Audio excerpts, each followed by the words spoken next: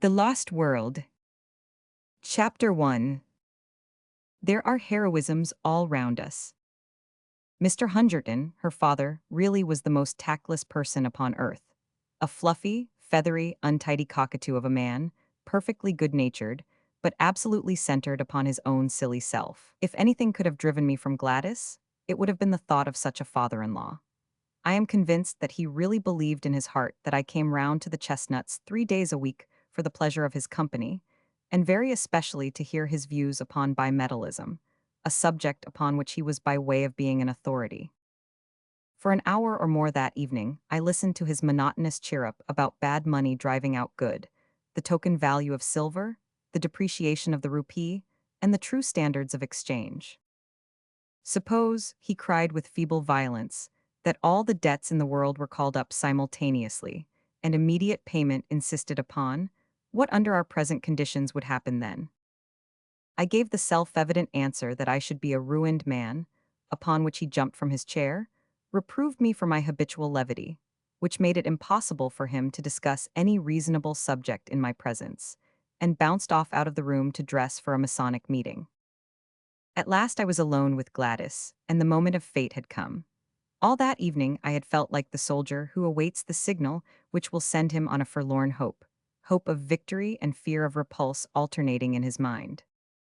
She sat with that proud, delicate profile of hers outlined against the red curtain. How beautiful she was, and yet how aloof. We had been friends, quite good friends, but never could I get beyond the same comradeship which I might have established with one of my fellow reporters upon the Gazette, perfectly frank, perfectly kindly, and perfectly unsexual. My instincts are all against a woman being too frank and at her ease with me. It is no compliment to a man. Where the real sex feeling begins, timidity and distrust are its companions, heritage from old wicked days when love and violence went often hand in hand. The bent head, the averted eye, the faltering voice, the wincing figure, these, and not the unshrinking gaze and frank reply, are the true signals of passion. Even in my short life I had learned as much as that, or had inherited it in that race memory which we call instinct. Gladys was full of every womanly quality. Some judged her to be cold and hard, but such a thought was treason. That delicately bronzed skin, almost oriental in its coloring, that raven hair, the large liquid eyes, the full but exquisite lips, all the stigmata of passion were there. But I was sadly conscious that up to now I had never found the secret of drawing it forth. However, come what might, I should have done with suspense and bring matters to a head tonight. She could but refuse me, and better be a repulsed lover than an accepted brother. So far my thoughts had carried me, and I was about to break the long and uneasy silence, when two critical, dark eyes looked round at me, and the proud head was shaken in smiling reproof. "I have a presentiment that you are going to propose, Ned. I do wish you wouldn't, for things are so much nicer as they are." I drew my chair a little nearer. "Now, how did you know that I was going to propose?" I asked in genuine wonder. "Don't women always know? Do you suppose any woman in the world was ever taken unawares? But, oh, Ned, our friendship has been so good and so pleasant. What a pity to spoil it. Don't you feel how splendid it is that a young man and a young woman should be able to talk face to face as we have talked?" "I don't know, Gladys. You see, I can talk face to face with the station master. I can't imagine how that official came into the matter, but in he trotted and set us both laughing. That does not satisfy me in the least. I want my arms round you and your head on my breast, and, oh, Gladys, I want—" She had sprung from her chair, as she saw signs that I proposed to demonstrate some of my wants. "You've spoiled everything, Ned," she said. "It's all so beautiful and natural until this kind of thing comes in. It is such a pity. Why can't you control yourself?" "I didn't invent it," I pleaded. "It's nature, it's love." "Well, perhaps if both love, it may be different. I have never felt it. But you must, you with your beauty, with your soul. Oh, Gladys, you were made for love, you must love. One must wait till it comes." "But why can't you love me, Gladys? Is it my appearance or what?" She did unbend a little. She put forward a hand, such a gracious, stooping attitude it was, and she pressed back my head. Then she looked into my upturned face with a very wistful smile. "No, it isn't that," she said at last. "You're not a conceited boy by nature, and so I can safely tell you it is not that, it's deeper. My character." She nodded severely. "What can I do to mend it? Do sit down and talk it over." "No, really, I won't if you'll only sit down." She looked at me with a wondering distrust which was much more to my mind than her wholehearted confidence. How primitive and bestial it looks when you put it down in black and white, and perhaps after all it is only a feeling peculiar to myself. Anyhow, she sat down. Now tell me what's amiss with me. I'm in love with somebody else, said she. It was my turn to jump out of my chair. It's nobody in particular, she explained, laughing at the expression of my face. Only an ideal. I've never met the kind of man I mean. Tell me about him. What does he look like? Oh, he might look very much like you. How dear of you to say that. Well, what is it that he does that I don't do? Just say the word, teetotal, vegetarian, aeronaut, theosophist, superman. I'll have a try at it, Gladys, if you will only give me an idea what would please you. She laughed at the elasticity of my character. Well, in the first place, I don't think my ideal would speak like that, said she. He would be a harder, sterner man, not so ready to adapt himself to a silly girl's whim. But above all, he must be a man who could do, who could act, who could look death in the face and have no fear of him, a man of great deeds and strange experiences. It is never a man that I should love, but always the glories he had won, for they would be reflected upon me. Think of Richard Burton. When I read his wife's life of him, I could so understand her love. And Lady Stanley? Did you ever read the wonderful last chapter of that book about her husband? These are the sort of men that a woman could worship with all her soul, and yet be the greater, not the less, on account of her love, honored by all the world as the inspirer of noble deeds. She looked so beautiful in her enthusiasm that I nearly brought down the whole level of the interview. I gripped myself hard and went on with the argument. We can't all be Stanleys and Burtons, said I. Besides, we don't get the chance, at least I never had the chance. If I did, I should try to take it. But chances are all around you. It is the mark of the kind of man I mean that he makes his own chances. You can't hold him back. I've never met him, and yet I seem to know him so well. There are heroisms all round us waiting to be done. It's for men to do them, and for women to reserve their love as a reward for such men. Look at that young Frenchman who went up last week in a balloon. It was blowing a gale of wind, but because he was announced to go, he insisted on starting. The wind blew him 1,500 miles in 24 hours, and he fell in the middle of Russia. That was the kind of man I mean. Think of the woman he loved and how other women must have envied her. That's what I should like to be, envied for my man. I'd have done it to please you. But you shouldn't do it merely to please me. You should do it because you can't help yourself, because it's natural to you, because the man in you is crying out for heroic expression. Now, when you described the Wigan coal explosion last month, could you not have gone down and helped those people, in spite of the choke damp? I did. You never said so. There was nothing worth bucking about. I didn't know. She looked at me with rather more interest. That was brave of you. I had to. If you want to write good copy, you must be where the things are. What a prosaic motive. It seems to take all the romance out of it. But still, whatever your motive, I am glad that you went down that mine. She gave me her hand, but with such sweetness and dignity that I could only stoop and kiss it. I dare say I am merely a foolish woman with a young girl's fancies, and yet it is so real with me, so entirely part of my very self that I cannot help acting upon it. If I marry, I do want to marry a famous man. Why should you not? I cried. It is women like you who brace men up. Give me a chance and see if I will take it. Besides, as you say, men ought to make their own chances and not wait until they are given. Look at Clive, just a clerk, and he conquered India. By George, I'll do something in the world yet. She laughed at my sudden Irish effervescence. Why not? She said. You have everything a man could have, youth, health, strength, education, energy. I was sorry you spoke. And now I am glad, so glad, if it wakens these thoughts in you. And if I do.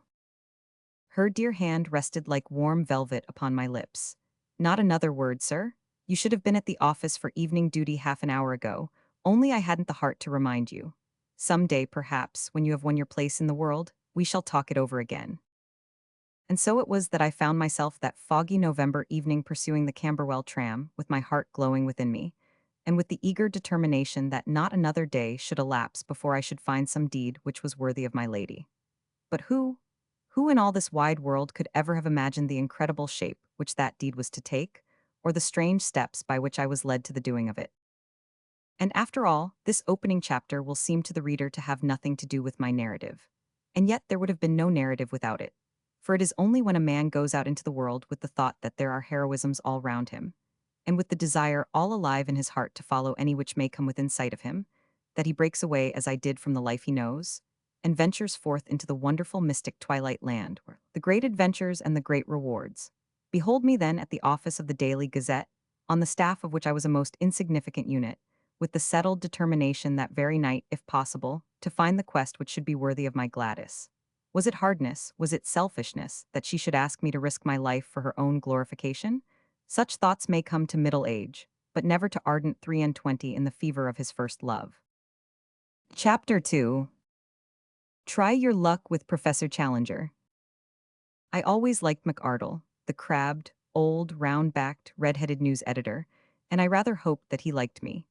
Of course, Beaumont was the real boss, but he lived in the rarefied atmosphere of some Olympian height from which he could distinguish nothing smaller than an international crisis or a split in the cabinet. Sometimes we saw him passing in lonely majesty to his inner sanctum, with his eyes staring vaguely and his mind hovering over the Balkans or the Persian Gulf. He was above and beyond us. But McArdle was his first lieutenant, and it was he that we knew. The old man nodded as I entered the room, and he pushed his spectacles far up on his bald forehead. "Well, Mr. Malone, from all I hear, you seem to be doing very well," said he in his kindly Scotch accent. I thanked him.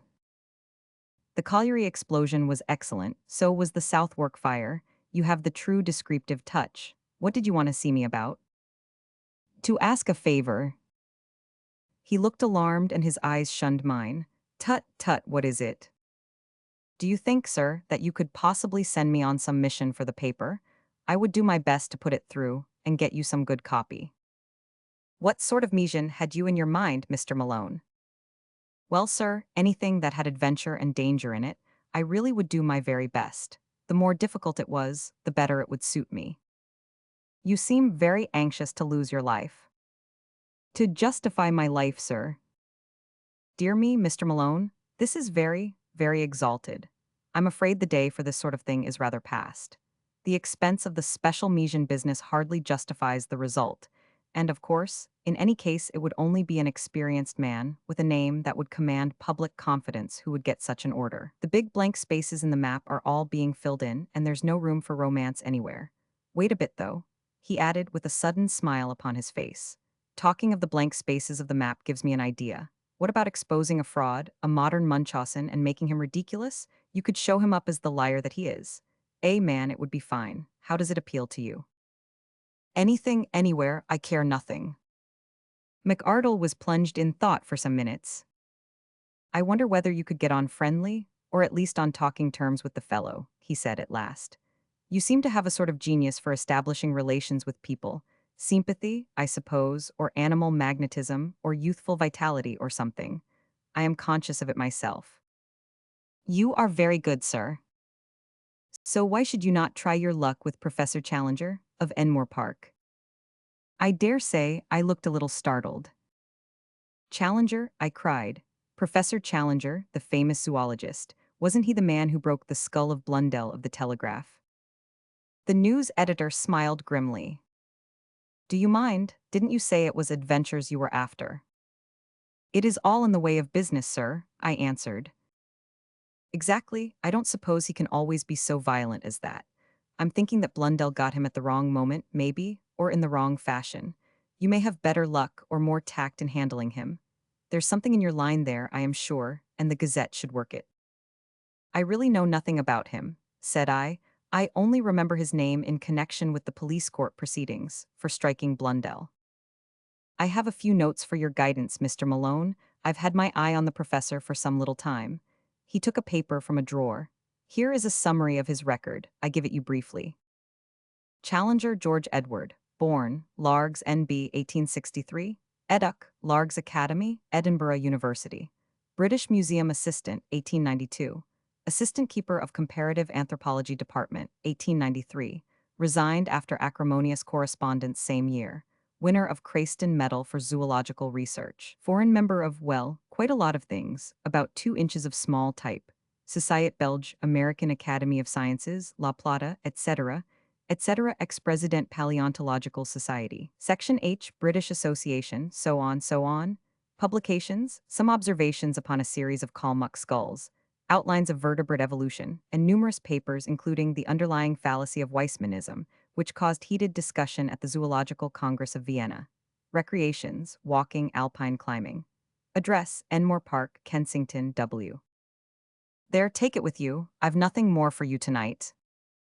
I pocketed the slip of paper. One moment, sir, I said, as I realized that it was a pink bald head and not a red face which was fronting me. I am not very clear yet why I am to interview this gentleman. What has he done? The face flashed back again. Went to South America on a solitary expedition 2 years ago. Came back last year. Had undoubtedly been to South America, but refused to say exactly where. Began to tell his adventures in a vague way, but somebody started to pick holes, and he just shut up like an oyster. Something wonderful happened, or the man's a champion liar, which is the more probable supposition. Had some damaged photographs said to be fakes. Got so touchy that he assaults anyone who asks questions and heaves reporters down the stairs. In my opinion, he's just a homicidal megalomaniac with a turn for science. That's your man, Mr. Malone. Now off you run and see what you can make of him. You're big enough to look after yourself. Anyway, you are all safe. Employers' Liability Act, you know. A grinning red face turned once more into a pink oval, fringed with gingery fluff. The interview was at an end. I walked across to the Savage Club, but instead of turning into it, I leaned upon the railings of a Delphi terrace and gazed thoughtfully for a long time at the brown, oily river. I can always think most sanely and clearly in the open air. I took out the list of Professor Challenger's exploits, and I read it over under the electric lamp. Then I had what I can only regard as an inspiration. As a pressman, I felt sure from what I had been told that I could never hope to get into touch with this cantankerous professor. But these recriminations, twice mentioned in his skeleton biography, could only mean that he was a fanatic in science. Was there not an exposed margin there upon which he might be accessible? I would try. I entered the club. It was just after 11, and the big room was fairly full, though the rush had not yet set in. I noticed a tall, thin, angular man seated in an armchair by the fire. He turned as I drew my chair up to him. It was the man of all others whom I should have chosen, Tarp Henry, of the staff of nature, a thin, dry, leathery creature, who was full, to those who knew him, of kindly humanity. I plunged instantly into my subject. What do you know of Professor Challenger? Challenger? He gathered his brows in scientific disapproval. Challenger was the man who came with some cock and bull story from South America. What story? Oh, it was rank nonsense about some queer animals he had discovered. I believe he has retracted since. Anyhow, he has suppressed it all. He gave an interview to Reuters, and there was such a howl that he saw it wouldn't do.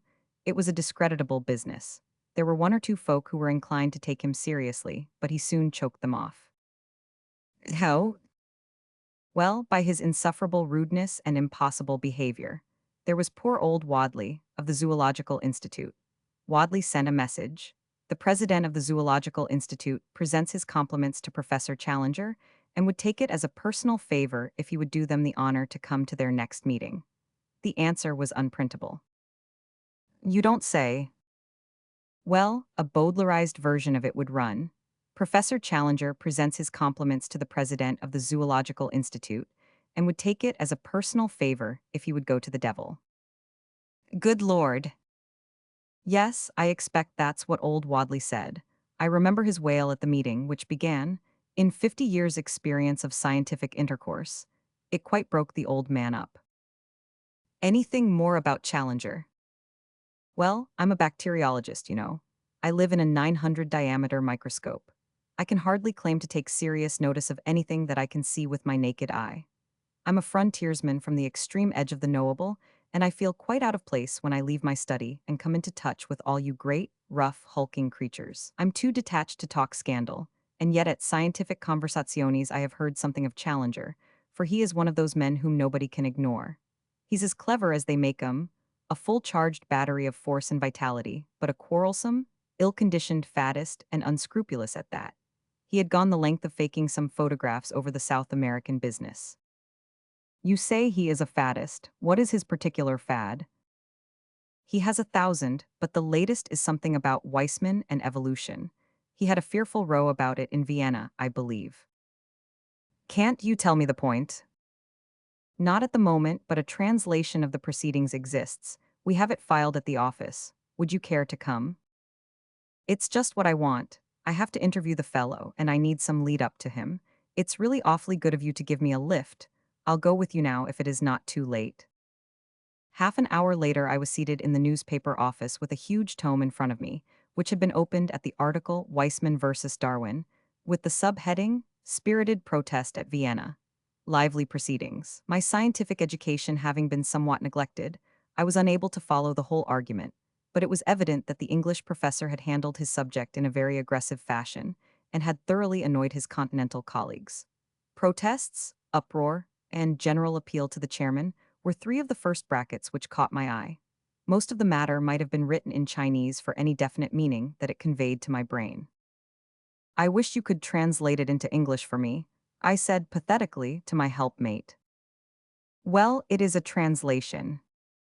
Then I'd better try my luck with the original. It is certainly rather deep for a layman. If I could only get a single good, meaty sentence which seemed to convey some sort of definite human idea, it would serve my turn. Ah, yes, this one will do. I seem in a vague way almost to understand it. I'll copy it out. This shall be my link with the terrible professor. Nothing else I can do. Well, yes, I propose to write to him.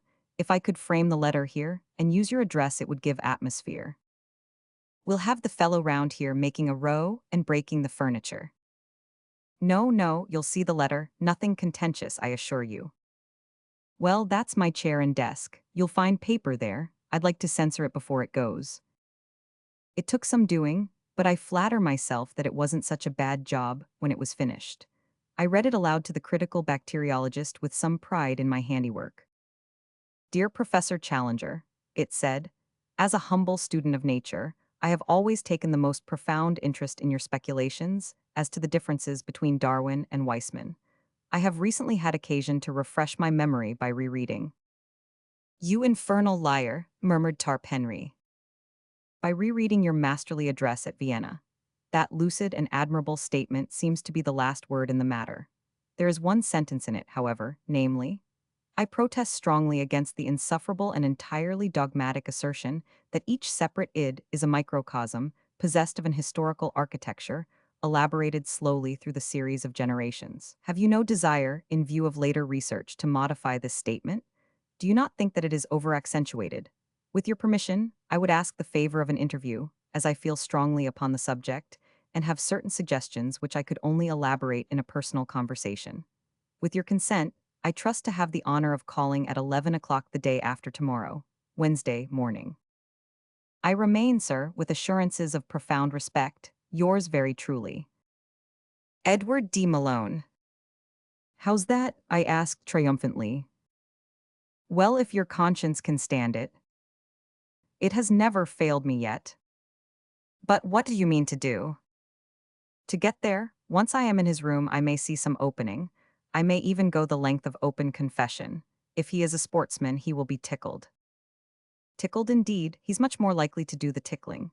Chain mail or an American football suit, that's what you'll want. Well, goodbye, I'll have the answer for you here on Wednesday morning, if he ever deigns to answer you. He is a violent, dangerous, cantankerous character, hated by everyone who comes across him, and the butt of the students so far as they dare take a liberty with him. Perhaps it would be best for you if you never heard from the fellow at all. Chapter 3. He is a perfectly impossible person. My friend's fear or hope was not destined to be realized. When I called on Wednesday, there was a letter with the West Kensington postmark upon it, and my name scrawled across the envelope in a handwriting which looked like a barbed wire railing. The contents were as follows. Enmore Park, W. Sir, I have duly received your note, in which you claim to endorse my views, although I am not aware that they are dependent upon endorsement either from you or anyone else. You have ventured to use the word speculation with regard to my statement upon the subject of Darwinism, and I would call your attention to the fact that such a word in such a connection is offensive to a degree. The context convinces me, however, that you have sinned rather through ignorance and tactlessness than through malice, so I am content to pass the matter by. You quote an isolated sentence from my lecture, and appear to have some difficulty in understanding it. I should have thought that only a subhuman intelligence could have failed to grasp the point, but if it really needs amplification, I shall consent to see you at the hour named, though visits and visitors of every sort are exceeding distasteful to me. As to your suggestion that I may modify my opinion, I would have you know that it is not my habit to do so, after a deliberate expression of my mature views. You will kindly show the envelope of this letter to my man, Austin, when you call, as he has to take every precaution to shield me from the intrusive rascals who call themselves journalists. Yours faithfully, George Edward Challenger. This was the letter that I read aloud to Tarp Henry, who had come down early to hear the result of my venture. His only remark was, "There's some new stuff, cuticura or something, which is better than arnica." Some people have such extraordinary notions of humor. It was nearly 10:30 before I had received my message, but a taxicab took me round in good time for my appointment.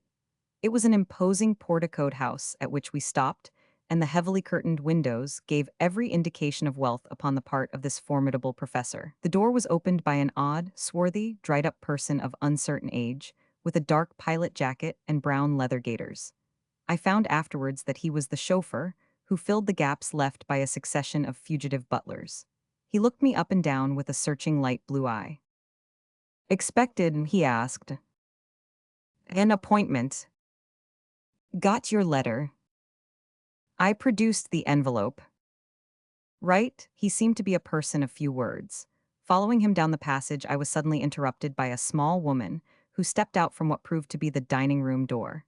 She was a bright, vivacious, dark-eyed lady, more French than English in her type. "One moment," she said. "You can wait, Austin. Step in here, sir. May I ask if you have met my husband before?" "No, madam, I have not had the honor." "Then I apologize to you in advance. I must tell you that he is a perfectly impossible person, absolutely impossible. If you are forewarned, you will be the more ready to make allowances." "It is most considerate of you, madam." "Get quickly out of the room if he seems inclined to be violent. Don't wait to argue with him. Several people have been injured through doing that. Afterwards, there is a public scandal, and it reflects upon me and all of us. I suppose it wasn't about South America you wanted to see him?" I could not lie to a lady. Dear me, that is his most dangerous subject. You won't believe a word he says, I'm sure I don't wonder, but don't tell him so, for it makes him very violent. Pretend to believe him, and you may get through all right. Remember, he believes it himself. Of that you may be assured. A more honest man never lived. Don't wait any longer, or he may suspect. If you find him dangerous, really dangerous, ring the bell and hold him off until I come. Even at his worst, I can usually control him. With these encouraging words, the lady handed me over to the taciturn Austin, who had waited like a bronze statue of discretion during our short interview, and I was conducted to the end of the passage. There was a tap at a door, a bull's bellow from within, and I was face to face with the professor. He sat in a rotating chair behind a broad table, which was covered with books, maps, and diagrams. As I entered, his seat spun round to face me. His appearance made me gasp. I was prepared for something strange, but not for so overpowering a personality as this. It was his size which took one's breath away, his size and his imposing presence. His head was enormous, the largest I have ever seen upon a human being. I am sure that his top hat, had I ever ventured to don it, would have slipped over me entirely and rested on my shoulders. He had the face and beard which I associate with an Assyrian bull, the former florid, the latter so black as almost to have a suspicion of blue, spade-shaped and rippling down over his chest. The hair was peculiar, plastered down in front in a long, curving wisp over his massive forehead. The eyes were blue-gray under great black tufts, very clear, very critical, and very masterful. A huge spread of shoulders and a chest like a barrel were the other parts of him which appeared above the table, save for two enormous hands covered with long black hair. This and a bellowing, roaring, rumbling voice made up my first impression of the notorious Professor Challenger. "Well," said he with a most insolent stare, "what now?" I must keep up my deception for at least a little time longer, otherwise here was evidently an end of the interview.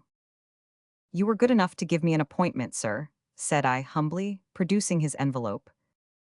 He took my letter from his desk and laid it out before him. "Oh, you are the young person who cannot understand plain English, are you? My general conclusions you are good enough to approve, as I understand."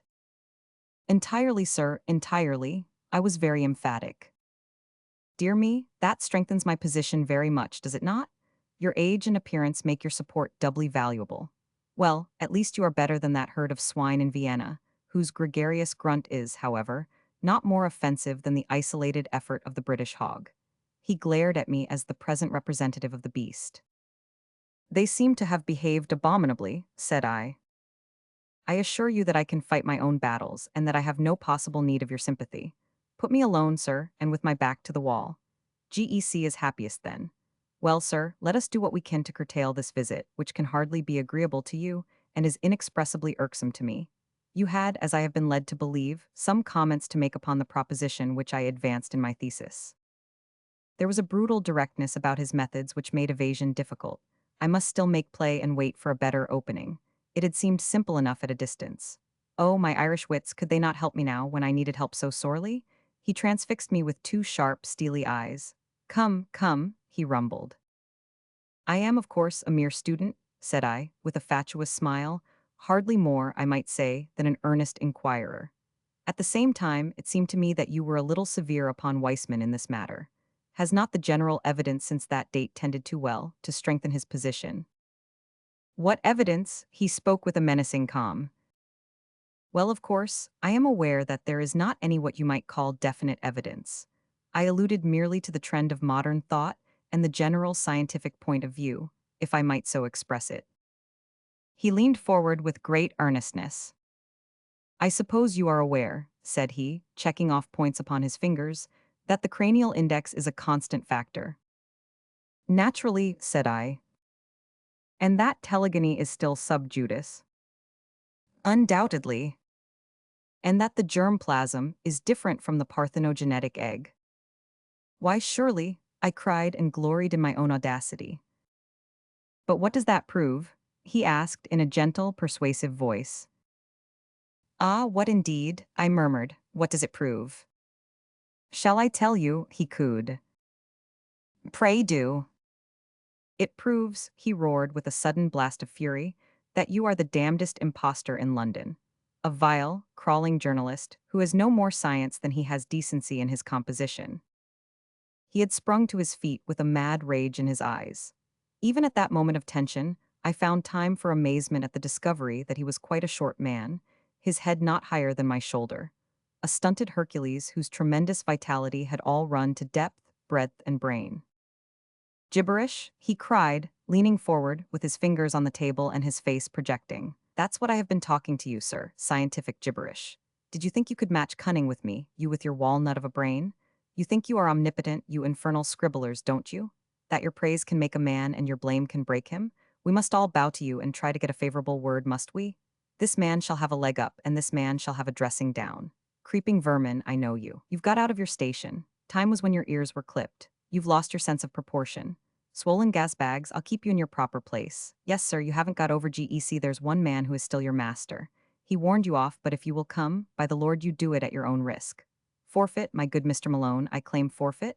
You have played a rather dangerous game, and it strikes me that you have lost it. Look here, sir, said I, backing to the door and opening it. You can be as abusive as you like, but there is a limit. You shall not assault me. Shall I not? He was slowly advancing in a peculiarly menacing way, but he stopped now and put his big hands into the side pockets of a rather boyish short jacket which he wore. I have thrown several of you out of the house. You will be the fourth or fifth. £3.15 each, that is how it averaged. Expensive but very necessary. Now, sir, why should you not follow your brethren? I rather think you must. He resumed his unpleasant and stealthy advance, pointing his toes as he walked like a dancing master. I could have bolted for the hall door, but it would have been too ignominious. Besides, a little glow of righteous anger was springing up within me. I had been hopelessly in the wrong before, but this man's menaces were putting me in the right. I'll trouble you to keep your hands off, sir. I'll not stand it. Dear me, his black mustache lifted and a white fang twinkled in a sneer. You won't stand it, eh? Don't be such a fool, Professor, I cried. What can you hope for? I'm 15 stone, as hard as nails, and play center 3/4 every Saturday for the London Irish. I'm not the man. It was at that moment that he rushed me. It was lucky that I had opened the door, or we should have gone through it. We did a Catherine wheel together down the passage. Somehow we gathered up a chair upon our way and bounded on with it towards the street. My mouth was full of his beard, our arms were locked, our bodies intertwined, and that infernal chair radiated its legs all round us. The watchful Austin had thrown open the hall door. We went with a back somersault down the front steps. I have seen the two Macs attempt something of the kind at the halls, but it appears to take some practice to do it without hurting oneself. The chair went to Matchwood at the bottom, and we rolled apart into the gutter. He sprang to his feet, waving his fists and wheezing like an asthmatic. Had enough, he panted. You infernal bully, I cried as I gathered myself together. Then and there we should have tried the thing out, for he was effervescing with fight, but fortunately I was rescued from an odious situation. A policeman was beside us, his notebook in his hand. What's all this? You ought to be ashamed, said the policeman. It was the most rational remark which I had heard in Enmore Park. Well, he insisted, turning to me, what is it then? This man attacked me, said I. Did you attack him? Asked the policeman. The professor breathed hard and said nothing. It's not the first time either, said the policeman, severely shaking his head. You were in trouble last month for the same thing. You've blackened this young man's eye. Do you give him in charge, sir? I relented. No, said I do not. What's that? Said the policeman. I was to blame myself. I intruded upon him. He gave me fair warning. The policeman snapped up his notebook. Don't let us have any more such goings-on, said he. Now then, move on there, move on. This to a butcher's boy, a maid, and one or two loafers who had collected. He clumped heavily down the street, driving this little flock before him. The professor looked at me, and there was something humorous at the back of his eyes. Come in, said he, I've not done with you yet. The speech had a sinister sound, but I followed him none the less into the house. The manservant, Austin, like a wooden image, closed the door behind us. Chapter 4. It's just the very biggest thing in the world. Hardly was it shut when Mrs. Challenger darted out from the dining room. The small woman was in a furious temper. She barred her husband's way like an enraged chicken in front of a bulldog. It was evident that she had seen my exit, but had not observed my return. You brute, George, she screamed. You've hurt that nice young man. He jerked backwards with his thumb. Here he is, safe and sound behind me. She was confused, but not unduly so. I am so sorry I didn't see you. I assure you, madam, that it is all right. He has marked your poor face. Oh, George, what a brute you are. Nothing but scandals from one end of the week to the other. Everyone hating and making fun of you. You've finished my patience. This ends it. Dirty linen, he rumbled. It's not a secret, she cried. Do you suppose that the whole street, the whole of London for that matter? Get away, Austin, we don't want you here. Do you suppose they don't all talk about you? Where is your dignity? You, a man who should have been Regius Professor at a great university with 1,000 students all revering you. Where is your dignity, George? How about yours, my dear? You try me too much. A ruffian, a common brawling ruffian, that's what you have become. Be good, Jessie. A roaring, raging bully. That's done it, stool of penance, said he. To my amazement, he stooped, picked her up, and placed her sitting upon a high pedestal of black marble in the angle of the hall. It was at least 7 feet high, and so thin that she could hardly balance upon it. A more absurd object than she presented cocked up there with her face convulsed with anger, her feet dangling, and her body rigid for fear of an upset, I could not imagine. Let me down, she wailed. Say, please. You brute, George, let me down this instant. Come into the study, Mr. Malone. Really, sir, said I, looking at the lady. Here's Mr. Malone pleading for you, Jessie. Say please, and down you come.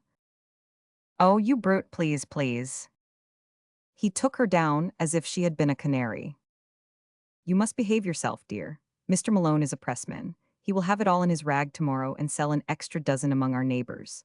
Strange story of high life, you felt fairly high on that pedestal, did you not? Then a subtitle, glimpse of a singular menage. He's a foul feeder, is Mr. Malone, a carrion eater like all of his kind, porcus ex grege diaboli, a swine from the devil's herd. That's it, Malone, what? You are really intolerable, said I hotly. He bellowed with laughter. We shall have a coalition presently, he boomed, looking from his wife to me and puffing out his enormous chest. Then, suddenly altering his tone, excuse this frivolous family badinage, Mr. Malone. I called you back for some more serious purpose than to mix you up with our little domestic pleasantries. Run away, little woman, and don't fret. He placed a huge hand upon each of her shoulders. All that you say is perfectly true. I should be a better man if I did what you advise, but I shouldn't be quite George Edward Challenger. There are plenty of better men, my dear, but only one GEC, so make the best of him. He suddenly gave her a resounding kiss, which embarrassed me even more than his violence had done. Now, Mr. Malone, he continued with a great accession of dignity, this way, if you please. We re-entered the room which we had left so tumultuously 10 minutes before. The professor closed the door carefully behind us, motioned me into an armchair, and pushed a cigar box under my nose. Real San Juan, Colorado, he said. Excitable people like you are the better for narcotics. Heavens, don't bite it. Cut and cut with reverence. Now lean back and listen attentively to whatever I may care to say to you. If any remark should occur to you, you can reserve it for some more opportune time. First of all, as to your return to my house after your most justifiable expulsion. He protruded his beard and stared at me as one who challenges and invites contradiction. After, as I say, your well-merited expulsion. The reason lay in your answer to that most officious policeman, in which I seem to discern some glimmering of good feeling upon your part, more, at any rate, than I am accustomed to associate with your profession. In admitting that the fault of the incident lay with you, you gave some evidence of a certain mental detachment and breadth of view which attracted my favorable notice. The subspecies of the human race to which you unfortunately belong has always been below my mental horizon. Your words brought you suddenly above it. You swam up into my serious notice. For this reason, I asked you to return with me, as I was minded to make your further acquaintance. You will kindly deposit your ash in the small Japanese tray on the bamboo table which stands at your left elbow. All this he boomed forth like a professor addressing his class. He had swung round his revolving chair so as to face me, and he sat all puffed out like an enormous bullfrog, his head laid back and his eyes half covered by supercilious lids. Now he suddenly turned himself sideways, and all I could see of him was tangled hair with a red, protruding ear. He was scratching about among the litter of papers upon his desk. He faced me presently with what looked like a very tattered sketchbook in his hand. "I am going to talk to you about South America," said he. "No comments, if you please. First of all, I wish you to understand that nothing I tell you now is to be repeated in any public way unless you have my express permission. That permission will, in all human probability, never be given. Is that clear?" "It is very hard," said I, "surely a judicious account." He replaced the notebook upon the table. "That ends it," said he. "I wish you a very good morning." "No, no," I cried. "I submit to any conditions. So far as I can see, I have no choice." "None in the world," said he. "Well then, I promise." "Word of honor." "Word of honor." He looked at me with doubt in his insolent eyes. "After all, what do I know about your honor?" said he. "Upon my word, sir," I cried angrily, "you take very great liberties. I have never been so insulted in my life." He seemed more interested than annoyed at my outbreak. "Round-headed," he muttered. "Brachycephalic, gray-eyed, black-haired, with suggestion of the Negroid. Celtic, I presume." "I am an Irishman, sir." Irish. "Yes, sir." "That, of course, explains it. Let me see. You have given me your promise that my confidence will be respected. That confidence, I may say, will be far from complete. But I am prepared to give you a few indications which will be of interest. In the first place, you are probably aware that 2 years ago, I made a journey to South America, one which will be classical in the scientific history of the world. The object of my journey was to verify some conclusions of Wallace and of Bates, which could only be done by observing their reported facts under the same conditions in which they had themselves noted them.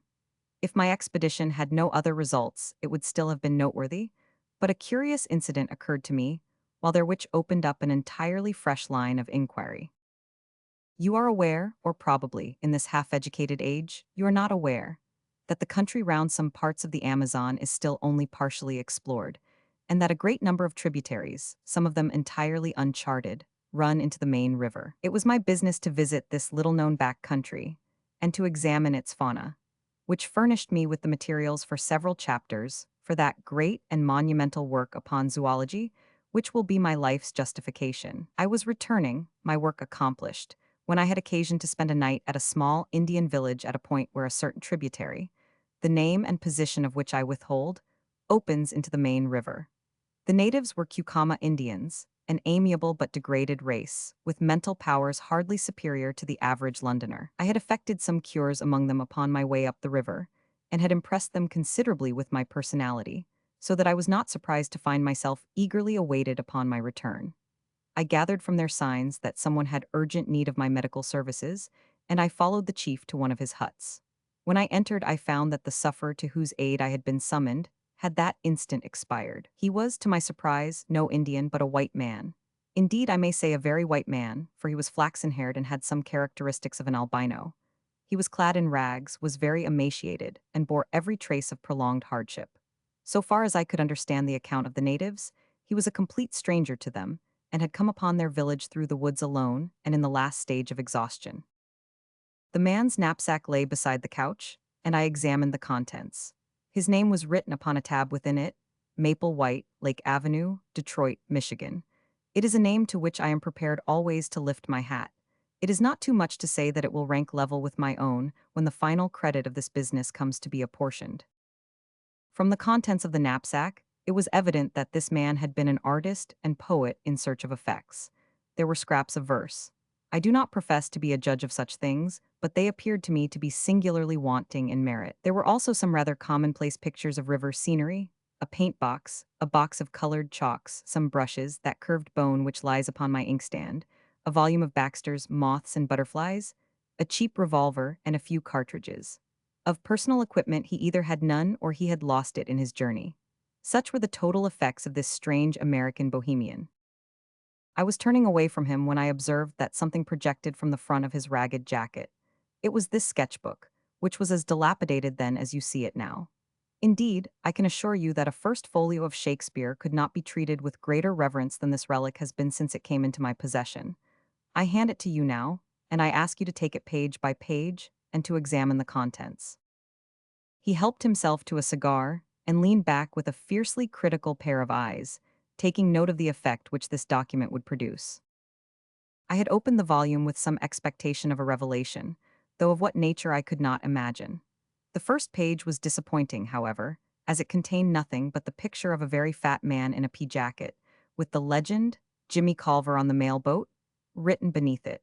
There followed several pages which were filled with small sketches of Indians and their ways. Then came a picture of a cheerful and corpulent ecclesiastic in a shovel hat, sitting opposite a very thin European, and the inscription, Lunch with Fra Cristofero at Rosario. Studies of women and babies accounted for several more pages, and then there was an unbroken series of animal drawings with such explanations as manatee upon sandbank, turtles and their eggs, black agouti under a meridi palm, the matter disclosing some sort of pig-like animal, and finally came a double page of studies of long-snouted and very unpleasant saurians. I could make nothing of it, and said so to the professor. Surely these are only crocodiles. Alligators, alligators. There is hardly such a thing as a true crocodile in South America. The distinction between them. I meant that I could see nothing unusual, nothing to justify what you have said. He smiled serenely. Try the next page, said he. I was still unable to sympathize. It was a full-page sketch of a landscape, roughly tinted in color, the kind of painting which an open-air artist takes as a guide to a future, more elaborate effort. There was a pale green foreground of feathery vegetation, which sloped upwards and ended in a line of cliffs dark red in color, and curiously ribbed like some basaltic formations which I have seen. They extended in an unbroken wall right across the background. At one point was an isolated pyramidal rock, crowned by a great tree, which appeared to be separated by a cleft from the main crag. Behind it all, a blue tropical sky. A thin green line of vegetation fringed the summit of the ruddy cliff. Well, he asked. It is no doubt a curious formation, said I, but I am not geologist enough to say that it is wonderful. Wonderful, he repeated. It is unique, it is incredible. No one on earth has ever dreamed of such a possibility. Now the next. I turned it over and gave an exclamation of surprise. There was a full-page picture of the most extraordinary creature that I had ever seen. It was the wild dream of an opium smoker, a vision of delirium. The head was like that of a fowl, the body that of a bloated lizard, the trailing tail was furnished with upward-turned spikes, and the curved back was edged with a high serrated fringe, which looked like a dozen cock's wattles placed behind each other. In front of this creature was an absurd mannequin, or dwarf, in human form, who stood staring at it. "Well, what do you think of that?" cried the professor, rubbing his hands with an air of triumph. "It is monstrous, grotesque. But what made him draw such an animal? Trade gin, I should think." "Oh, that's the best explanation you can give, is it?" "Well, sir, what is yours?" "The obvious one that the creature exists. That is actually sketched from the life." I should have laughed, only that I had a vision of our doing another Catherine wheel down the passage. "No doubt," said I, "no doubt, as one humors an imbecile. I confess, however," I added, "that this tiny human figure puzzles me. If it were an Indian, we could set it down as evidence of some pygmy race in America, but it appears to be a European in a sun hat." The professor snorted like an angry buffalo. "You really touch the limit," said he. "You enlarge my view of the possible. Cerebral paresis, mental inertia, wonderful." He was too absurd to make me angry. Indeed, it was a waste of energy, for if you were going to be angry with this man, you would be angry all the time. I contented myself with smiling wearily. "It struck me that the man was small," said I.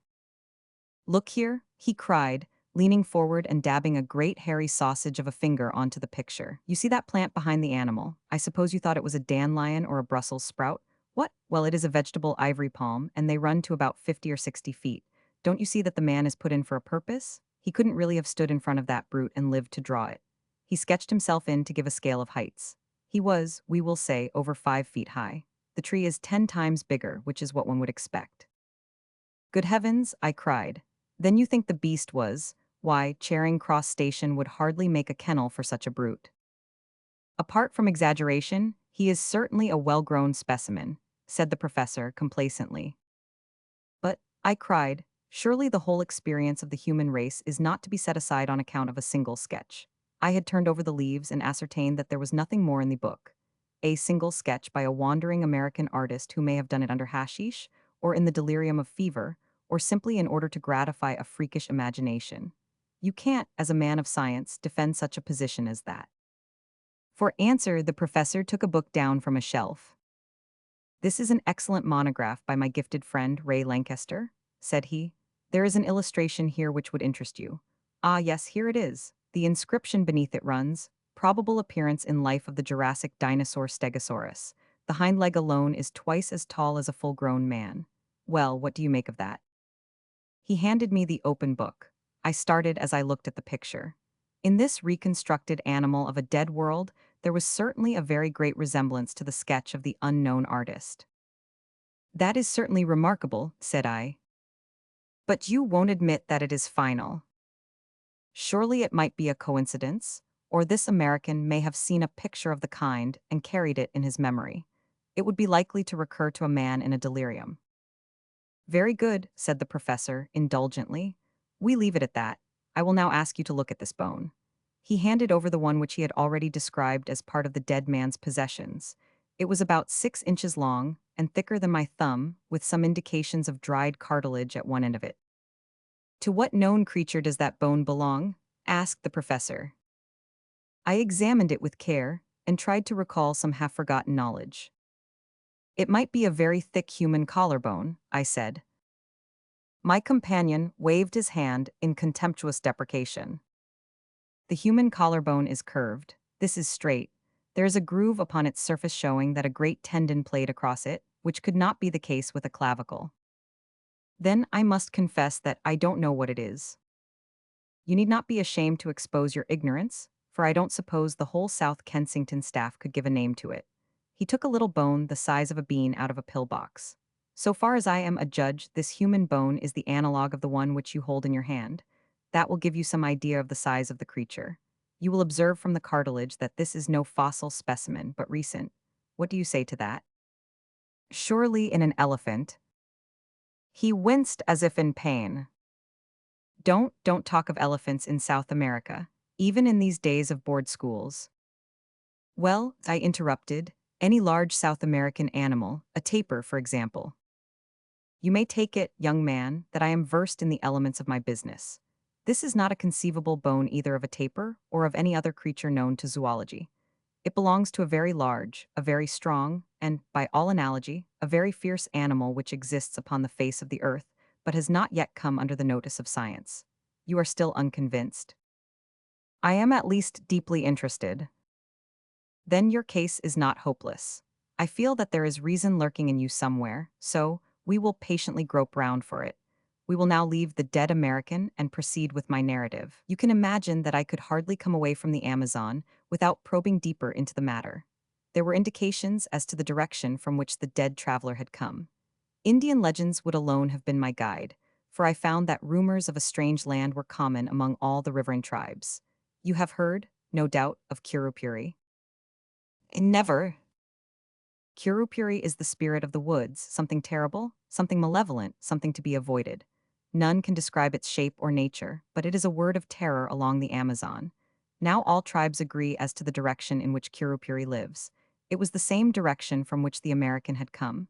Something terrible lay that way. It was my business to find out what it was. What did you do? My flippancy was all gone. This massive man compelled one's attention and respect. I overcame the extreme reluctance of the natives, a reluctance which extends even to talk upon the subject, and by judicious persuasion and gifts, aided, I will admit, by some threats of coercion, I got two of them to act as guides. After many adventures which I need not describe, and after traveling a distance which I will not mention, in a direction which I withhold, we came at last to a tract of country which has never been described, nor, indeed, visited save by my unfortunate predecessor. Would you kindly look at this? He handed me a photograph, half-plate size. The unsatisfactory appearance of it is due to the fact, said he, that on descending the river the boat was upset, and the case which contained the undeveloped films was broken, with disastrous results. Nearly all of them were totally ruined, an irreparable loss. This is one of the few which partially escaped. This explanation of deficiencies or abnormalities you will kindly accept. There was talk of faking. I am not in a mood to argue such a point. The photograph was certainly very off-colored. An unkind critic might easily have misinterpreted that dim surface. It was a dull gray landscape, and as I gradually deciphered the details of it, I realized that it represented a long and enormously high line of cliffs, exactly like an immense cataract seen in the distance, with a sloping, tree-clad plain in the foreground. I believe it is the same place as the painted picture, said I. It is the same place, the professor answered. I found traces of the fellow's camp, now look at this. It was a nearer view of the same scene, though the photograph was extremely defective. I could distinctly see the isolated, tree-crowned pinnacle of rock which was detached from the crag. I have no doubt of it at all, said I. Well, that is something gained, said he. We progress, do we not? Now, will you please look at the top of that rocky pinnacle? Do you observe something there? An enormous tree. But on the tree. A large bird, said I. He handed me a lens. Yes, I said, peering through it, a large bird stands on the tree. It appears to have a considerable beak. I should say it was a pelican. I cannot congratulate you upon your eyesight, said the professor. It is not a pelican, nor, indeed, is it a bird. It may interest you to know that I succeeded in shooting that particular specimen. It was the only absolute proof of my experiences which I was able to bring away with me. You have it, then? Here at last was tangible corroboration. I had it. It was unfortunately lost with so much else in the same boat accident which ruined my photographs. I clutched at it as it disappeared in the swirl of the rapids, and part of its wing was left in my hand. I was insensible when washed ashore, but the miserable remnant of my superb specimen was still intact. I now lay it before you. From a drawer he produced what seemed to me to be the upper portion of the wing of a large bat. It was at least 2 feet in length, a curved bone, with a membranous veil beneath it. A monstrous bat, I suggested. Nothing of the sort, said the professor severely. Living, as I do, in an educated and scientific atmosphere, I could not have conceived that the first principles of zoology were so little known. Is it possible that you do not know the elementary fact in comparative anatomy, that the wing of a bird is really the forearm, while the wing of a bat consists of 3 elongated fingers with membranes between? Now, in this case, the bone is certainly not the forearm, and you can see for yourself that this is a single membrane hanging upon a single bone, and therefore that it cannot belong to a bat. But if it is neither bird nor bat, what is it? My small stock of knowledge was exhausted. I really do not know, said I. He opened the standard work to which he had already referred me. Here, said he, pointing to the picture of an extraordinary flying monster, is an excellent reproduction of the Dimorphodon, or pterodactyl, a flying reptile of the Jurassic period. On the next page is a diagram of the mechanism of its wing. Kindly compare it with the specimen in your hand. A wave of amazement passed over me as I looked. I was convinced. There could be no getting away from it. The cumulative proof was overwhelming. The sketch, the photographs, the narrative, and now the actual specimen, the evidence was complete. I said so? I said so warmly, for I felt that the professor was an ill-used man. He leaned back in his chair with drooping eyelids and a tolerant smile, basking in this sudden gleam of sunshine. It's just the very biggest thing that I ever heard of, said I, though it was my journalistic rather than my scientific enthusiasm that was roused. It is colossal. You are a Columbus of science who has discovered a lost world. I'm awfully sorry if I seem to doubt you. It was all so unthinkable. But I understand evidence when I see it, and this should be good enough for anyone. The professor purred with satisfaction. And then, sir, what did you do next? It was the wet season, Mr. Malone, and my stores were exhausted. I explored some portion of this huge cliff, but I was unable to find any way to scale it. The pyramidal rock upon which I saw and shot the pterodactyl was more accessible. Being something of a cragsman, I did manage to get halfway to the top of that. From that height I had a better idea of the plateau upon the top of the crags. It appeared to be very large. Neither to east nor to west could I see any end to the vista of green-capped cliffs. Below, it is a swampy, jungly region, full of snakes, insects, and fever. It is a natural protection to this singular country. Did you see any other trace of life? No, sir, I did not. But during the week that we lay encamped at the base of the cliff, we heard some very strange noises from above. But the creature that the American drew, how do you account for that? We can only suppose that he must have made his way to the summit and seen it there. We know, therefore, that there is a way up. We know equally that it must be a very difficult one, otherwise the creatures would have come down and overrun the surrounding country. Surely that is clear. But how did they come to be there? I do not think that the problem is a very obscure one, said the professor. There can only be one explanation. South America is, as you may have heard, a granite continent. At this single point in the interior there has been, in some far distant age, a great sudden volcanic upheaval. These cliffs, I may remark, are basaltic and therefore plutonic. An area, as large perhaps as Sussex, has been lifted up en bloc with all its living contents, and cut off by perpendicular precipices of a hardness which defies erosion from all the rest of the continent. What is the result?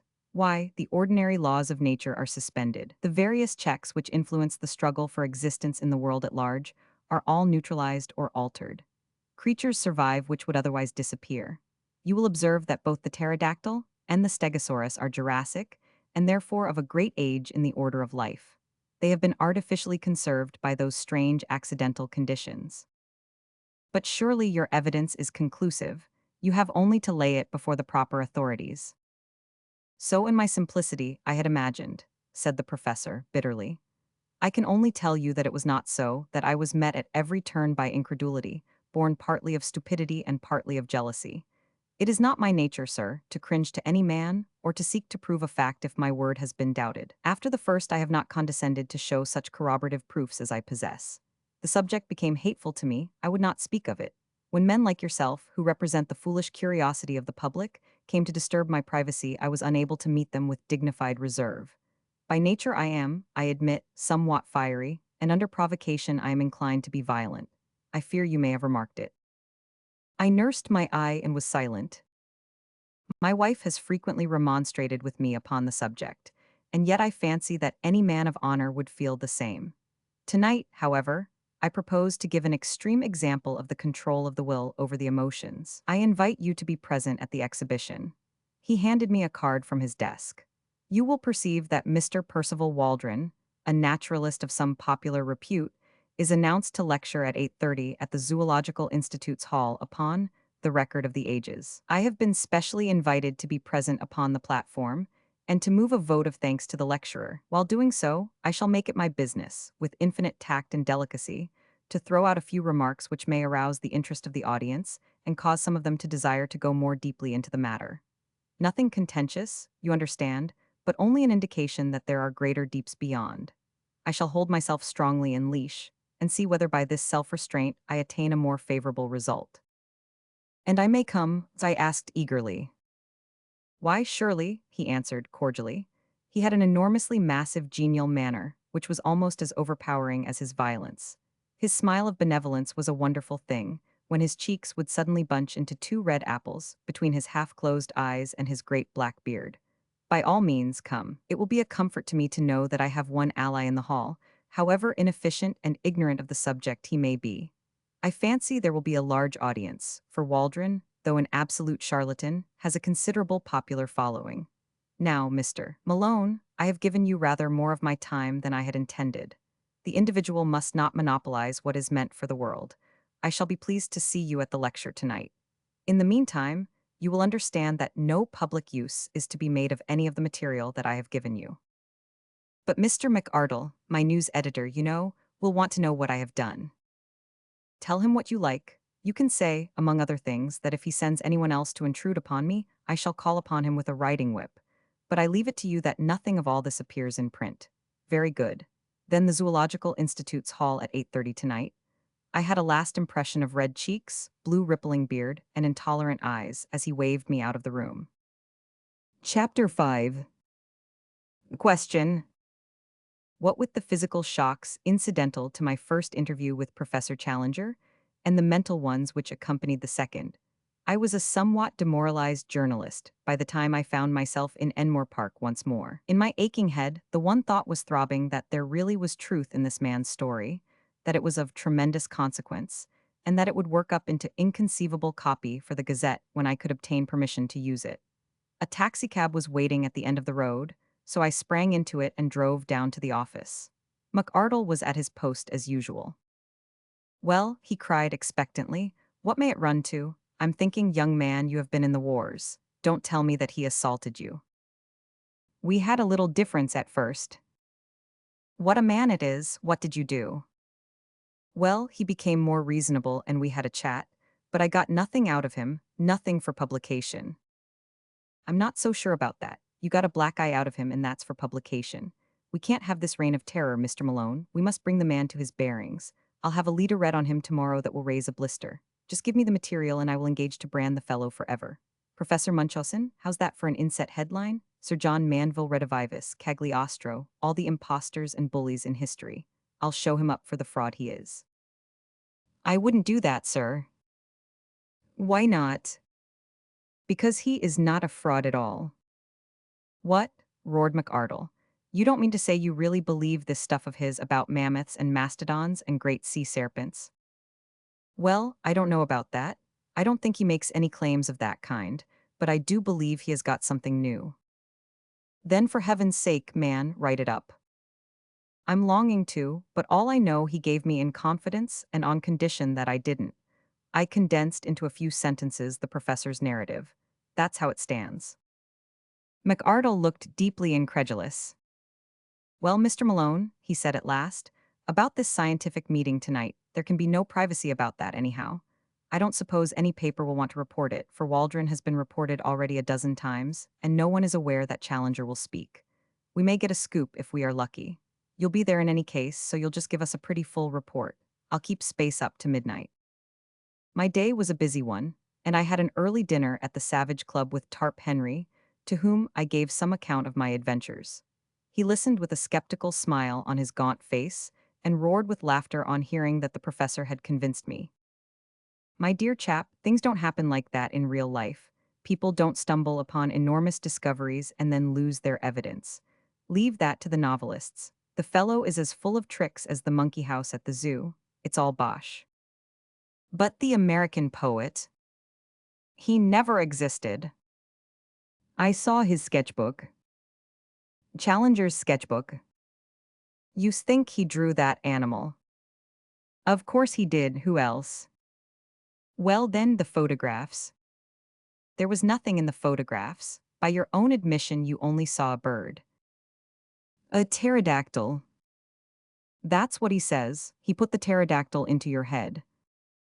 Well then, the bones. First one out of an Irish stew. Second one vamped up for the occasion. If you are clever and know your business, you can fake a bone as easily as you can a photograph. I began to feel uneasy. Perhaps, after all, I had been premature in my acquiescence. Then I had a sudden happy thought. "Will you come to the meeting?" I asked. Tarp Henry looked thoughtful. "He is not a popular person, the genial challenger," said he. "A lot of people have accounts to settle with him. I should say he is about the best-hated man in London. If the medical students turn out, there will be no end of a rag. I don't want to get into a bear garden." "You might at least do him the justice to hear him state his own case." "Well, perhaps it's only fair. All right, I'm your man for the evening."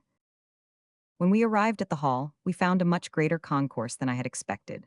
A line of electric broughams discharged their little cargoes of white-bearded professors, while the dark stream of humbler pedestrians, who crowded through the arched doorway, showed that the audience would be popular as well as scientific.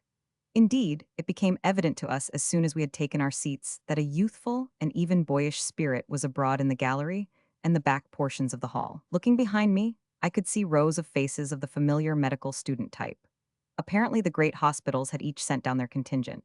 The behavior of the audience at present was good-humored, but mischievous. Scraps of popular songs were chorused with an enthusiasm which was a strange prelude to a scientific lecture, and there was already a tendency to personal chaff which promised a jovial evening to others, however embarrassing it might be to the recipients of these dubious honors. Thus, when old Dr. Meldrum, with his well-known curly-brimmed opera hat, appeared upon the platform, there was such a universal query of, "Where did you get that tile?" that he hurriedly removed it and concealed it furtively under his chair.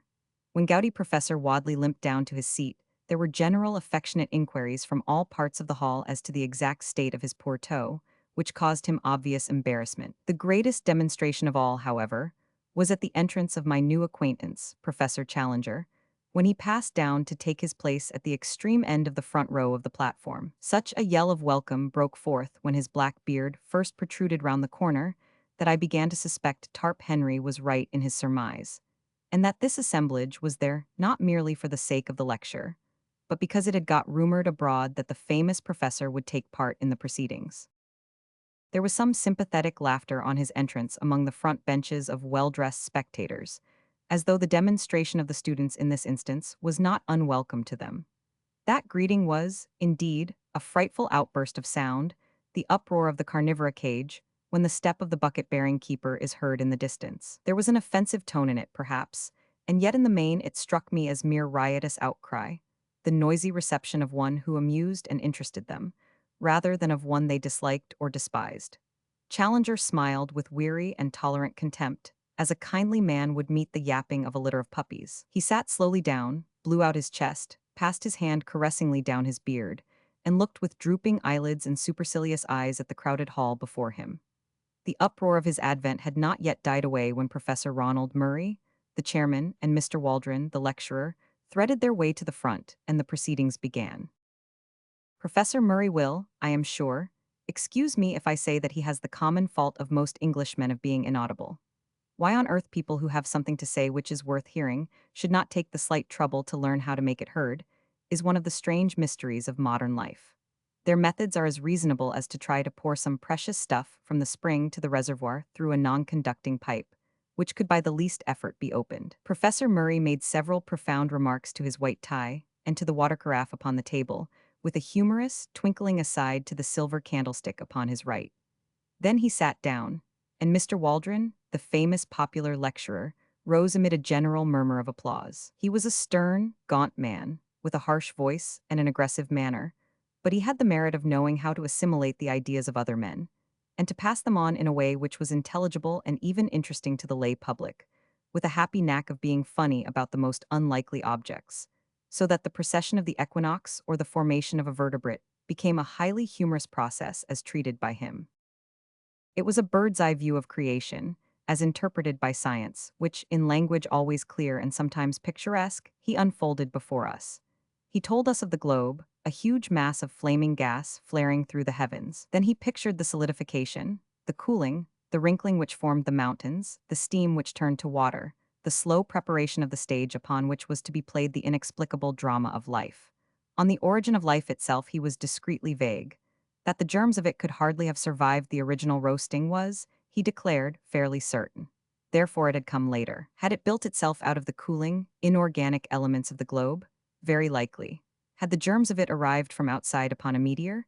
It was hardly conceivable. On the whole, the wisest man was the least dogmatic upon the point. We could not, or at least we had not succeeded up to date in making organic life in our laboratories out of inorganic materials. The gulf between the dead and the living was something which our chemistry could not as yet bridge.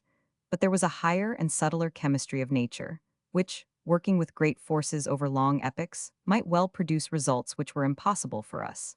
There the matter must be left.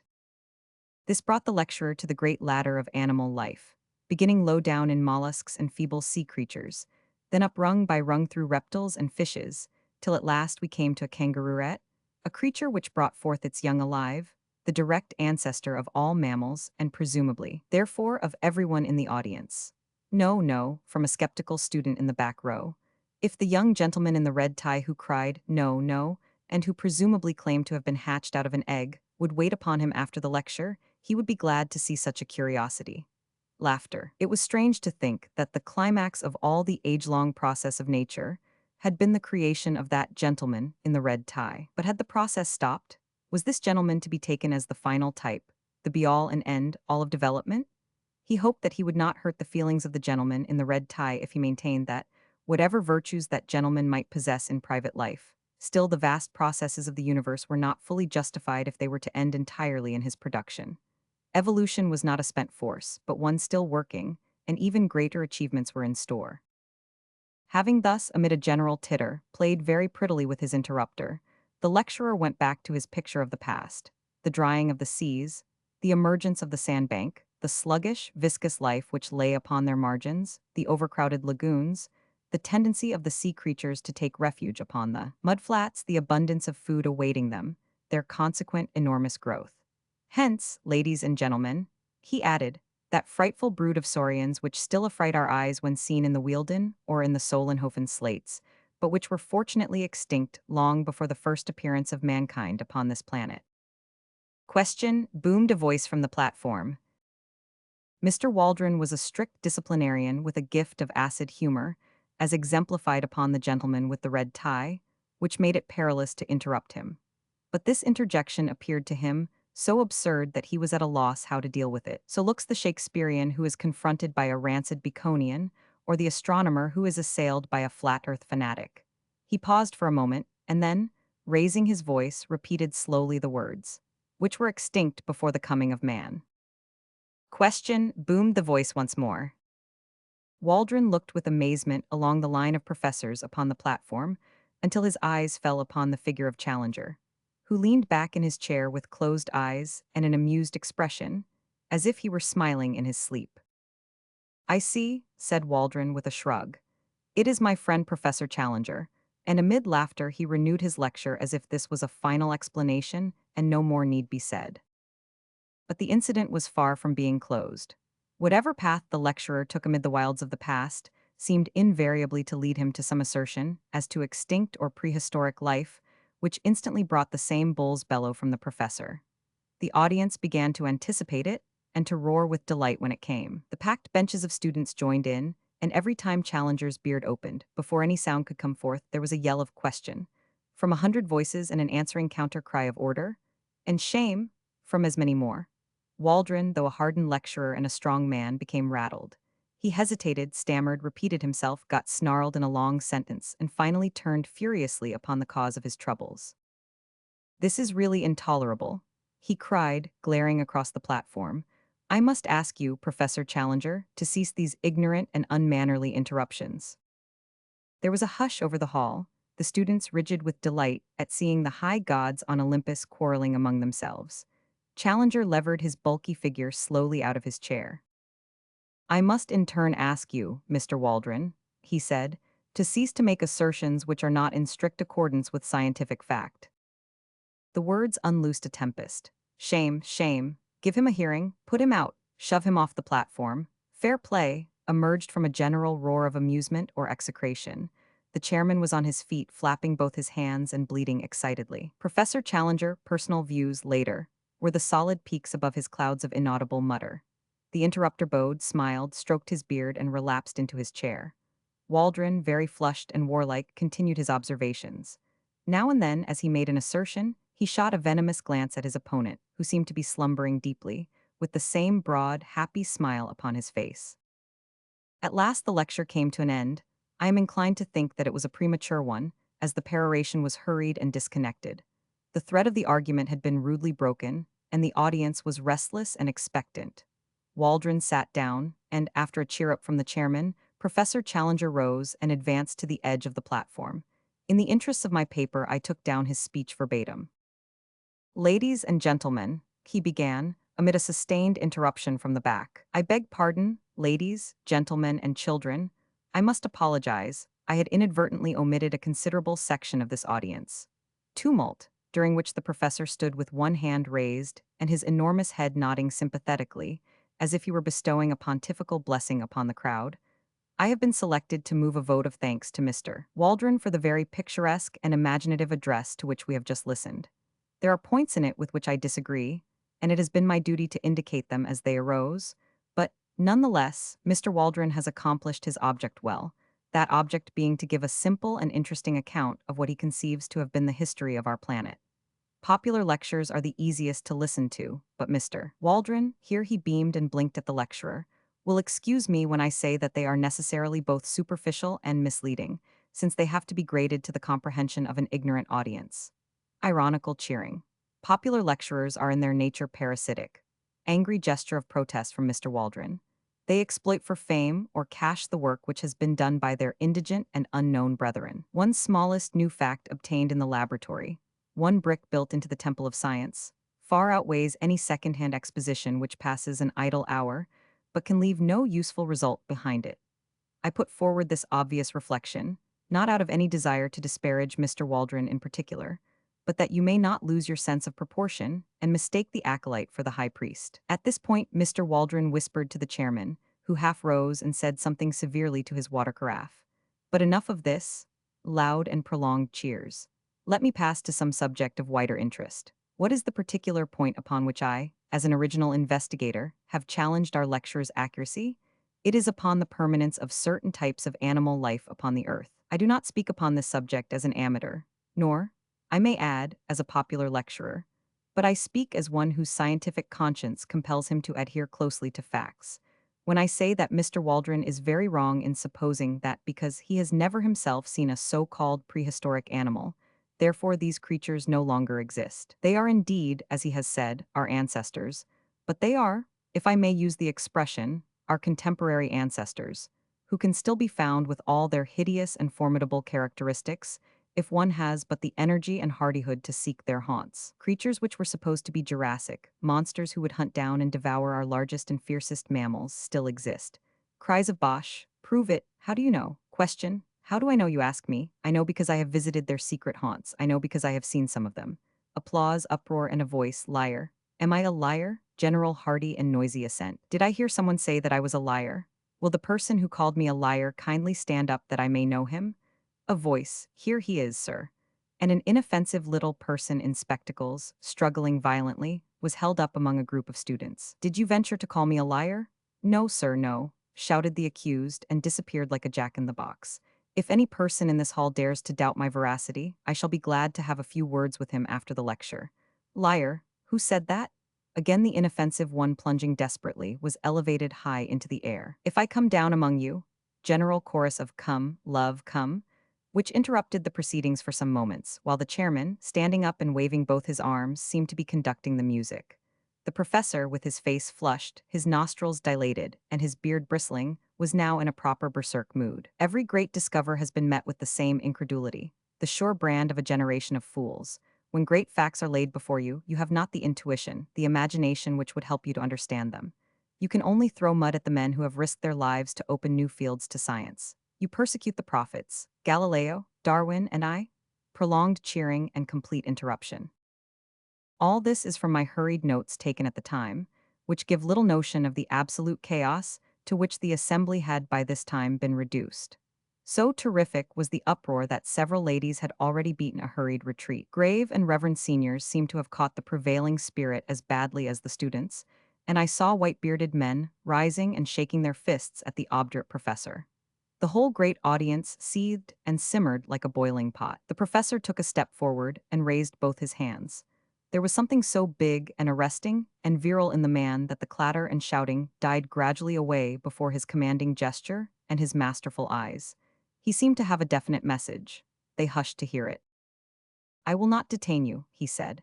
"It is not worth it. Truth is truth, and the noise of a number of foolish young men, and I fear I must add of their equally foolish seniors, cannot affect the matter. I claim that I have opened a new field of science. You dispute it. Cheers. Then I put you to the test. Will you accredit one or more of your own number to go out as your representatives and test my statement in your name?" Mr. Summerlee, the veteran professor of comparative anatomy, rose among the audience, a tall, thin, bitter man with the withered aspect of a theologian. He wished, he said, to ask Professor Challenger whether the results to which he had alluded in his remarks had been obtained during a journey to the headwaters of the Amazon made by him 2 years before. Professor Challenger answered that they had. Mr. Summerlee desired to know how it was that Professor Challenger claimed to have made discoveries in those regions, which had been overlooked by Wallace, Bates, and other previous explorers of established scientific repute. Professor Challenger answered that Mr. Summerlee appeared to be confusing the Amazon with the Thames, that it was in reality a somewhat larger river, that Mr. Summerlee might be interested to know that with the Orinoco, which communicated with it, some 50,000 miles of country were opened up, and that in so vast a space it was not impossible for one person to find what another had missed. Mr. Summerlee declared, with an acid smile, that he fully appreciated the difference between the Thames and the Amazon, which lay in the fact that any assertion about the former could be tested, while about the latter it could not. He would be obliged if Professor Challenger would give the latitude and the longitude of the country in which prehistoric animals were to be found. Professor Challenger replied that he reserved such information for good reasons of his own, but would be prepared to give it with proper precautions to a committee chosen from the audience. Would Mr. Summerlee serve on such a committee and test his story in person? Mr. Summerlee, yes, I will. Great cheering. Professor Challenger, then I guarantee that I will place in your hands such material as will enable you to find your way. It is only right, however, since Mr. Summerlee goes to check my statement that I should have one or more with him who may check his. I will not disguise from you that there are difficulties and dangers. Mr. Summerlee will need a younger colleague. May I ask for volunteers? It is thus that the great crisis of a man's life springs out at him. Could I have imagined when I entered that hall that I was about to pledge myself to a wilder adventure than had ever come to me in my dreams? But Gladys, was it not the very opportunity of which she spoke? Gladys would have told me to go. I had sprung to my feet. I was speaking, and yet I had prepared no words. Tarp Henry, my companion, was plucking at my skirts, and I heard him whispering, "Sit down, Malone. Don't make a public ass of yourself." At the same time, I was aware that a tall, thin man with dark, gingery hair, a few seats in front of me, was also upon his feet. He glared back at me with hard, angry eyes, but I refused to give way. "I will go, Mr. Chairman," I kept repeating over and over again. "Name, name," cried the audience. "My name is Edward Dunn Malone. I am the reporter of the Daily Gazette. I claim to be an absolutely unprejudiced witness." "What is your name, sir?" the chairman asked of my tall rival. "I am Lord John Roxton. I have already been up the Amazon, I know all the ground, and have special qualifications for this investigation." Lord John Roxton's reputation as a sportsman and a traveler is, of course, world famous, said the chairman. At the same time, it would certainly be as well to have a member of the press upon such an expedition. "Then I move," said Professor Challenger, "that both these gentlemen be elected, as representatives of this meeting, to accompany Professor Summerlee upon his journey to investigate and to report upon the truth of my statements." And so, amid shouting and cheering, our fate was decided, and I found myself borne away in the human current which swirled towards the door, with my mind half stunned by the vast new project which had risen so suddenly before it. As I emerged from the hall, I was conscious for a moment of a rush of laughing students down the pavement, and of an arm wielding a heavy umbrella, which rose and fell in the midst of them. Then, amid a mixture of groans and cheers, Professor Challenger's electric brougham slid from the curb, and I found myself walking under the silvery lights of Regent Street, full of thoughts of Gladys and of wonder as to my future. Suddenly there was a touch at my elbow. I turned and found myself looking into the humorous, masterful eyes of the tall, thin man who had volunteered to be my companion on this strange quest. "Mr. Malone, I understand," said he. "We are to be companions. What? My rooms are just over the road in the Albany. Perhaps you would have the kindness to spare me half an hour, for there are one or two things that I badly want to say to you." In Chapter 6, I was the flail of the Lord. Lord John Roxton and I turned down Vigo Street together and through the dingy portals of the famous aristocratic rookery. At the end of a long drab passage, my new acquaintance pushed open a door and turned on an electric switch. A number of lamps shining through tinted shades bathed the whole great room before us in a ruddy radiance. Standing in the doorway and glancing round me, I had a general impression of extraordinary comfort and elegance combined with an atmosphere of masculine virility. Everywhere there were mingled the luxury of the wealthy man of taste and the careless untidiness of the bachelor. Rich furs and strange, iridescent mats from some oriental bazaar were scattered upon the floor. Pictures and prints which even my unpracticed eyes could recognize as being of great price and rarity hung thick upon the walls. Sketches of boxers, of ballet girls, and of racehorses alternated with a sensuous Fragonard, a Marshal Gerardot, and a dreamy Turner. But amid these varied ornaments, there were scattered the trophies which brought back strongly to my recollection the fact that Lord John Roxton was one of the great all-round sportsmen and athletes of his day. A dark blue oar crossed with a cherry pink one above his mantelpiece spoke of the old Oxonian and Leander man, while the foils and boxing gloves above and below them were the tools of a man who had won supremacy with each. Like a dado round the room was the jutting line of splendid heavy game heads, the best of their sort from every quarter of the world, with the rare white rhinoceros of the Lotto enclave drooping its supercilious lip above them all.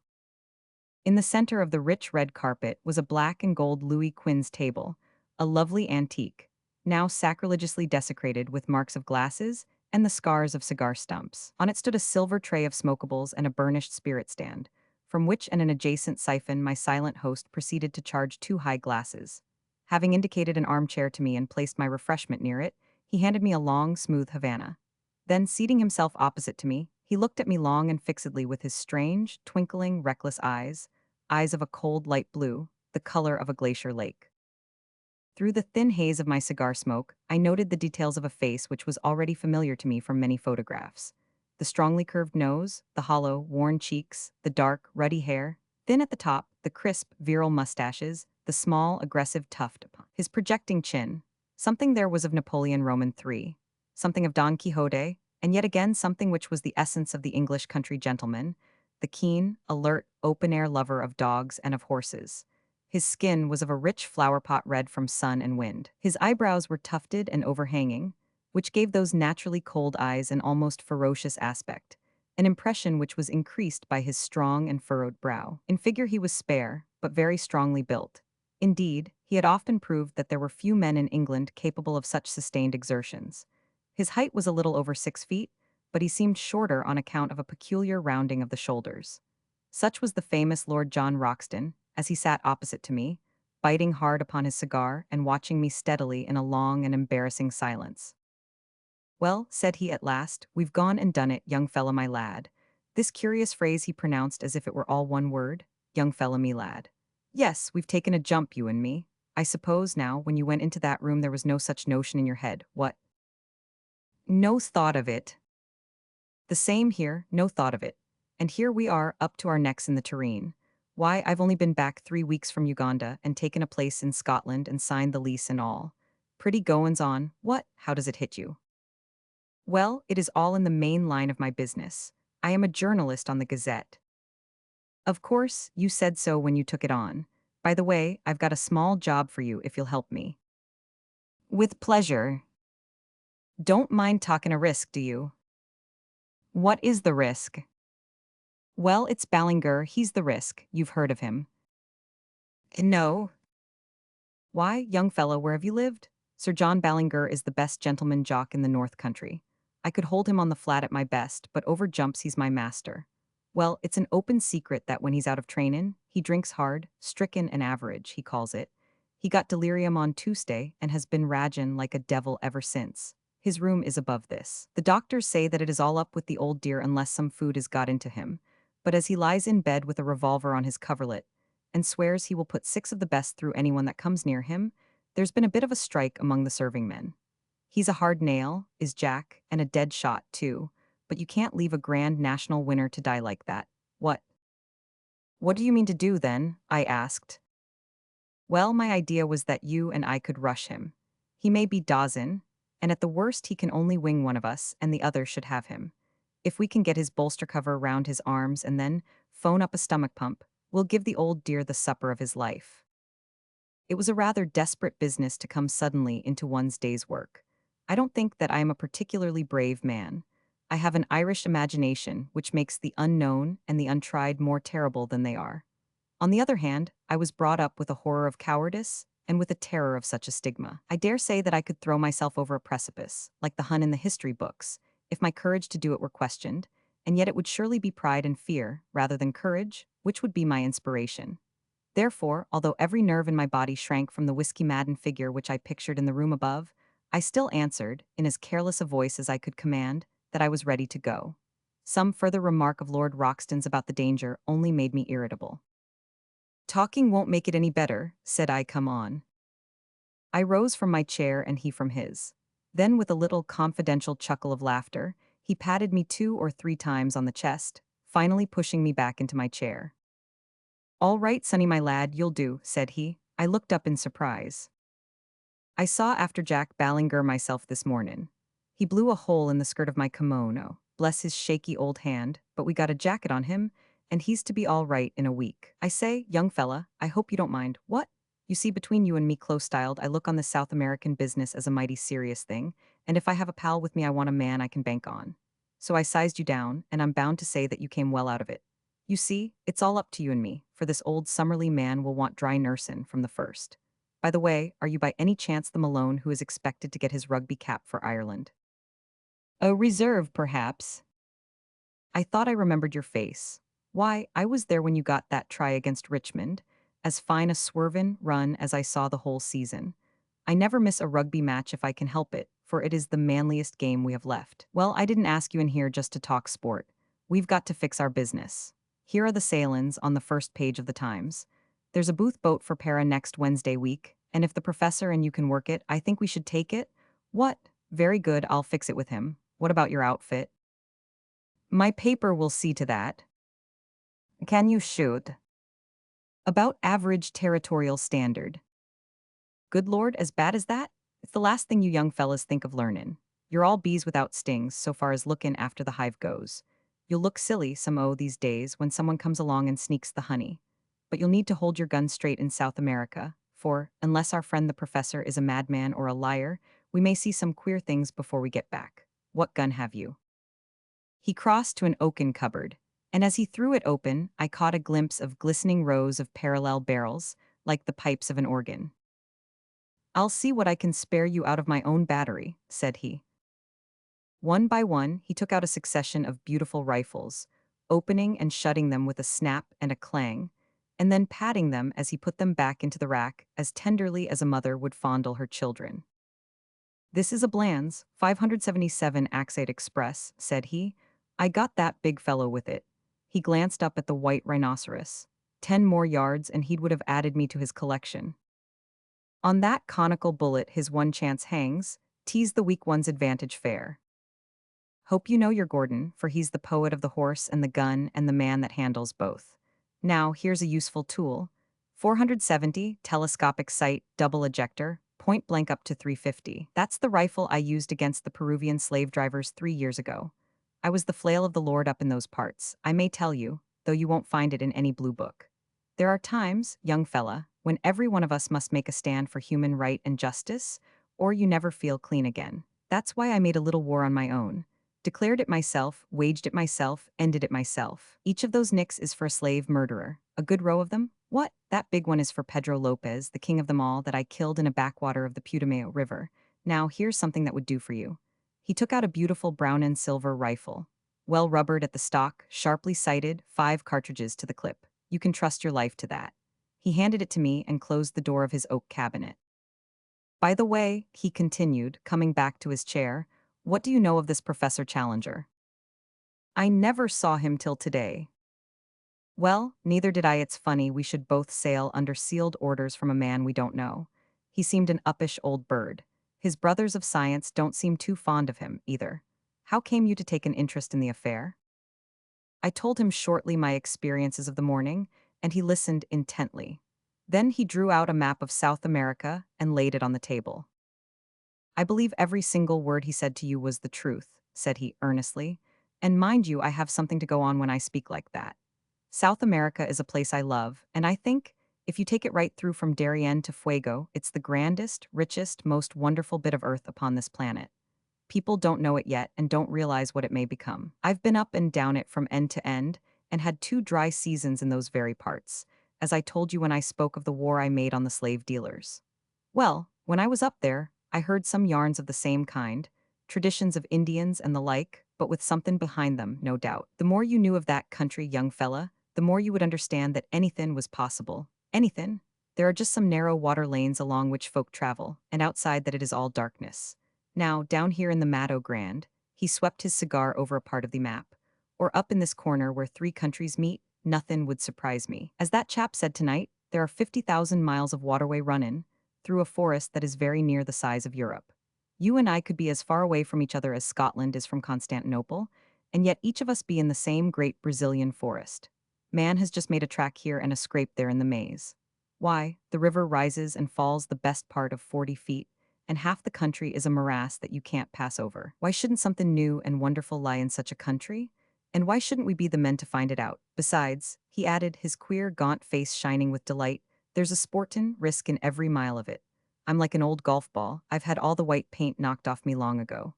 Life can whack me about now, and it can't leave a mark. But a sportin' risk, young fella, that's the salt of existence.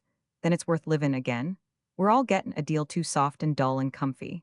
Give me the great wastelands and the wide spaces, with a gun in my fist and something to look for that's worth findin'. I've tried war and steeplechasing and aeroplanes, but this huntin' of beasts that look like a lobster supper dream is a brand new sensation. He chuckled with glee at the prospect. Perhaps I have dwelt too long upon this new acquaintance, but he is to be my comrade for many a day, and so I have tried to set him down as I first saw him, with his quaint personality and his queer little tricks of speech and of thought. It was only the need of getting in the account of my meeting which drew me at last from his company. I left him seated amid his pink radiance, oiling the lock of his favorite rifle, while he still chuckled to himself at the thought of the adventures which awaited us. It was very clear to me that if dangers lay before us, I could not in all England have found a cooler head or a braver spirit with which to share them. That night, wearied as I was after the wonderful happenings of the day, I sat late with McArdle, the news editor, explaining to him the whole situation, which he thought important enough to bring next morning before the notice of Sir George Beaumont, the chief. It was agreed that I should write home full accounts of my adventures, in the shape of successive letters to McArdle, and that these should either be edited for the Gazette as they arrived, or held back to be published later, according to the wishes of Professor Challenger, since we could not yet know what conditions he might attach to those directions which should guide us to the unknown land. In response to a telephone inquiry, we received nothing more definite than a fulmination against the press, ending up with the remark that if we would notify our boat, he would hand us any directions which he might think it proper to give us at the moment of starting. A second question from us failed to elicit any answer at all, save a plaintive bleat from his wife to the effect that her husband was in a very violent temper already, and that she hoped we would do nothing to make it worse. A third attempt, later in the day, provoked a terrific crash, and a subsequent message from the Central Exchange that Professor Challenger's receiver had been shattered.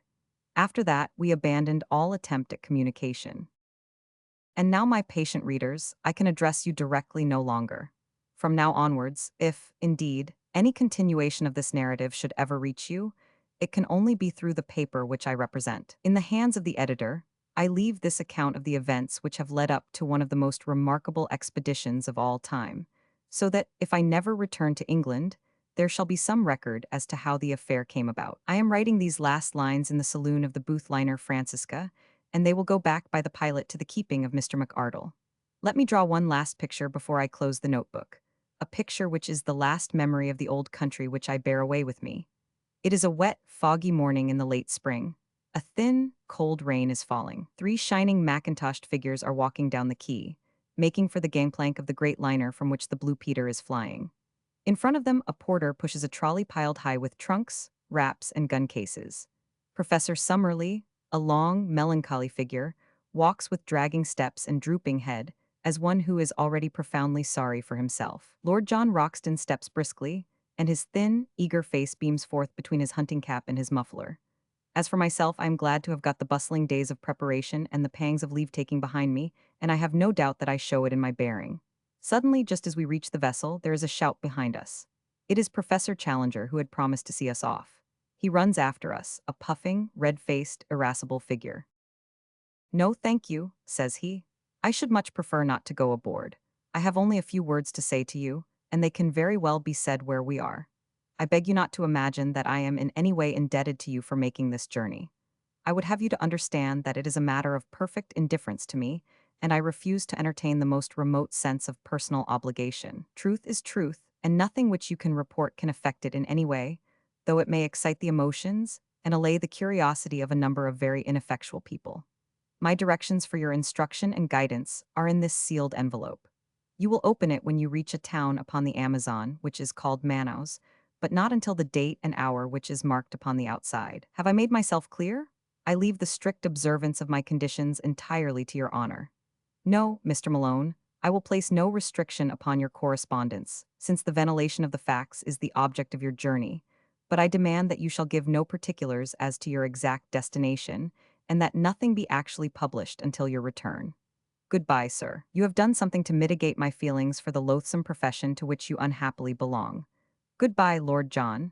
Science is, as I understand, a sealed book to you, but you may congratulate yourself upon the hunting field which awaits you. You will, no doubt, have the opportunity of describing in the field how you brought down the rocketing Dimorphodon. And goodbye to you also, Professor Summerlee. If you are still capable of self-improvement, of which I am frankly unconvinced, you will surely return to London a wiser man." So he turned upon his heel, and a minute later from the deck I could see his short, squat figure bobbing about in the distance as he made his way back to his train. Well, we are well down channel now. There's the last bell for letters, and it's goodbye to the pilot. We'll be down, hull down, on the old trail from now on. God bless all we leave behind us and send us safely back. Chapter 7. Tomorrow we disappear into the unknown. I will not bore those whom this narrative may reach by an account of our luxurious voyage upon the Booth liner, nor will I tell of our week's stay at Para, save that I should wish to acknowledge the great kindness of the Pereira de Pinta Company in helping us to get together our equipment. I will also allude very briefly to our river journey, up a wide, slow-moving, clay-tinted stream, in a steamer which was little smaller than that which had carried us across the Atlantic. Eventually, we found ourselves through the narrows of Abidos and reached the town of Manaus. Here we were rescued from the limited attractions of the local inn by Mr. Shortman, the representative of the British and Brazilian Trading Company. In his hospitable fazenda, we spent our time until the day when we were empowered to open the letter of instructions given to us by Professor Challenger. Before I reach the surprising events of that date, I would desire to give a clearer sketch of my comrades in this enterprise, and of the associates whom we had already gathered together in South America. I speak freely, and I leave the use of my material to your own discretion, Mr. McArdle, since it is through your hands that this report must pass before it reaches the world. The scientific attainments of Professor Summerlee are too well known for me to trouble to recapitulate them. He is better equipped for a rough expedition of this sort than one would imagine at first sight. His tall, gaunt, stringy figure is insensible to fatigue, and his dry, half-sarcastic, and often wholly unsympathetic manner is uninfluenced by any change in his surroundings. Though in his 66th year, I have never heard him express any dissatisfaction at the occasional hardships which we have had to encounter. I had regarded his presence as an encumbrance to the expedition, but, as a matter of fact, I am now well convinced that his power of endurance is as great as my own. In temper, he is naturally acid and skeptical. From the beginning, he has never concealed his belief that Professor Challenger is an absolute fraud, that we are all embarked upon an absurd wild goose chase, and that we are likely to reap nothing but disappointment and danger in South America, and corresponding ridicule in England. Such are the views which, with much passionate distortion of his thin features and wagging of his thin, goat-like beard, he poured into our ears all the way from Southampton to Manaus. Since landing from the boat, he has obtained some consolation from the beauty and variety of the insect and bird life around him, for he is absolutely wholehearted in his devotion to science. He spends his days flitting through the woods with his shotgun and his butterfly net, and his evenings in mounting the many specimens he has acquired. Among his minor peculiarities are that he is careless as to his attire, unclean in his person, exceedingly absent-minded in his habits, and addicted to smoking a short briar pipe, which is seldom out of his mouth. He has been upon several scientific expeditions in his youth. He was with Robertson in Papua, and the life of the camp and the canoe is nothing fresh to him. Lord John Roxton has some points in common with Professor Summerlee, and others in which they are the very antithesis to each other. He is 20 years younger, but has something of the same spare, scraggy physique. As to his appearance, I have, as I recollect, described it in that portion of my narrative which I have left behind me in London. He is exceedingly neat and prim in his ways, dresses always with great care in white drill suits and high-brown mosquito boots, and shaves at least once a day. Like most men of action, he is laconic in speech and sinks readily into his own thoughts, but he is always quick to answer a question or join in a conversation, talking in a queer, jerky, half-humorous fashion. His knowledge of the world, and very especially of South America, is surprising, and he has a wholehearted belief in the possibilities of our journey, which is not to be dashed by the sneers of Professor Summerlee. He has a gentle voice and a quiet manner, but behind his twinkling blue eyes there lurks a capacity for furious wrath and implacable resolution, the more dangerous because they are held in leash. He spoke little of his own exploits in Brazil and Peru, but it was a revelation to me to find the excitement which was caused by his presence among the riverine natives, who looked upon him as their champion and protector. The exploits of the Red Chief, as they called him, had become legends among them, but the real facts, as far as I could learn them, were amazing enough. These were that Lord John had found himself some years before in that no-man's land, which is formed by the half-defined frontiers between Peru, Brazil, and Colombia.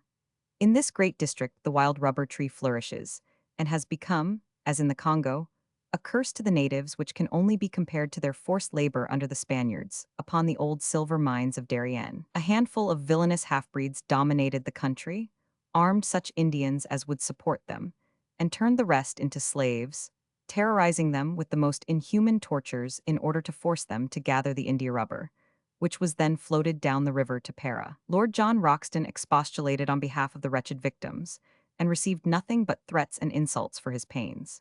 He then formally declared war against Pedro Lopez, the leader of the slave drivers, enrolled a band of runaway slaves in his service, armed them, and conducted a campaign, which ended by his killing with his own hands the notorious half-breed and breaking down the system which he represented. No wonder that the ginger-headed man with the silky voice and the free and easy manners was now looked upon with deep interest upon the banks of the great South American river, though the feelings he inspired were naturally mixed, since the gratitude of the natives was equaled by the resentment of those who desired to exploit them. One useful result of his former experiences was that he could talk fluently in the Lingoa Geral, which is the peculiar talk, one-third Portuguese and two-thirds Indian, which is current all over Brazil. I have said before that Lord John Roxton was a South America maniac. He could not speak of that great country without ardor, and this ardor was infectious. For, ignorant as I was, he fixed my attention and stimulated my curiosity. How I wish I could reproduce the glamour of his discourses, the peculiar mixture of accurate knowledge and of racy imagination which gave them their fascination, until even the professor's cynical and skeptical smile would gradually vanish from his thin face as he listened. He would tell the history of the mighty river so rapidly explored, for some of the first conquerors of Peru actually crossed the entire continent upon its waters, and yet so unknown in regard to all that lay behind its ever-changing banks. "What is there?" he would cry, pointing to the north. "Wood and marsh and unpenetrated jungle. Who knows what it may shelter?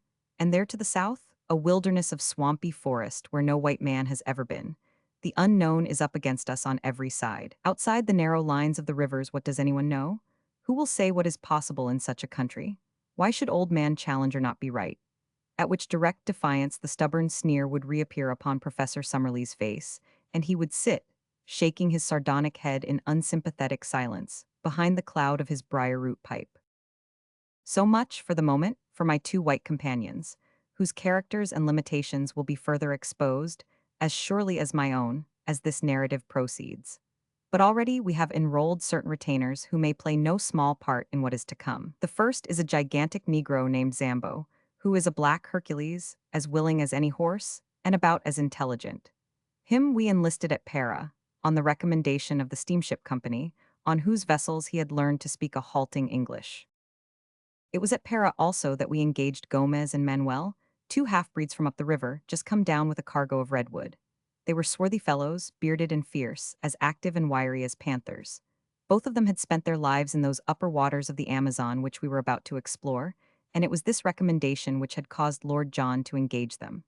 One of them, Gomez, had the further advantage that he could speak excellent English. These men were willing to act as our personal servants, to cook, to row, or to make themselves useful in any way at a payment of $15 a month. Besides these, we had engaged 3 Mojo Indians from Bolivia, who are the most skillful at fishing and boat work of all the river tribes. The chief of these we called Mojo, after his tribe, and the others are known as Jose and Fernando. 3 white men, then, 2 half-breeds, 1 Negro, and 3 Indians made up the personnel of the little expedition, which lay waiting for its instructions at Manaus before starting upon its singular quest. At last, after a weary week, the day had come and the hour. I ask you to picture the shaded sitting room of the Fazenda St. Ignacio, 2 miles inland from the town of Manaus. Outside lay the yellow, brassy glare of the sunshine, with the shadows of the palm trees as black and definite as the trees themselves. The air was calm, full of the eternal hum of insects, a tropical chorus of many octaves, from the deep drone of the bee to the high, keen pipe of the mosquito. Beyond the veranda was a small, cleared garden, bounded with cactus hedges and adorned with clumps of flowering shrubs, round which the great blue butterflies and the tiny hummingbirds fluttered and darted in crescents of sparkling light. Within we were seated round the cane table, on which lay a sealed envelope. Inscribed upon it, in the jagged handwriting of Professor Challenger, were the words, "Instructions to Lord John Roxton and party, to be opened at Manaus upon July 15th at 12 o'clock precisely." Lord John had placed his watch upon the table beside him. "We have 7 more minutes," said he. "The old dear is very precise."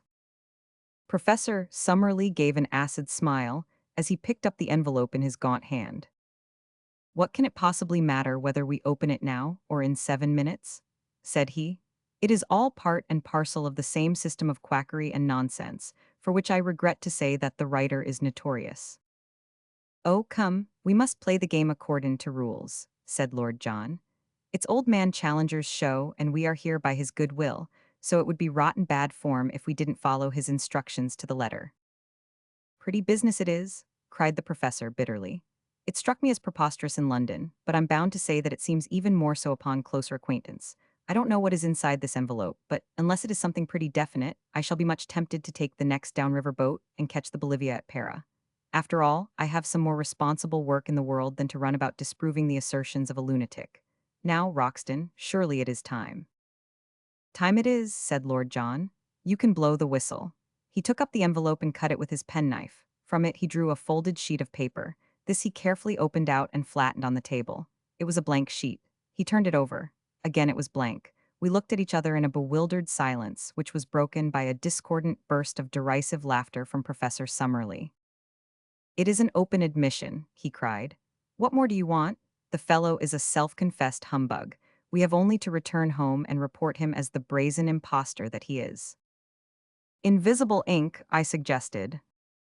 "I don't think," said Lord Roxton, holding the paper to the light. "No, young fella my lad, there is no use deceiving yourself. I'll go bail for it that nothing has ever been written upon this paper." "May I come in?" boomed a voice from the veranda. The shadow of a squat figure had stolen across the patch of sunlight. That voice, that monstrous breadth of shoulder. We sprang to our feet with a gasp of astonishment as Challenger, in a round, boyish straw hat with a colored ribbon Challenger, with his hands in his jacket pockets and his canvas shoes daintily pointing as he walked, appeared in the open space before us. He threw back his head, and there he stood in the golden glow with all his old Assyrian luxuriance of beard, all his native insolence of drooping eyelids and intolerant eyes. "I fear," said he, taking out his watch, "that I am a few minutes too late. When I gave you this envelope, I must confess that I had never intended that you should open it, for it had been my fixed intention to be with you before the hour. The unfortunate delay can be apportioned between a blundering pilot and an intrusive sandbank. I fear that it has given my colleague, Professor Summerlee, occasion to blaspheme. I am bound to say, sir, said Lord John, with some sternness of voice, that your turning up is a considerable relief to us, for our mission seemed to have come to a premature end. Even now, I can't for the life of me understand why you should have worked it in so extraordinary a manner. Instead of answering, Professor Challenger entered, shook hands with myself and Lord John, bowed with ponderous insolence to Professor Summerlee, and sank back into a basket chair, which creaked and swayed beneath his weight. Is all ready for your journey? He asked. We can start tomorrow. Then, so you shall. You need no chart of directions now, since you will have the inestimable advantage of my own guidance. From the first, I had determined that I would myself preside over your investigation. The most elaborate charts would, as you will readily admit, be a poor substitute for my own intelligence and advice. As to the small ruse which I played upon you in the matter of the envelope, it is clear that, had I told you all my intentions, I should have been forced to resist unwelcome pressure to travel out with you. Not from me, sir, exclaimed Professor Summerlee heartily, so long as there was another ship upon the Atlantic. Challenger waved him away with his great hairy hand. Your common sense will, I am sure, sustain my objection and realize that it was better that I should direct my own movements and appear only at the exact moment when my presence was needed. That moment has now arrived. You are in safe hands. You will not now fail to reach your destination. From henceforth I take command of this expedition, and I must ask you to complete your preparations tonight, so that we may be able to make an early start in the morning. My time is of value, and the same thing may be said, no doubt, in a lesser degree of your own. I propose, therefore, that we push on as rapidly as possible until I have demonstrated what you have come to see. Lord John Roxton has chartered a large steam launch, the Esmeralda, which was to carry us up the river. So far as climate goes, it was immaterial what time we chose for our expedition, as the temperature ranges from 75 to 90 degrees both summer and winter, with no appreciable difference in heat. In moisture, however, it is otherwise. From December to May is the period of the rains, and during this time the river slowly rises until it attains a height of nearly 40 feet above its low water mark. It floods the banks, extends in great lagoons over a monstrous waste of country, and forms a huge district, called locally the Gapo, which is for the most part too marshy for foot travel and too shallow for boating. About June the waters begin to fall, and are at their lowest at October or November. Thus our expedition was at the time of the dry season, when the great river and its tributaries were more or less in a normal condition. The current of the river is a slight one, the drop being not greater than 8 inches in a mile. No stream could be more convenient for navigation, since the prevailing wind is southeast, and sailing boats may make a continuous progress to the Peruvian frontier, dropping down again with the current. In our own case, the excellent engines of the Esmeralda could disregard the sluggish flow of the stream, and we made as rapid progress as if we were navigating a stagnant lake. For 3 days we steamed northwestwards up a stream which even here, 1,000 miles from its mouth, was still so enormous that from its center the two banks were mere shadows upon the distant skyline. On the 4th day after leaving Manaus, we turned into a tributary, which at its mouth was little smaller than the main stream. It narrowed rapidly, however, and after 2 more days' steaming, we reached an Indian village, where the professor insisted that we should land, and that the Esmeralda should be sent back to Manaus. We should soon come upon rapids, he explained, which would make its further use impossible. He added privately that we were now approaching the door of the unknown country, and that the fewer whom we took into our confidence the better it would be. To this end also, he made each of us give our word of honor that we would publish or say nothing which would give any exact clue as to the whereabouts of our travels, while the servants were all solemnly sworn to the same effect. It is for this reason that I am compelled to be vague in my narrative, and I would warn my readers that in any map or diagram which I may give the relation of places to each other may be correct, but the points of the compass are carefully confused, so that in no way can it be taken as an actual guide to the country. Professor Challenger's reasons for secrecy may be valid or not, but we had no choice but to adopt them, for he was prepared to abandon the whole expedition rather than modify the conditions upon which he would guide us. It was August 2nd when we snapped our last link with the outer world by bidding farewell to the Esmeralda. Since then 4 days have passed, during which we have engaged 2 large canoes from the Indians, made of so light a material, skins over a bamboo framework, that we should be able to carry them round any obstacle. These we have loaded with all our effects, and have engaged 2 additional Indians to help us in the navigation. I understand that they are the very 2, Ataka and Aiptu by name, who accompanied Professor Challenger upon his previous journey.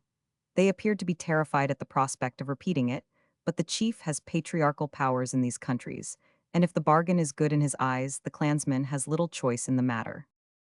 So tomorrow, we disappear into the unknown.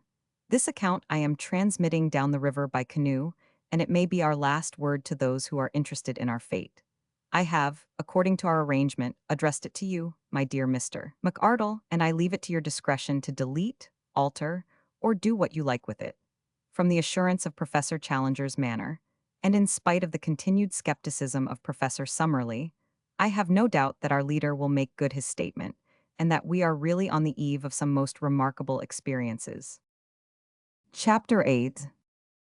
The Outlying Pickets of the New World.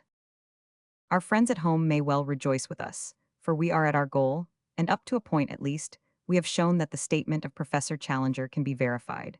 We have not, it is true, ascended the plateau, but it lies before us, and even Professor Summerlee is in a more chastened mood. Not that he will for an instant admit that his rival could be right, but he is less persistent in his incessant objections, and has sunk for the most part into an observant silence. I must hark back, however, and continue my narrative from where I dropped it. We are sending home one of our local Indians who is injured, and I am committing this letter to his charge, with considerable doubts in my mind as to whether it will ever come to hand. When I wrote last, we were about to leave the Indian village, where we had been deposited by the Esmeralda. I have to begin my report by bad news. For the first serious personal trouble, I pass over the incessant bickerings between the professors, occurred this evening, and might have had a tragic ending. I have spoken of our English-speaking half-breed, Gomez, a fine worker and a willing fellow, but afflicted, I fancy, with the vice of curiosity, which is common enough among such men. On the last evening he seems to have hid himself near the hut in which we were discussing our plans, and, being observed by our huge Negro Zambo, who is as faithful as a dog and has the hatred which all his race bear to the half-breeds, he was dragged out and carried into our presence. Gomez whipped out his knife, however, and but for the huge strength of his captor, which enabled him to disarm him with one hand, he would certainly have stabbed him. The matter has ended in reprimands, the opponents have been compelled to shake hands, and there is every hope that all will be well. As to the feuds of the 2 learned men, they are continuous and bitter. It must be admitted that Challenger is provocative in the last degree, but Summerlee has an acid tongue, which makes matters worse. Last night Challenger said that he never cared to walk on the Thames embankment and look up the river, as it was always sad to see one's own eventual goal. He is convinced, of course, that he is destined for Westminster Abbey. Summerlee rejoined, however, with a sour smile, by saying that he understood that Millbank Prison had been pulled down. Challenger's conceit is too colossal to allow him to be really annoyed. He only smiled in his beard and repeated, "Really, really?" in the pitying tone one would use to a child. Indeed, they are children both, the one wizened and cantankerous, the other formidable and overbearing, yet each with a brain which has put him in the front rank of his scientific age. Brain, character, soul, only as one sees more of life does one understand how distinct is each. The very next day, we did actually make our start upon this remarkable expedition. We found that all our possessions fitted very easily into the 2 canoes, and we divided our personnel, 6 in each, taking the obvious precaution in the interests of peace of putting 1 professor into each canoe. Personally, I was with Challenger, who was in a beatific humor, moving about as one in a silent ecstasy and beaming benevolence from every feature. I have had some experience of him in other moods, however, and shall be the less surprised when the thunderstorms suddenly come up amidst the sunshine. If it is impossible to be at your ease, it is equally impossible to be dull in his company, for one is always in a state of half-tremulous doubt as to what sudden turn his formidable temper may take. For 2 days we made our way up a good-sized river some hundreds of yards broad, and dark in color, but transparent, so that one could usually see the bottom. The affluents of the Amazon are, half of them of this nature, while the other half are whitish and opaque, the difference depending upon the class of country through which they have flowed. The dark indicate vegetable decay, while the others point to clayey soil. Twice we came across rapids, and in each case made a portage of half a mile or so to avoid them. The woods on either side were primeval, which are more easily penetrated than woods of the second growth, and we had no great difficulty in carrying our canoes through them. How shall I ever forget the solemn mystery of it, the height of the trees and the thickness of the boles, exceeded anything which I in my town-bred life could have imagined, shooting upwards in magnificent columns until, at an enormous distance above our heads, we could dimly discern the spot where they threw out their side branches into Gothic upward curves, which coalesced to form one great matted roof of verdure, through which only an occasional golden ray of sunshine shot downwards to trace a thin, dazzling line of light amidst the majestic obscurity. As we walked noiselessly amid the thick, soft carpet of decaying vegetation, the hush fell upon our souls which comes upon us in the twilight of the abbey, and even Professor Challenger's full-chested notes sank into a whisper. Alone, I should have been ignorant of the names of these giant growths, but our men of science pointed out the cedars, the great silk cotton trees, and the redwood trees, with all that profusion of various plants which has made this continent the chief supplier to the human race of those gifts of nature which depend upon the vegetable world, while it is the most backward in those products which come from animal life. Vivid orchids and wonderful colored lichens smoldered upon the swarthy tree trunks, and where a wandering shaft of light fell full upon the golden alamanda, the scarlet star-clusters of the taxonia, or the rich deep blue of ipomea, the effect was as a dream of fairyland. In these great wastes of forest, life, which abhors darkness, struggles ever upwards to the light. Every plant, even the smaller ones, curls and writhes to the green surface, twining itself round its stronger and taller brethren in the effort. Climbing plants are monstrous and luxuriant, but others which have never been known to climb elsewhere learn the art as an escape from that somber shadow, so that the common nettle, the jasmine, and even the jassatara palm tree can be seen circling the stems of the cedars and striving to reach their crowns. Of animal life there was no movement amid the majestic vaulted aisles which stretched from us as we walked, but a constant movement far above our heads told of that multitudinous world of snake and monkey, bird and sloth, which lived in the sunshine, and looked down in wonder at our tiny, dark, stumbling figures in the obscure depths immeasurably below them. At dawn and at sunset the howler monkeys screamed together and the parakeets broke into shrill chatter, but during the hot hours of the day, only the full drone of insects, like the beat of a distant surf, filled the ear, while nothing moved amid the solemn vistas of stupendous trunks, fading away into the darkness which held us in. Once some bandy-legged, lurching creature, an anteater or a bear, scuttled clumsily amid the shadows. It was the only sign of earth life which I saw in this great Amazonian forest. And yet there were indications that even human life itself was not far from us in those mysterious recesses. On the third day out, we were aware of a singular deep throbbing in the air, rhythmic and solemn, coming and going fitfully throughout the morning. The two boats were paddling within a few yards of each other when first we heard it, and our Indians remained motionless, as if they had been turned to bronze, listening intently with expressions of terror upon their faces. "What is it, then?" I asked. "Drums," said Lord John carelessly. "War drums, I have heard them before." "Yes, sir, war drums," said Gomez, the half-breed. "Wild Indians, bravos, not mansos, they watch us every mile of the way, kill us if they can." "How can they watch us?" I asked, gazing into the dark, motionless void. The half-breed shrugged his broad shoulders. "The Indians know, they have their own way, they watch us. They talk the drum talk to each other, kill us if they can." By the afternoon of that day, my pocket diary shows me that it was Tuesday, August 18th.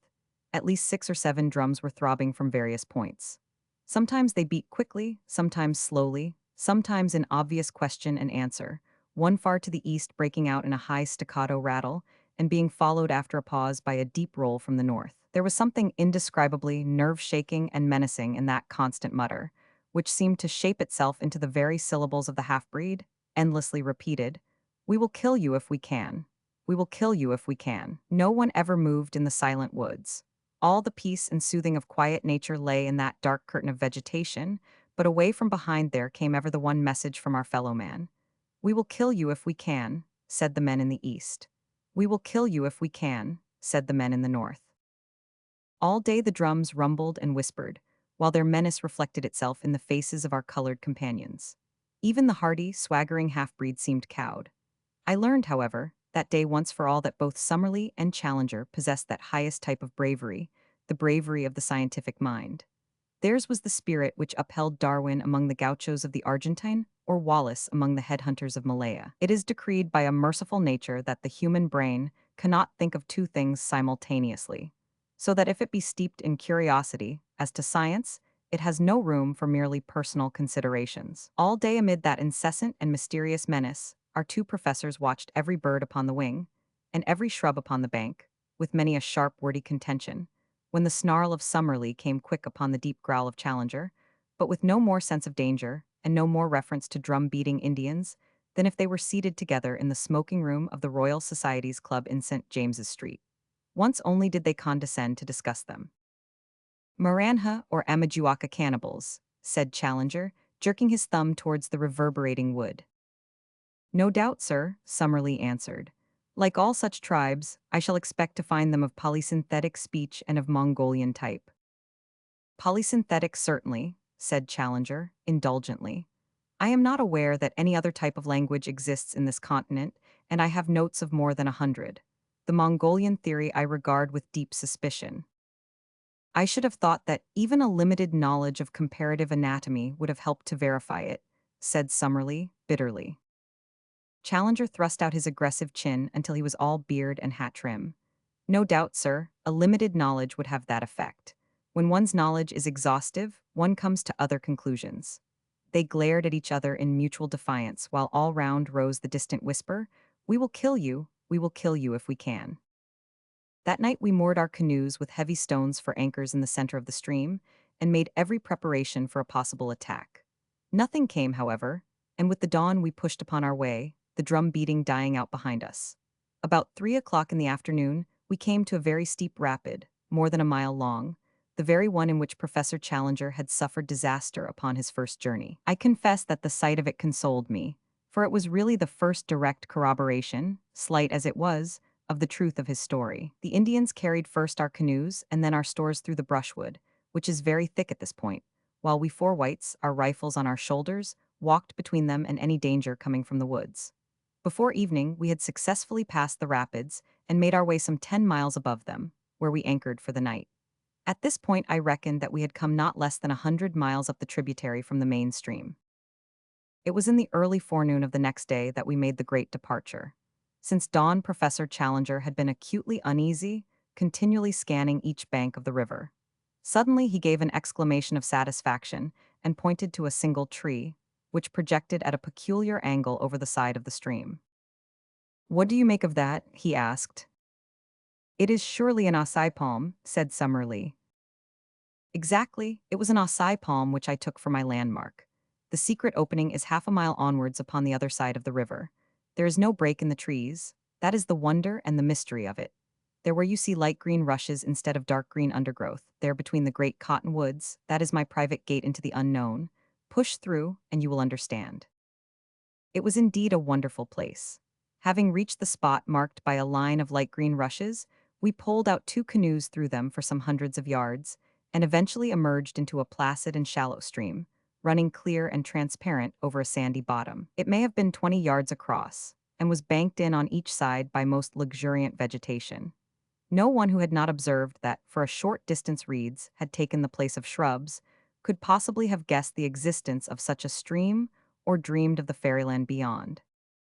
For a fairyland it was, the most wonderful that the imagination of man could conceive. The thick vegetation met overhead, interlacing into a natural pergola, and through this tunnel of verdure in a golden twilight flowed the green, pellucid river, beautiful in itself, but marvelous from the strange tints thrown by the vivid light from above, filtered and tempered. In its fall, clear as crystal, motionless as a sheet of glass, green as the edge of an iceberg, it stretched in front of us under its leafy archway, every stroke of our paddles sending 1,000 ripples across its shining surface. It was a fitting avenue to a land of wonders. All sign of the Indians had passed away, but animal life was more frequent, and the tameness of the creatures showed that they knew nothing of the hunter. Fuzzy little black velvet monkeys, with snow-white teeth and gleaming, mocking eyes, chattered at us as we passed. With a dull, heavy splash, an occasional caiman plunged in from the bank. Once a dark, clumsy tapir stared at us from a gap in the bushes, and then lumbered away through the forest.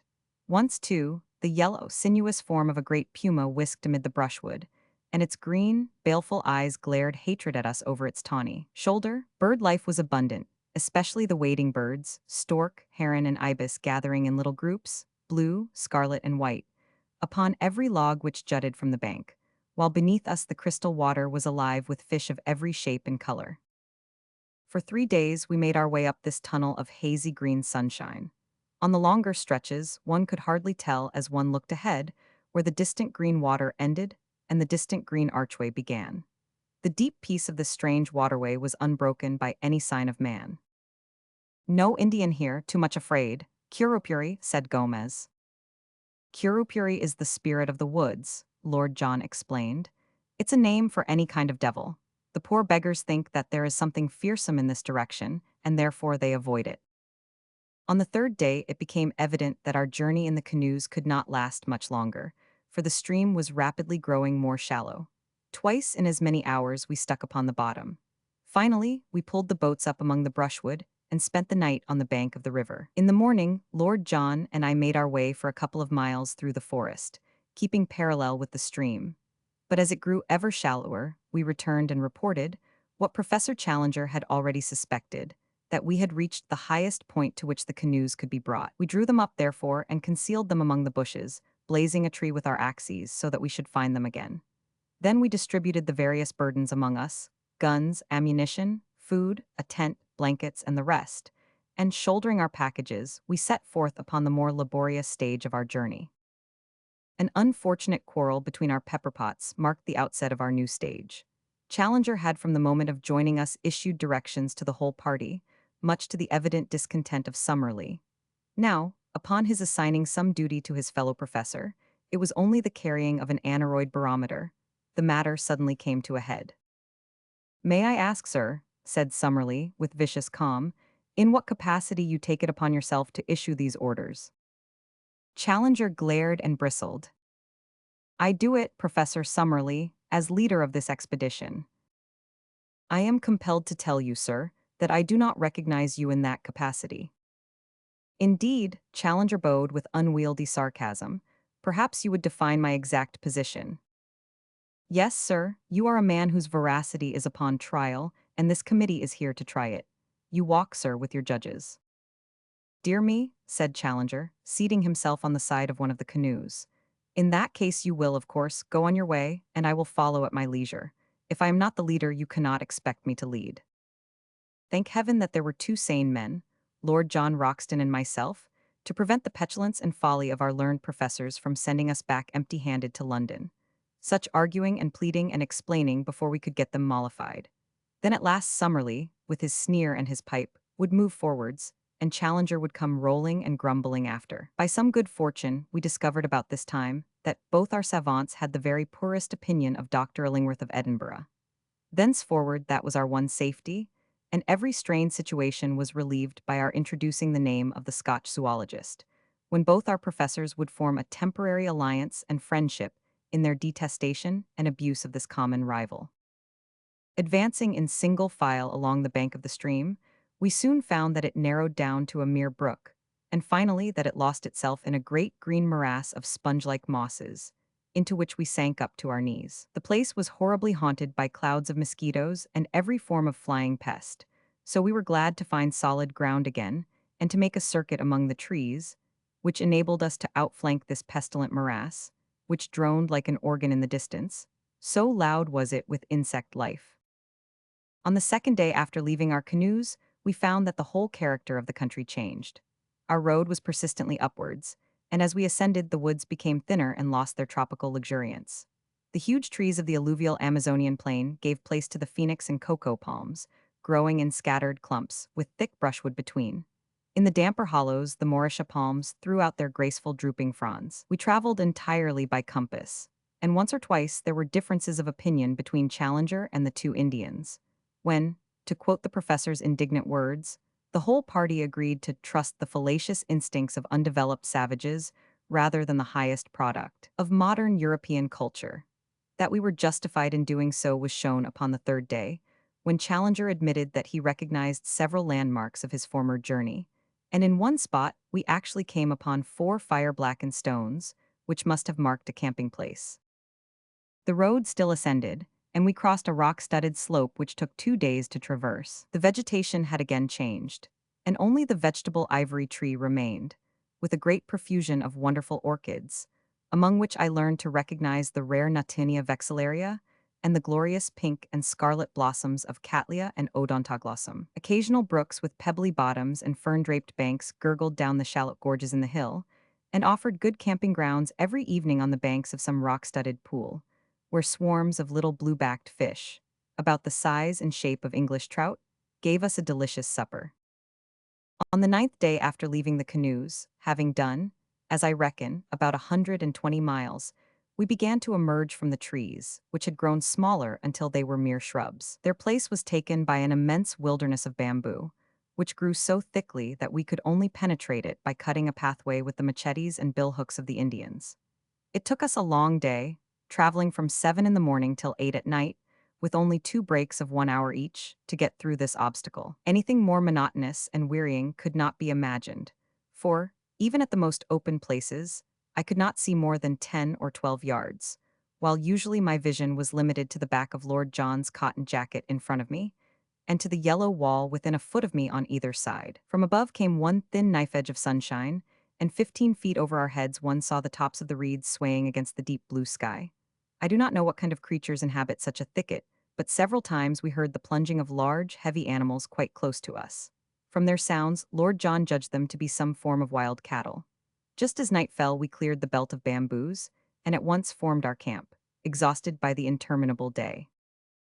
Early next morning, we were again afoot, and found that the character of the country had changed once again. Behind us was the wall of bamboo, as definite as if it marked the course of a river. In front was an open plain, sloping slightly upwards and dotted with clumps of tree ferns, the whole curving before us until it ended in a long, whale-backed ridge. This we reached about midday, only to find a shallow valley beyond, rising once again into a gentle incline which led to a low, rounded skyline.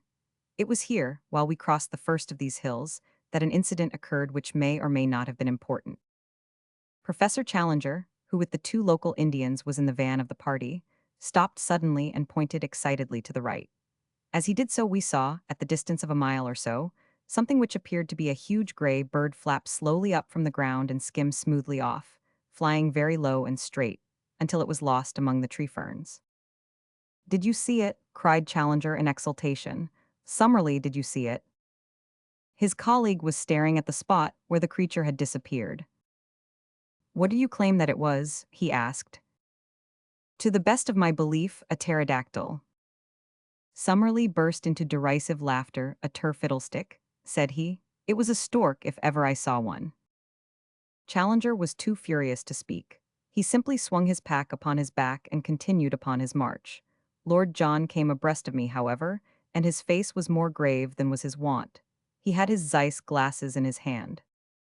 "I focused it before it got over the trees," said he. "I won't undertake to say what it was, but I'll risk my reputation as a sportsman that it wasn't any bird that ever I clapped eyes on in my life." So there the matter stands. Are we really just at the edge of the unknown, encountering the outlying pickets of this lost world of which our leader speaks? I give you the incident as it occurred, and you will know as much as I do. It stands alone, for we saw nothing more which could be called remarkable.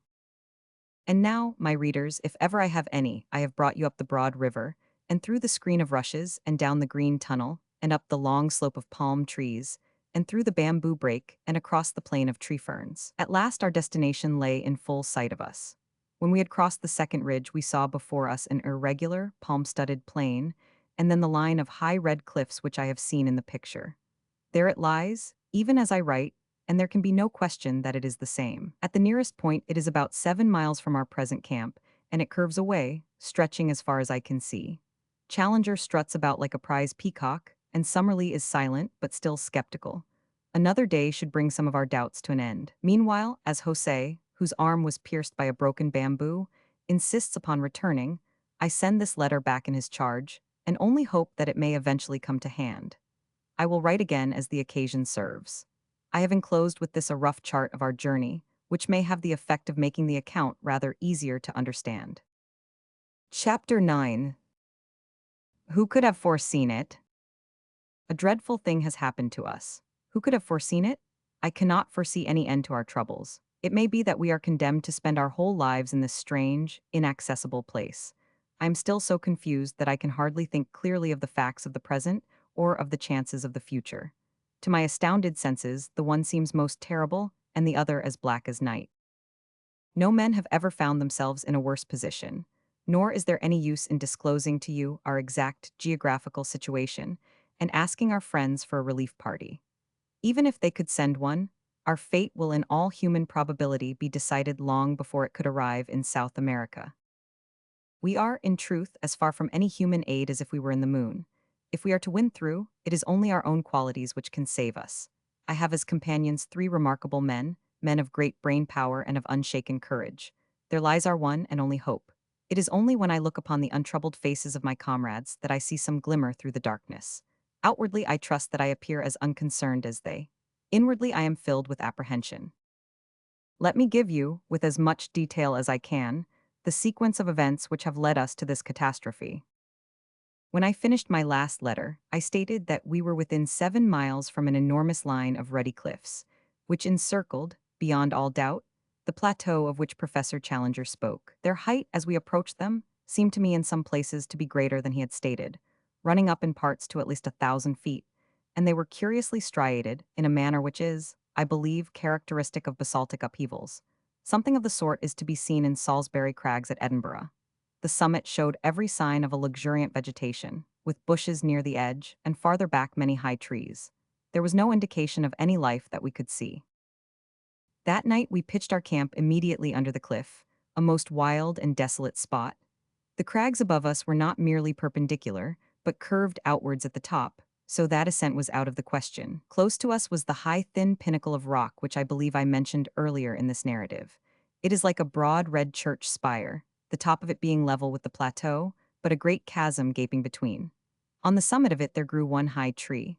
Both pinnacle and cliff were comparatively low, some 500 or 600 feet, I should think.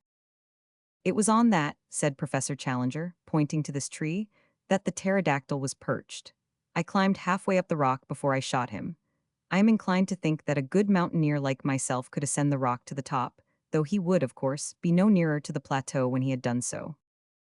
As Challenger spoke of his pterodactyl, I glanced at Professor Summerlee, and for the first time I seemed to see some signs of a dawning credulity and repentance. There was no sneer upon his thin lips, but, on the contrary, a gray, drawn look of excitement and amazement. Challenger saw it, too, and reveled in the first taste of victory. Of course, said he, with his clumsy and ponderous sarcasm, Professor Summerlee will understand that when I speak of a pterodactyl I mean a stork. Only it is the kind of stork which has no feathers, a leathery skin, membranous wings, and teeth in its jaws. He grinned and blinked and bowed until his colleague turned and walked away. In the morning, after a frugal breakfast of coffee and manioc, we had to be economical of our stores. We held a council of war as to the best method of ascending to the plateau above us. Challenger presided with a solemnity, as if he were the Lord Chief Justice on the bench. Picture him seated upon a rock, his absurd boyish straw hat tilted on the back of his head, his supercilious eyes dominating us from under his drooping lids, his great black beard wagging as he slowly defined our present situation and our future movements. Beneath him you might have seen the three of us. Myself, sunburnt, young, and vigorous after our open-air tramp. Summerlee, solemn but still critical behind his eternal pipe. Lord John, as keen as a razor edge, with his supple, alert figure leaning upon his rifle, and his eager eyes fixed eagerly upon the speaker.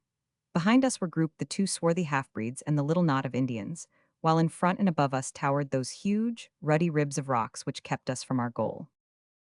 I need not say, said our leader, that on the occasion of my last visit I exhausted every means of climbing the cliff, and where I failed I do not think that anyone else is likely to succeed, for I am something of a mountaineer. I had none of the appliances of a rock climber with me, but I have taken the precaution to bring them now. With their aid I am positive I could climb that detached pinnacle to the summit, but so long as the main cliff overhangs, it is vain to attempt ascending that. I was hurried upon my last visit by the approach of the rainy season and by the exhaustion of my supplies.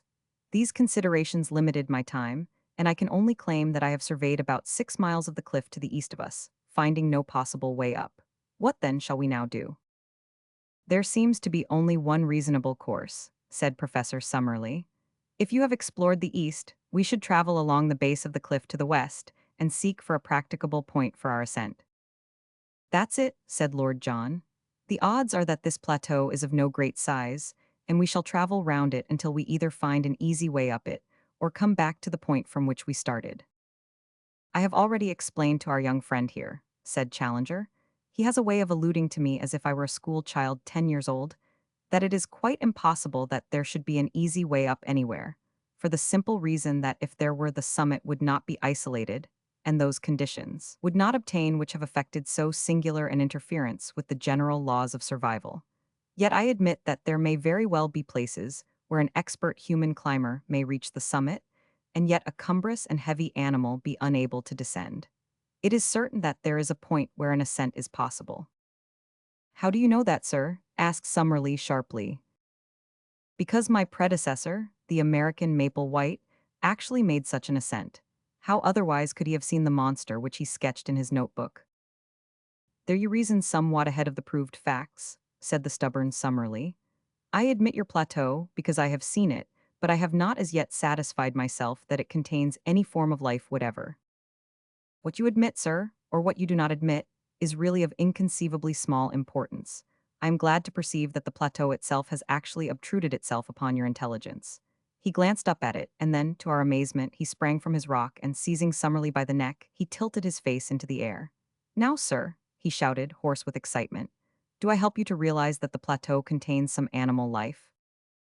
I have said that a thick fringe of green overhung the edge of the cliff. Out of this there had emerged a black, glistening object. As it came slowly forth and overhung the chasm, we saw that it was a very large snake with a peculiar flat spade-like head. It wavered and quivered above us for a minute, the morning sun gleaming upon its sleek, sinuous coils. Then it slowly drew inwards and disappeared. Summerlee had been so interested that he had stood unresisting, while Challenger tilted his head into the air. Now he shook his colleague off and came back to his dignity. I should be glad, Professor Challenger, said he, if you could see your way to make any remarks which may occur to you without seizing me by the chin. Even the appearance of a very ordinary rock python does not appear to justify such a liberty. But there is life upon the plateau all the same, his colleague replied in triumph. And now, having demonstrated this important conclusion so that it is clear to anyone, however prejudiced or obtuse, I am of opinion that we cannot do better than break up our camp and travel to westward until we find some means of ascent. The ground at the foot of the cliff was rocky and broken so that the going was slow and difficult. Suddenly we came, however, upon something which cheered our hearts. It was the site of an old encampment, with several empty Chicago meat tins, a bottle labeled brandy, a broken tin opener, and a quantity of other travelers' debris. A crumpled, disintegrated newspaper revealed itself as the Chicago Democrat, though the date had been obliterated. Not mine, said Challenger. It must be Maple White's. Lord John had been gazing curiously at a great tree fern which overshadowed the encampment. I say, look at this, said he. I believe it is meant for a signpost. A slip of hard wood had been nailed to the tree in such a way as to point to the westward. Most certainly a signpost, said Challenger. What else? Finding himself upon a dangerous errand, our pioneer has left this sign so that any party which follows him may know the way he has taken. Perhaps we shall come upon some other indications as we proceed.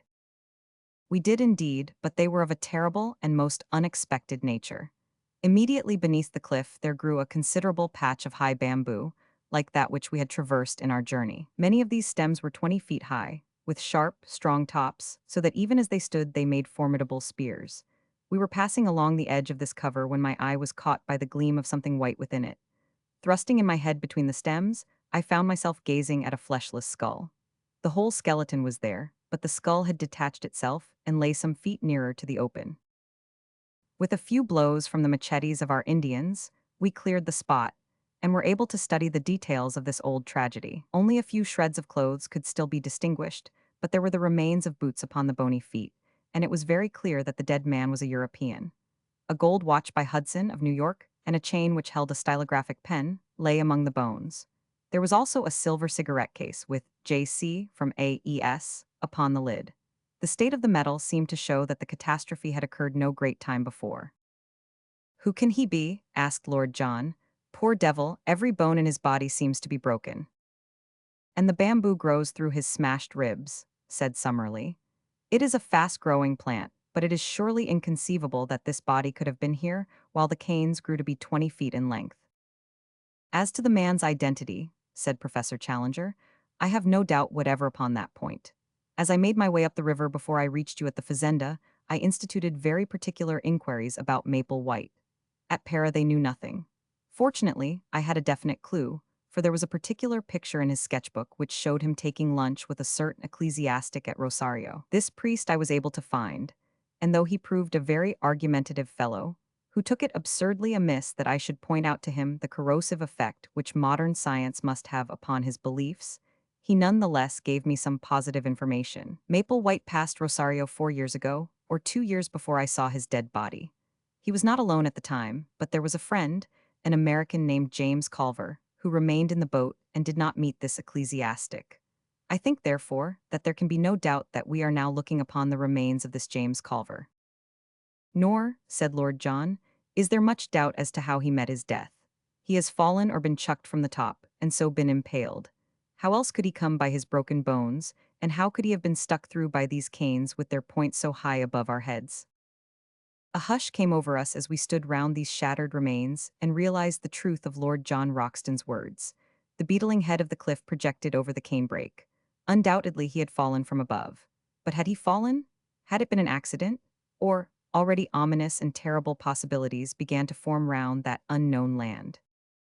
We moved off in silence, and continued to coast round the line of cliffs, which were as even and unbroken as some of those monstrous Antarctic ice fields which I have seen depicted as stretching from horizon to horizon and towering high above the mastheads of the exploring vessel. In 5 miles we saw no rift or break, and then suddenly we perceived something which filled us with new hope. In a hollow of the rock, protected from rain, there was drawn a rough arrow in chalk, pointing still to the westwards. Maple White again, said Professor Challenger. He had some presentiment that worthy footsteps would follow close behind him. He had chalk then. A box of colored chalks was among the effects I found in his knapsack. I remember that the white one was worn to a stump. That is certainly good evidence, said Summerlee. We can only accept his guidance and follow on to the westward. We had proceeded some 5 more miles when again we saw a white arrow upon the rocks. It was at a point where the face of the cliff was for the first time split into a narrow cleft. Inside the cleft was a second guidance mark, which pointed right up it with the tip somewhat elevated, as if the spot indicated were above the level of the ground. It was a solemn place, for the walls were so gigantic, and the slit of blue sky so narrow and so obscured by a double fringe of verdure, that only a dim and shadowy light penetrated to the bottom. We had had no food for many hours, and were very weary with the stony and irregular journey, but our nerves were too strung to allow us to halt. We ordered the camp to be pitched, however, and leaving the Indians to arrange it, we four, with the 2 half-breeds, proceeded up the narrow gorge. It was not more than 40 feet across at the mouth, but it rapidly closed until it ended in an acute angle, too straight and smooth for an ascent. Certainly it was not this which our pioneer had attempted to indicate. We made our way back. The whole gorge was not more than 1/4 of a mile deep, and then suddenly the quick eyes of Lord John fell upon what we were seeking. High up above our heads, amid the dark shadows, there was one circle of deeper gloom. Surely it could only be the opening of a cave. The base of the cliff was heaped with loose stones at the spot, and it was not difficult to clamber up.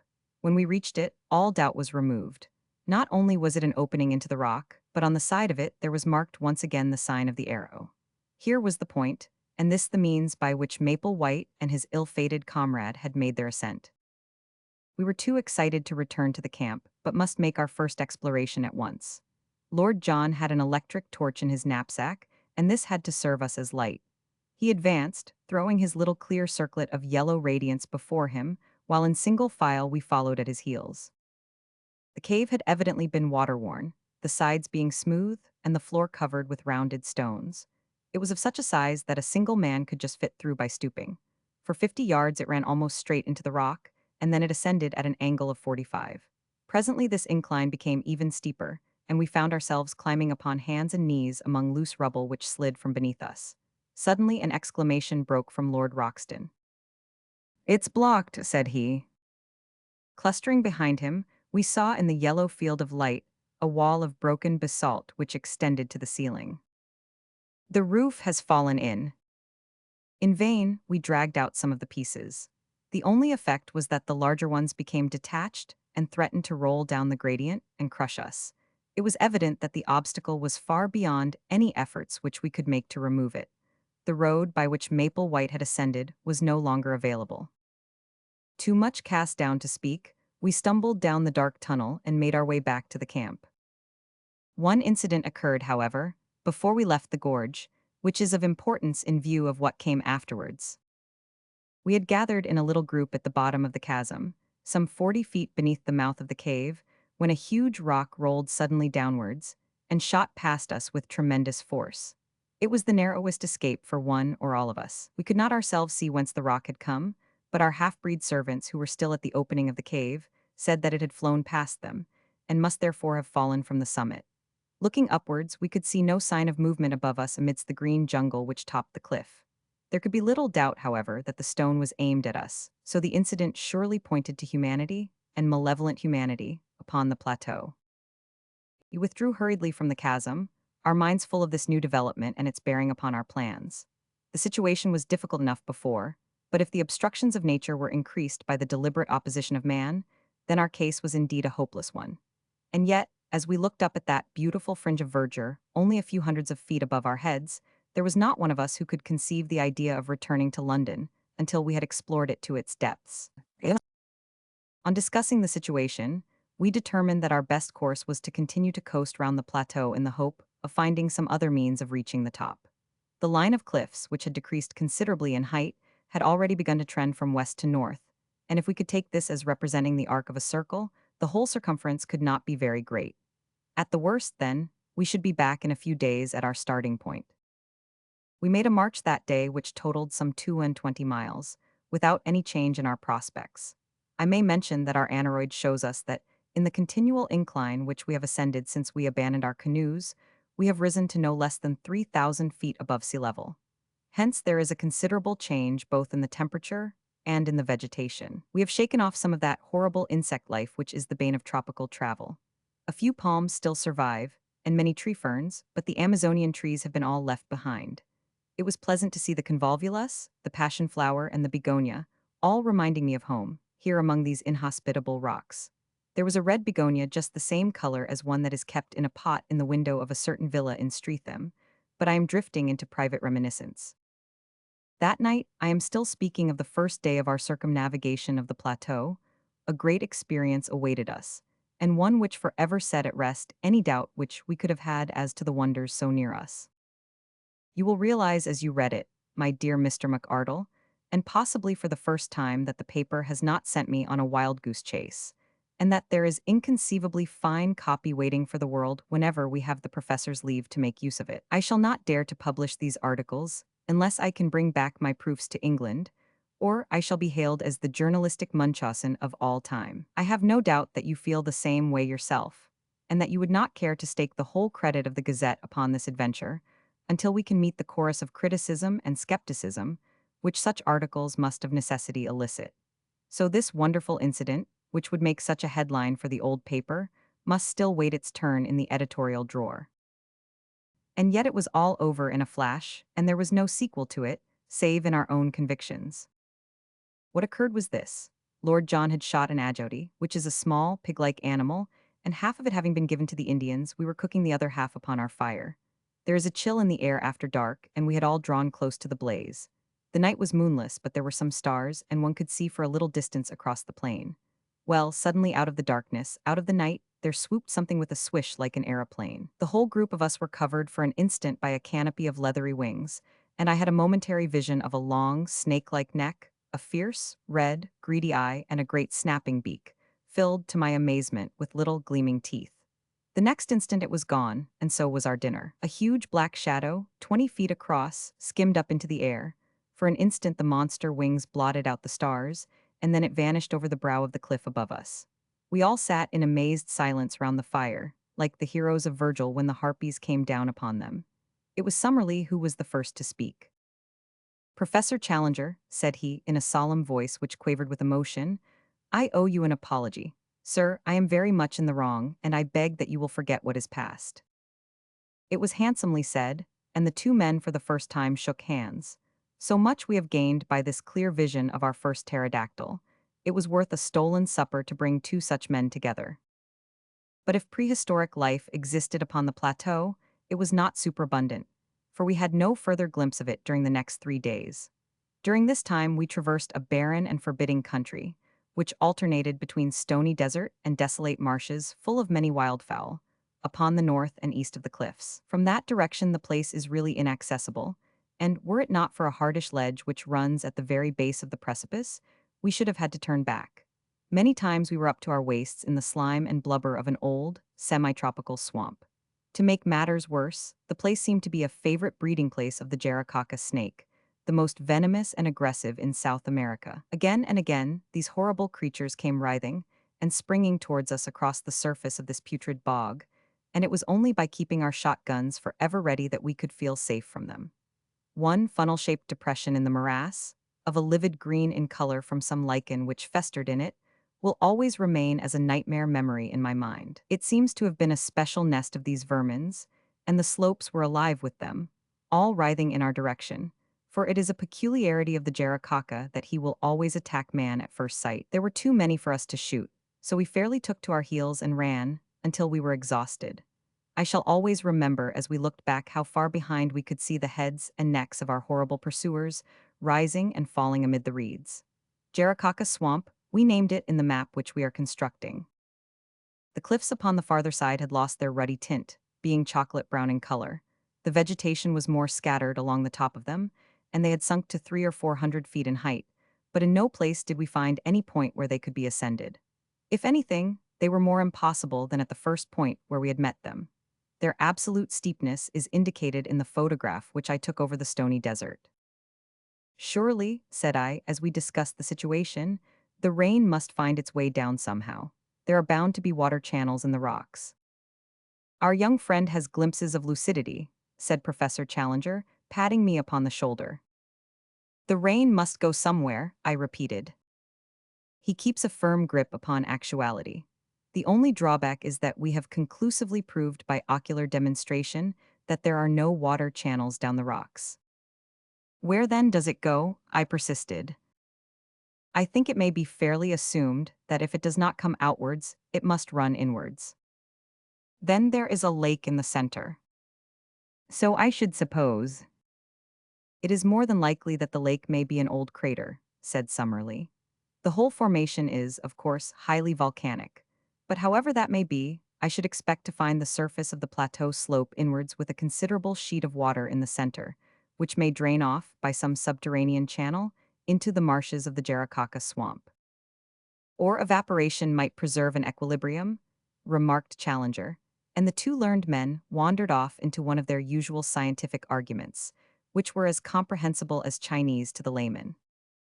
On the 6th day, we completed our first circuit of the cliffs and found ourselves back at the first camp, beside the isolated pinnacle of rock. We were a disconsolate party, for nothing could have been more minute than our investigation, and it was absolutely certain that there was no single point where the most active human being could possibly hope to scale the cliff. The place which Maple White's chalk marks had indicated as his own means of access was now entirely impassable. What were we to do now? Our stores of provisions, supplemented by our guns, were holding out well, but the day must come when they would need replenishment. In a couple of months the rains might be expected, and we should be washed out of our camp. The rock was harder than marble, and any attempt at cutting a path for so great a height was more than our time or resources would admit. No wonder that we looked gloomily at each other that night, and sought our blankets with hardly a word exchanged. I remember that as I dropped off to sleep my last recollection was that Challenger was squatting, like a monstrous bullfrog, by the fire, his huge head in his hands, sunk apparently in the deepest thought, and entirely oblivious to the good night which I wished him. But it was a very different Challenger who greeted us in the morning, a Challenger with contentment and self-congratulation shining from his whole person. He faced us as we assembled for breakfast with a deprecating false modesty in his eyes, as who should say, "I know that I deserve all that you can say, but I pray you to spare my blushes by not saying it." His beard bristled exultantly, his chest was thrown out, and his hand was thrust into the front of his jacket. So, in his fancy, may he see himself sometimes, gracing the vacant pedestal in Trafalgar Square, and adding one more to the horrors of the London streets. "Eureka!" he cried, his teeth shining through his beard. "Gentlemen, you may congratulate me and we may congratulate each other. The problem is solved." You have found a way up. I venture to think so. And where? For answer, he pointed to the spire-like pinnacle upon our right. Our faces, or mine, at least, fell as we surveyed it. That it could be climbed, we had our companion's assurance. But a horrible abyss lay between it and the plateau. We can never get across, I gasped. We can at least all reach the summit, said he. When we are up, I may be able to show you that the resources of an inventive mind are not yet exhausted. After breakfast, we unpacked the bundle in which our leader had brought his climbing accessories. From it, he took a coil of the strongest and lightest rope, 150 feet in length, with climbing irons, clamps, and other devices. Lord John was an experienced mountaineer, and Summerlee had done some rough climbing at various times, so that I was really the novice at rock work of the party. But my strength and activity may have made up for my want of experience. It was not in reality a very stiff task, though there were moments which made my hair bristle upon my head. The first half was perfectly easy, but from there upwards it became continually steeper until, for the last 50 feet, we were literally clinging with our fingers and toes to tiny ledges and crevices in the rock. I could not have accomplished it, nor could Summerlee, if Challenger had not gained the summit. It was extraordinary to see such activity in so unwieldy a creature, and there fixed the rope round the trunk of the considerable tree which grew there. With this as our support, we were soon able to scramble up the jagged wall until we found ourselves upon the small grassy platform, some 25 feet each way, which formed the summit. The first impression which I received when I had recovered my breath was of the extraordinary view over the country which we had traversed. The whole Brazilian plain seemed to lie beneath us, extending away and away, until it ended in dim blue mists upon the farthest skyline. In the foreground was the long slope, strewn with rocks and dotted with tree ferns. Farther off in the middle distance, looking over the Saddleback Hill, I could just see the yellow and green mass of bamboos through which we had passed. And then, gradually, the vegetation increased until it formed the huge forest which extended as far as the eyes could reach, and for a good 2,000 miles beyond. I was still drinking in this wonderful panorama when the heavy hand of the professor fell upon my shoulder. "This way, my young friend," said he. "Vestigia nulla retrorsum, never look rearwards but always to our glorious goal." The level of the plateau, when I turned, was exactly that on which we stood, and the green bank of bushes, with occasional trees, was so near that it was difficult to realize how inaccessible it remained. At a rough guess, the gulf was 40 feet across, but, so far as I could see, it might as well have been 40 miles. I placed one arm round the trunk of the tree and leaned over the abyss. Far down were the small, dark figures of our servants, looking up at us. The wall was absolutely precipitous, as was that which faced me. "This is indeed curious," said the creaking voice of Professor Summerlee. I turned and found that he was examining with great interest the tree to which I clung. That smooth bark and those small, ribbed leaves seemed familiar to my eyes. "Why," I cried, "it's a beech." "Exactly," said Summerlee, "a fellow countryman in a far land." "Not only a fellow countryman, my good sir," said Challenger, "but also, if I may be allowed to enlarge your simile, an ally of the first value. This beech tree will be our savior." "By George," cried Lord John, "a bridge." "Exactly, my friends, a bridge. It is not for nothing that I expended an hour last night in focusing my mind upon the situation. I have some recollection of once remarking to our young friend here that GEC is at his best when his back is to the wall. Last night you will admit that all our backs were to the wall. But where willpower and intellect go together, there is always a way out. A drawbridge had to be found which could be dropped across the abyss. Behold it."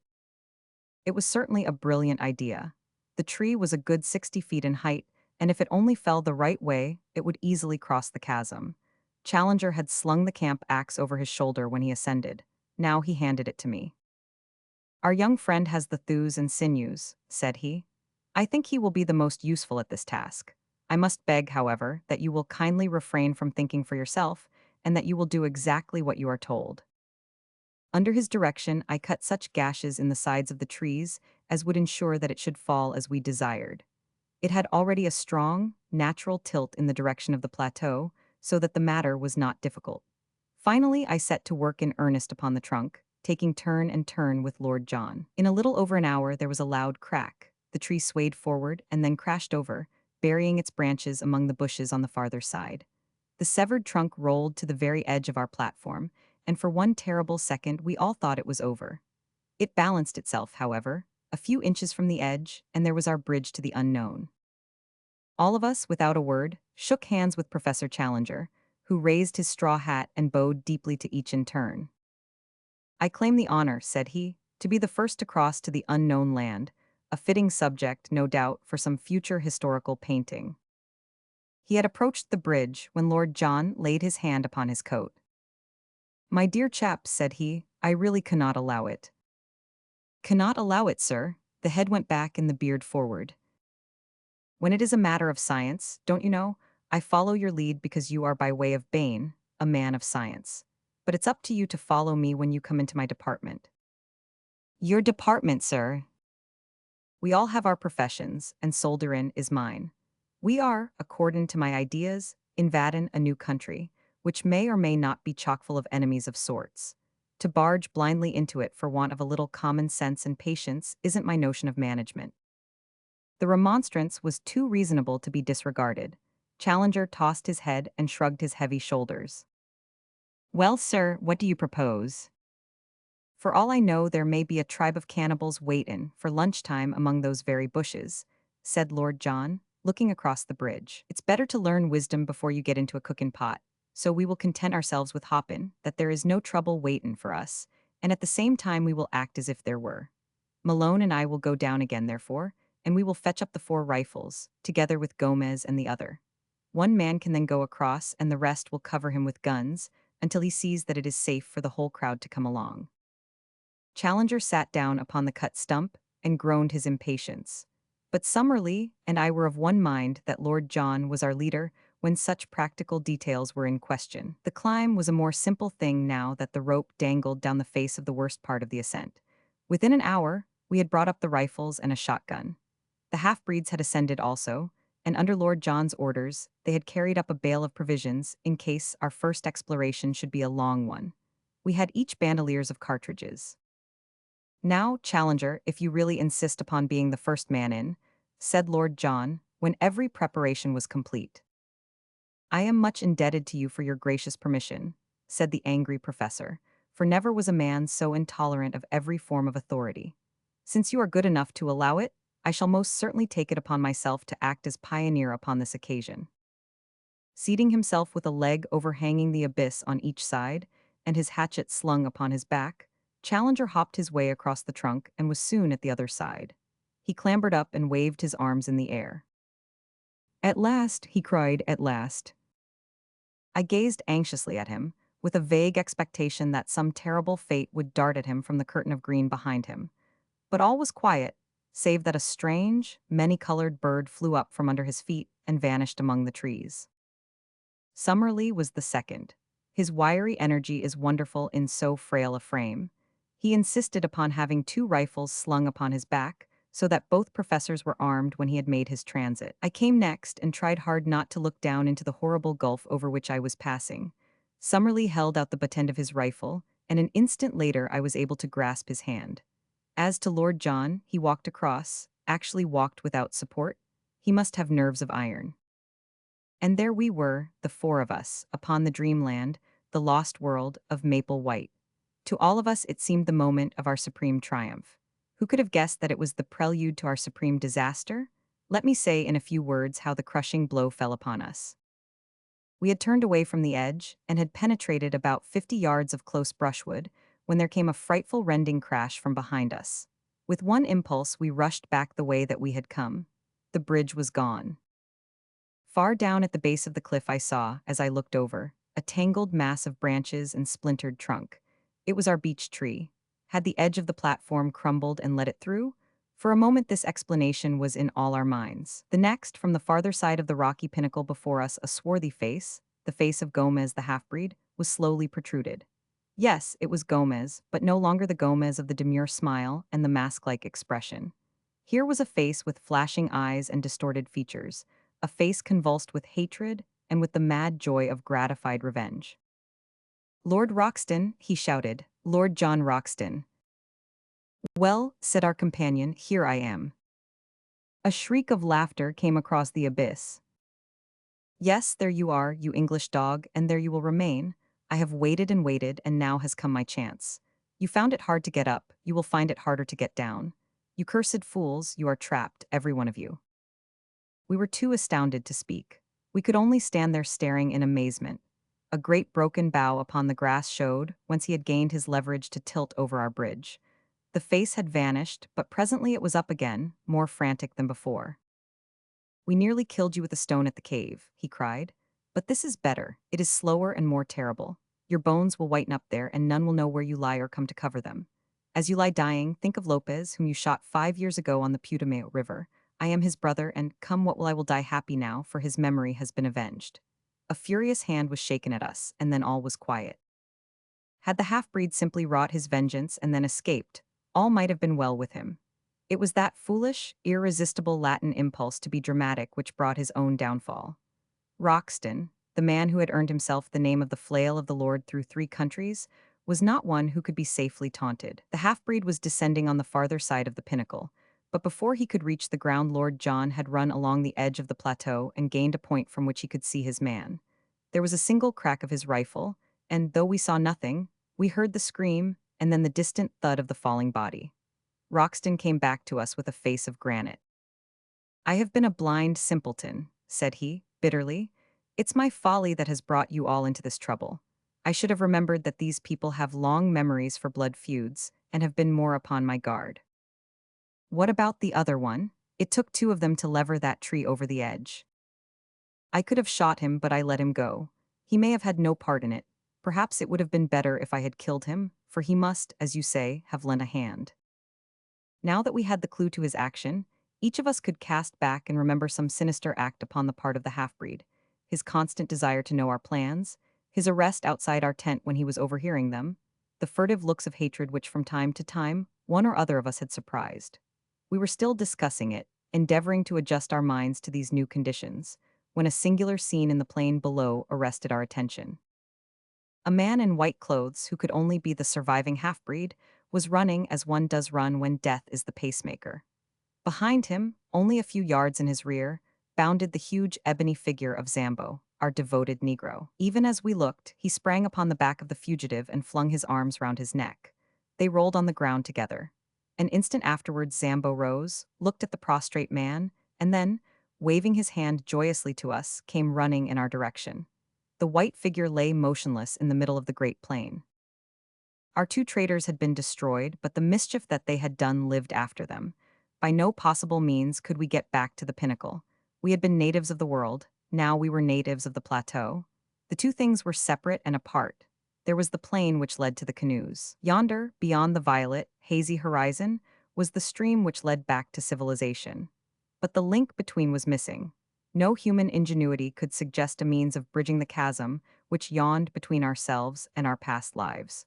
One instant had altered the whole conditions of our existence. It was at such a moment that I learned the stuff of which my 3 comrades were composed. They were grave, it is true, and thoughtful, but of an invincible serenity.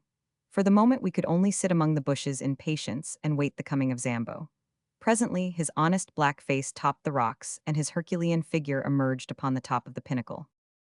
"What I do now," he cried, "you tell me and I do it." It was a question which it was easier to ask than to answer. One thing only was clear. He was our one trusty link with the outside world. On no account must he leave us. "No, no," he cried. "I not leave you. Whatever come, you always find me here, but no able to keep Indians. Already they say too much Curupuri live on this place and they go home. Now you leave them me no able to keep them." It was a fact that our Indians had shown in many ways of late that they were weary of their journey and anxious to return. We realized that Zambo spoke the truth, and that it would be impossible for him to keep them. "Make them wait till tomorrow, Zambo," I shouted, "then I can send letter back by them." "Very good, sar, I promise they wait till tomorrow," said the Negro, "but what I do for you now?" There was plenty for him to do, and admirably the faithful fellow did it. First of all, under our directions, he undid the rope from the tree stump and threw one end of it across to us. It was not thicker than a clothesline, but it was of great strength, and though we could not make a bridge of it, we might well find it invaluable if we had any climbing to do. He then fastened his end of the rope to the package of supplies which had been carried up, and we were able to drag it across. This gave us the means of life for at least a week, even if we found nothing else. Finally, he descended and carried up 2 other packets of mixed goods, a box of ammunition, and a number of other things, all of which we got across by throwing our rope to him and hauling it back.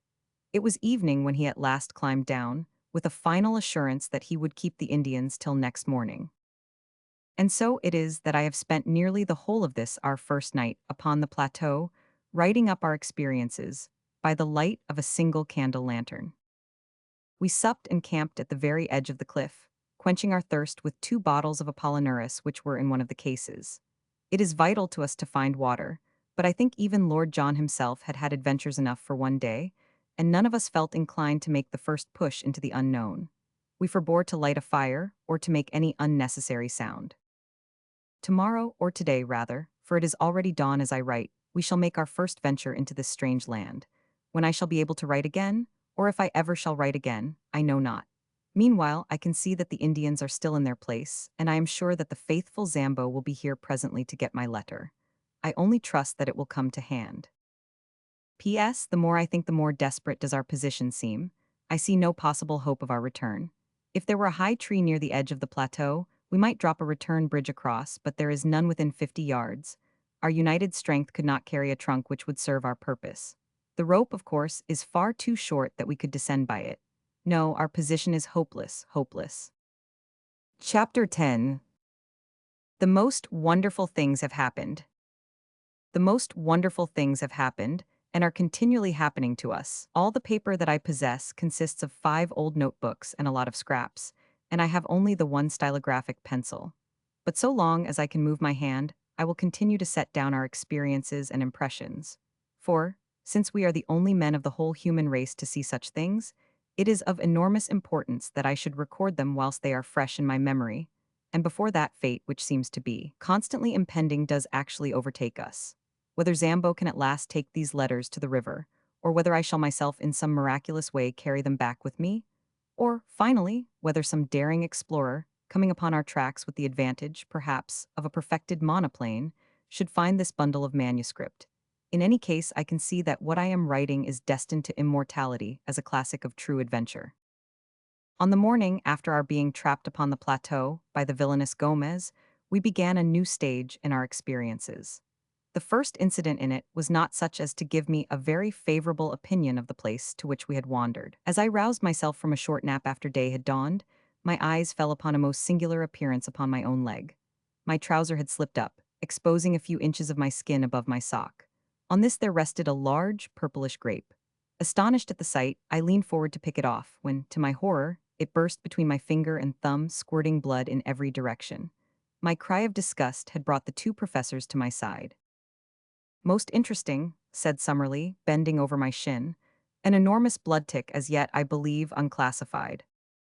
"The first fruits of our labors," said Challenger in his booming, pedantic fashion. "We cannot do less than call it Ixodes maloni. The very small inconvenience of being bitten, my young friend, cannot, I am sure, weigh with you as against the glorious privilege of having your name inscribed in the deathless roll of zoology. Unhappily you have crushed this fine specimen at the moment of satiation." "Filthy vermin," I cried. Professor Challenger raised his great eyebrows in protest and placed a soothing paw upon my shoulder. "You should cultivate the scientific eye and the detached scientific mind," said he. "To a man of philosophically temperament like myself, the blood tick, with its lancet-like proboscis and its distending stomach, is as beautiful a work of nature as the peacock, or, for that matter, the aurora borealis. It pains me to hear you speak of it in so unappreciative a fashion. No doubt, with due diligence, we can secure some other specimen." "There can be no doubt of that," said Summerlee, grimly, "for one has just disappeared behind your shirt collar." Challenger sprang into the air bellowing like a bull, and tore frantically at his coat and shirt to get them off. Summerlee and I laughed so that we could hardly help him. At last we exposed that monstrous torso, 54 inches by the tailor's tape. His body was all matted with black hair, out of which jungle we picked the wandering tick before it had bitten him. But the bushes round were full of the horrible pests, and it was clear that we must shift our camp. But first of all, it was necessary to make our arrangements with the faithful Negro, who appeared presently on the pinnacle with a number of tins of cocoa and biscuits, which he tossed over to us. Of the stores which remained below, He was ordered to retain as much as would keep him for 2 months. The Indians were to have the remainder as a reward for their services and as payment for taking our letters back to the Amazon. Some hours later, we saw them in single file far out upon the plain, each with a bundle on his head, making their way back along the path we had come. Zambo occupied our little tent at the base of the pinnacle, and there he remained, our one link with the world below. And now we had to decide upon our immediate movements. We shifted our position from among the tick-laden bushes until we came to a small clearing thickly surrounded by trees upon all sides. There were some flat slabs of rock in the center, with an excellent well close by, and there we sat in cleanly comfort while we made our first plans for the invasion of this new country. Birds were calling among the foliage, especially one with a peculiar whooping cry which was new to us, but beyond these sounds there were no signs of life. Our first care was to make some sort of list of our own stores, so that we might know what we had to rely upon. What with the things we had ourselves brought up and those which Zambo had sent across on the rope, we were fairly well supplied. Most important of all, in view of the dangers which might surround us, we had our 4 rifles and 1,300 rounds, also a shotgun, but not more than 150 medium pellet cartridges. In the matter of provisions, we had enough to last for several weeks, with a sufficiency of tobacco and a few scientific implements, including a large telescope and a good field glass. All these things we collected together in the clearing, and as a first precaution, we cut down with our hatchet and knives a number of thorny bushes, which we piled round in a circle some 15 yards in diameter. This was to be our headquarters for the time, our place of refuge against sudden danger, and the guardhouse for our stores. Fort Challenger, we called it. It was midday before we had made ourselves secure, but the heat was not oppressive, and the general character of the plateau, both in its temperature and in its vegetation, was almost temperate. The beech, the oak, and even the birch were to be found among the tangle of trees which girt us in. One huge ginkgo tree, topping all the others, shot its great limbs and maidenhair foliage over the fort which we had constructed. In its shade we continued our discussion, while Lord John, who had quickly taken command in the hour of action, gave us his views. "So long as neither man nor beast has seen or heard us, we are safe," said he. "From the time they know we are here our troubles begin. There are no signs that they have found us out as yet. So our game surely is to lie low for a time and spy out the land. We want to have a good look at our neighbors before we get on visitin' terms." "But we must advance," I ventured to remark. "By all means, Sonny my boy, we will advance. But with common sense, we must never go so far that we can't get back to our base. Above all, we must never, unless it is life or death, fire off our guns."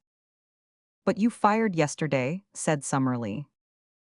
"Well, it couldn't be helped. However, the wind was strong and blew outwards. It is not likely that the sound could have traveled far into the plateau. By the way, what shall we call this place? I suppose it is up to us to give it a name."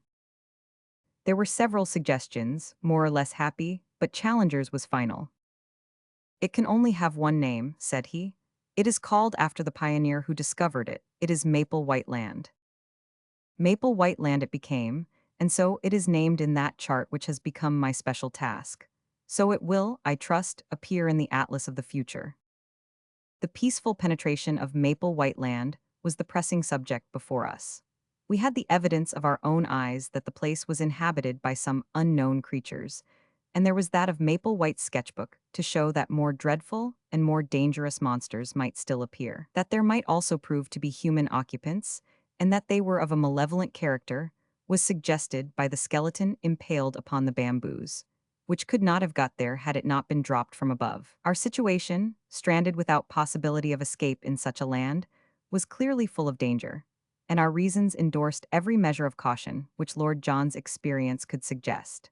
Yet it was surely impossible that we should halt on the edge of this world of mystery, when our very souls were tingling with impatience to push forward and to pluck the heart from it. We therefore blocked the entrance to our zerba by filling it up with several thorny bushes, and left our camp with the stores entirely surrounded by this protecting hedge. We then slowly and cautiously set forth into the unknown, following the course of the little stream which flowed from our spring, as it should always serve us as a guide on our return. Hardly had we started when we came across signs that there were indeed wonders awaiting us. After a few hundred yards of thick forest, containing many trees which were quite unknown to me, but which Summerlee, who was the botanist of the party, recognized as forms of conifera and of cycadaceous plants which have long passed away in the world below, we entered a region where the stream widened out and formed a considerable bog. High reeds of a peculiar type grew thickly before us, which were pronounced to be equisitacea, or mare's tails, with tree ferns scattered amongst them, all of them swaying in a brisk wind. Suddenly Lord John, who was walking first, halted with uplifted hand. "Look at this," said he. "By George, this must be the trail of the father of all birds." An enormous three-toed track was imprinted in the soft mud before us. The creature, whatever it was, had crossed the swamp and had passed on into the forest. We all stopped to examine that monstrous spoor. If it were indeed a bird, and what animal could leave such a mark? Its foot was so much larger than an ostrich's that its height upon the same scale must be enormous. Lord John looked eagerly round him and slipped 2 cartridges into his elephant gun. "I'll stake my good name as a shikaree," said he, "that the track is a fresh one. The creature has not passed 10 minutes. Look how the water is still oozing into that deeper print. By Jove, see, here is the mark of a little one." Sure enough, smaller tracks of the same general form were running parallel to the large ones. "But what do you make of this?" cried Professor Summerlee, triumphantly, pointing to what looked like the huge print of a 5-fingered human hand appearing among the 3-toed marks. "Wealden," cried Challenger in an ecstasy. "I've seen them in the Wealden clay. It is a creature walking erect upon 3-toed feet and occasionally putting one of its 5-fingered forepaws upon the ground. Not a bird, my dear Roxton, not a bird." "A beast." "No, a reptile, a dinosaur. Nothing else could have left such a track. They puzzled a worthy Sussex doctor some 90 years ago, but who in the world could have hoped to have seen a sight like that?" His words died away into a whisper, and we all stood in motionless amazement. Following the tracks, we had left the morass and passed through a screen of brushwood and trees. Beyond was an open glade, and in this were 5 of the most extraordinary creatures that I have ever seen. Crouching down among the bushes, we observed them at our leisure. There were, as I say, 5 of them, 2 being adults and 3 young ones. In size they were enormous. Even the babies were as big as elephants, while the 2 large ones were far beyond all creatures I have ever seen. They had slate-colored skin, which was scaled like a lizard's and shimmered where the sun shone upon it. All 5 were sitting up, balancing themselves upon their broad, powerful tails and their huge 3-toed hind feet, while with their small 5-fingered front feet, they pulled down the branches upon which they browsed. I do not know that I can bring their appearance home to you better than by saying that they looked like monstrous kangaroos, 20 feet in length, and with skins like black crocodiles. I do not know how long we stayed motionless gazing at this marvelous spectacle. A strong wind blew towards us, and we were well concealed, so there was no chance of discovery. From time to time, the little ones played round their parents in unwieldy gambols, the great beasts bounding into the air and falling with dull thuds upon the earth.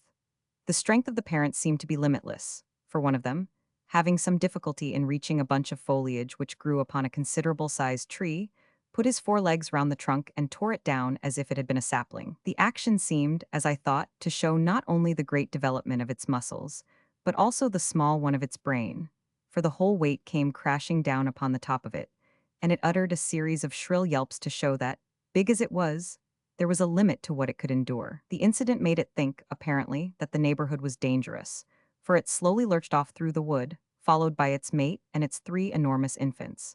We saw the shimmering slaty gleam of their skins between the tree trunks and their heads undulating high above the brushwood. Then they vanished from our sight. I looked at my comrades. Lord John was standing at gaze with his finger on the trigger of his elephant gun, his eager hunter's soul shining from his fierce eyes. What would he not give for one such head to place between the 2 crossed oars above the mantelpiece in his snuggery at the Albany? And yet his reason held him in, for all our exploration of the wonders of this unknown land depended upon our presence being concealed from its inhabitants. The 2 professors were in silent ecstasy.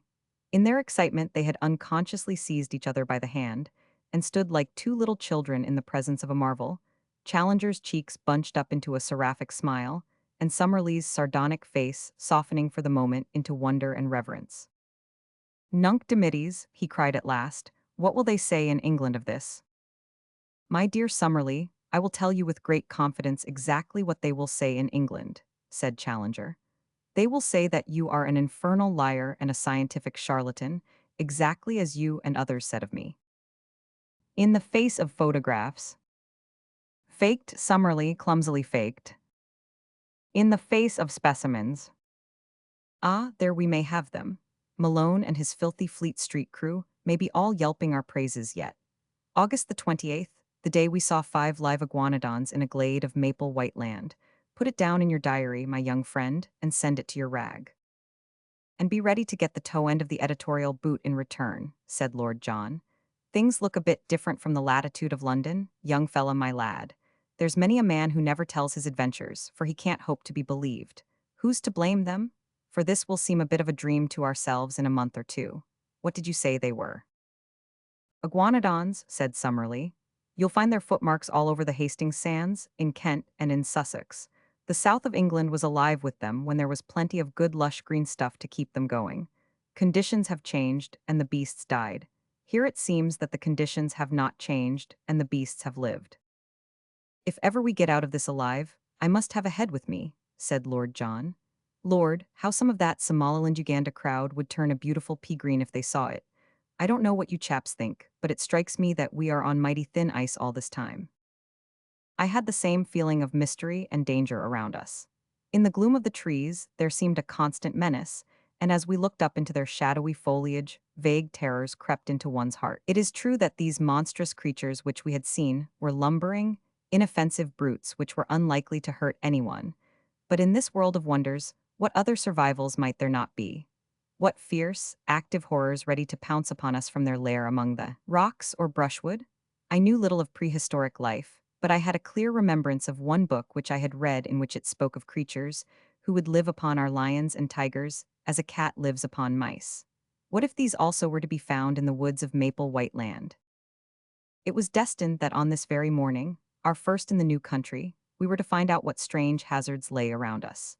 It was a loathsome adventure, and one of which I hate to think.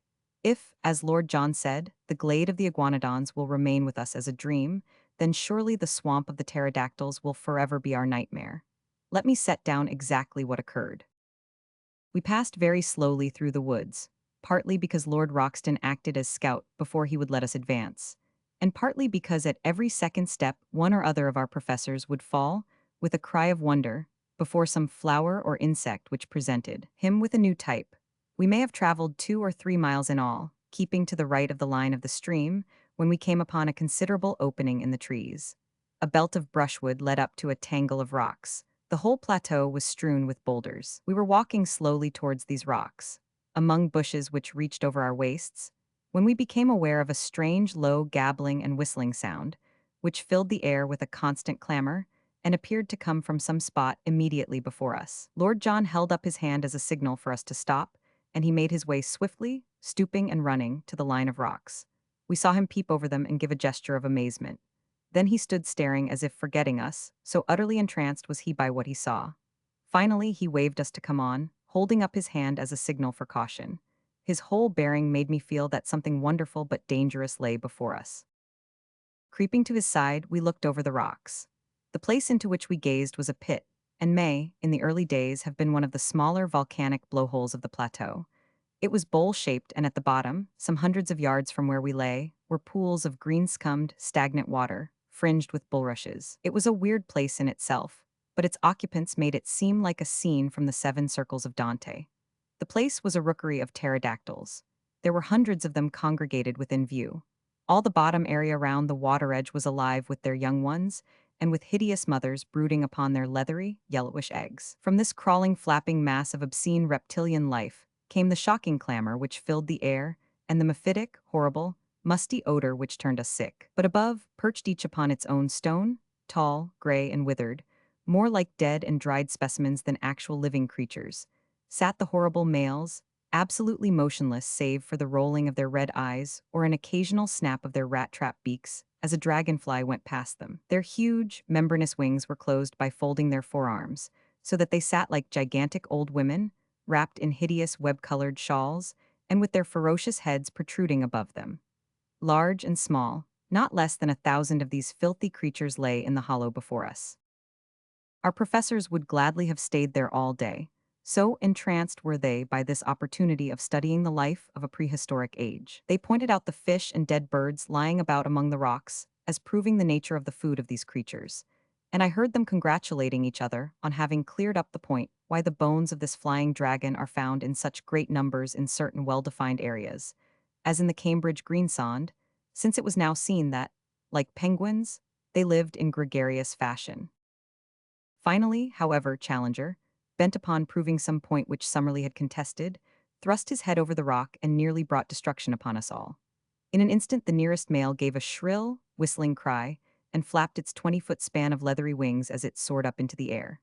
The females and young ones huddled together beside the water, while the whole circle of sentinels rose one after the other and sailed off into the sky. It was a wonderful sight to see at least 100 creatures of such enormous size and hideous appearance, all swooping like swallows with swift, shearing wing strokes above us.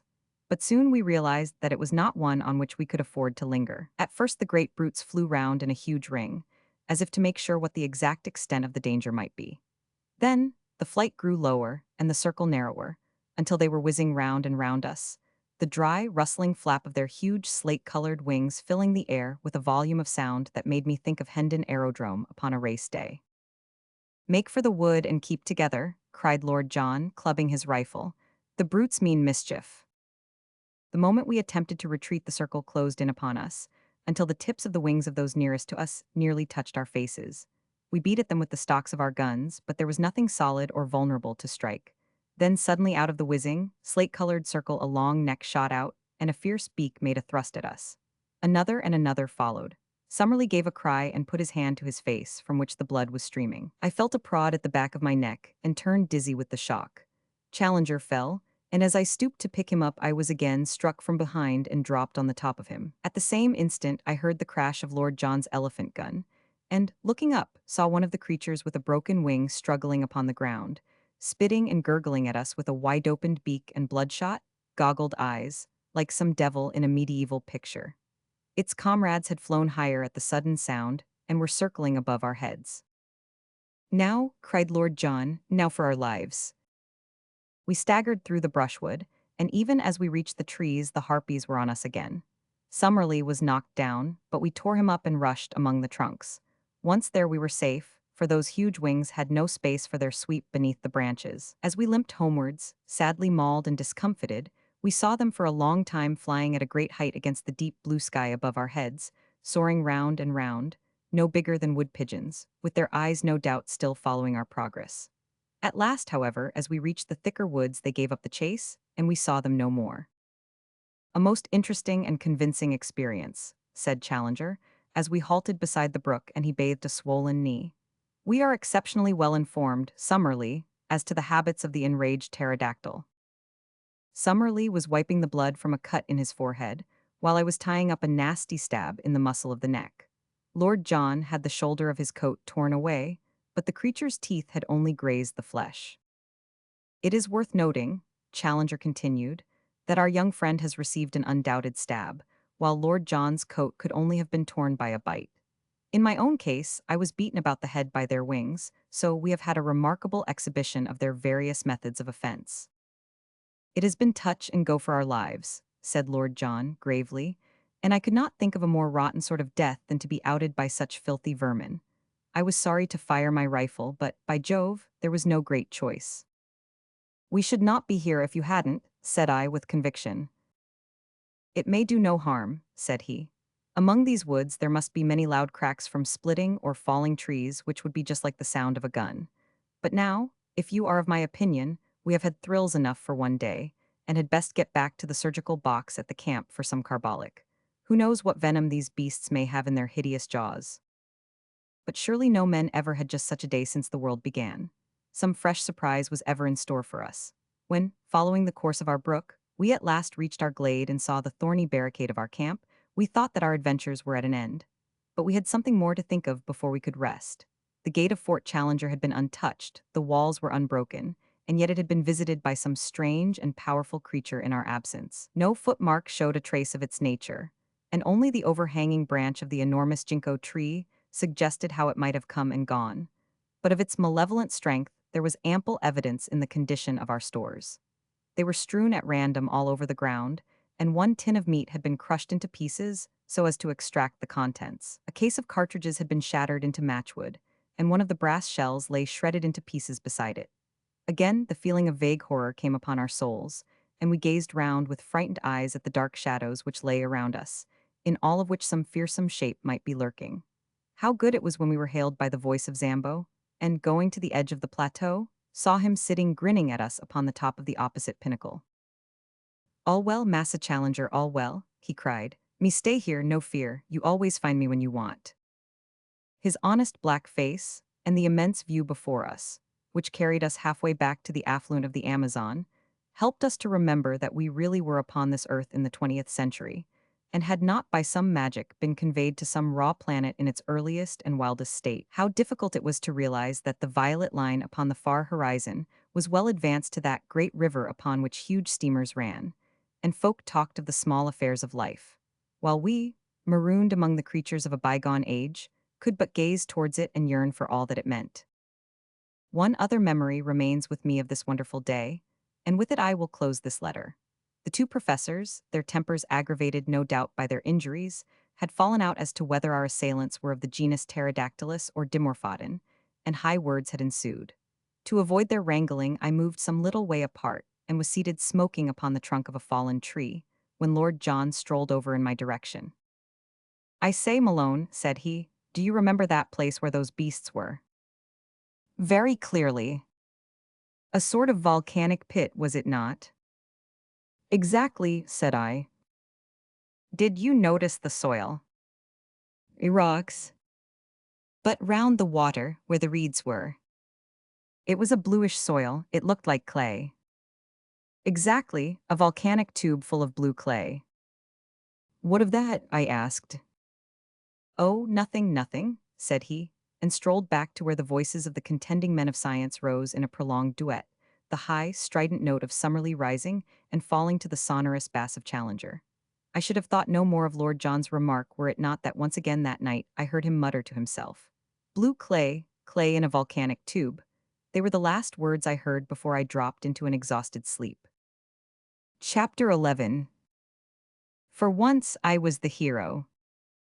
Lord John Roxton was right when he thought that some specially toxic quality might lie in the bite of the horrible creatures which had attacked us.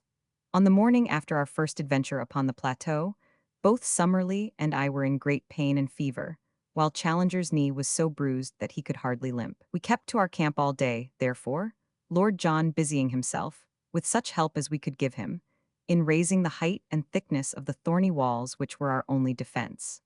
I remember that during the whole long day I was haunted by the feeling that we were closely observed, though by whom or whence I could give no guess. So strong was the impression that I told Professor Challenger of it, who put it down to the cerebral excitement caused by my fever. Again and again I glanced round swiftly, with the conviction that I was about to see something, but only to meet the dark tangle of our hedge, or the solemn and cavernous gloom of the great trees which arched above our heads. And yet the feeling grew ever stronger in my own mind that something observant and something malevolent was at our very elbow.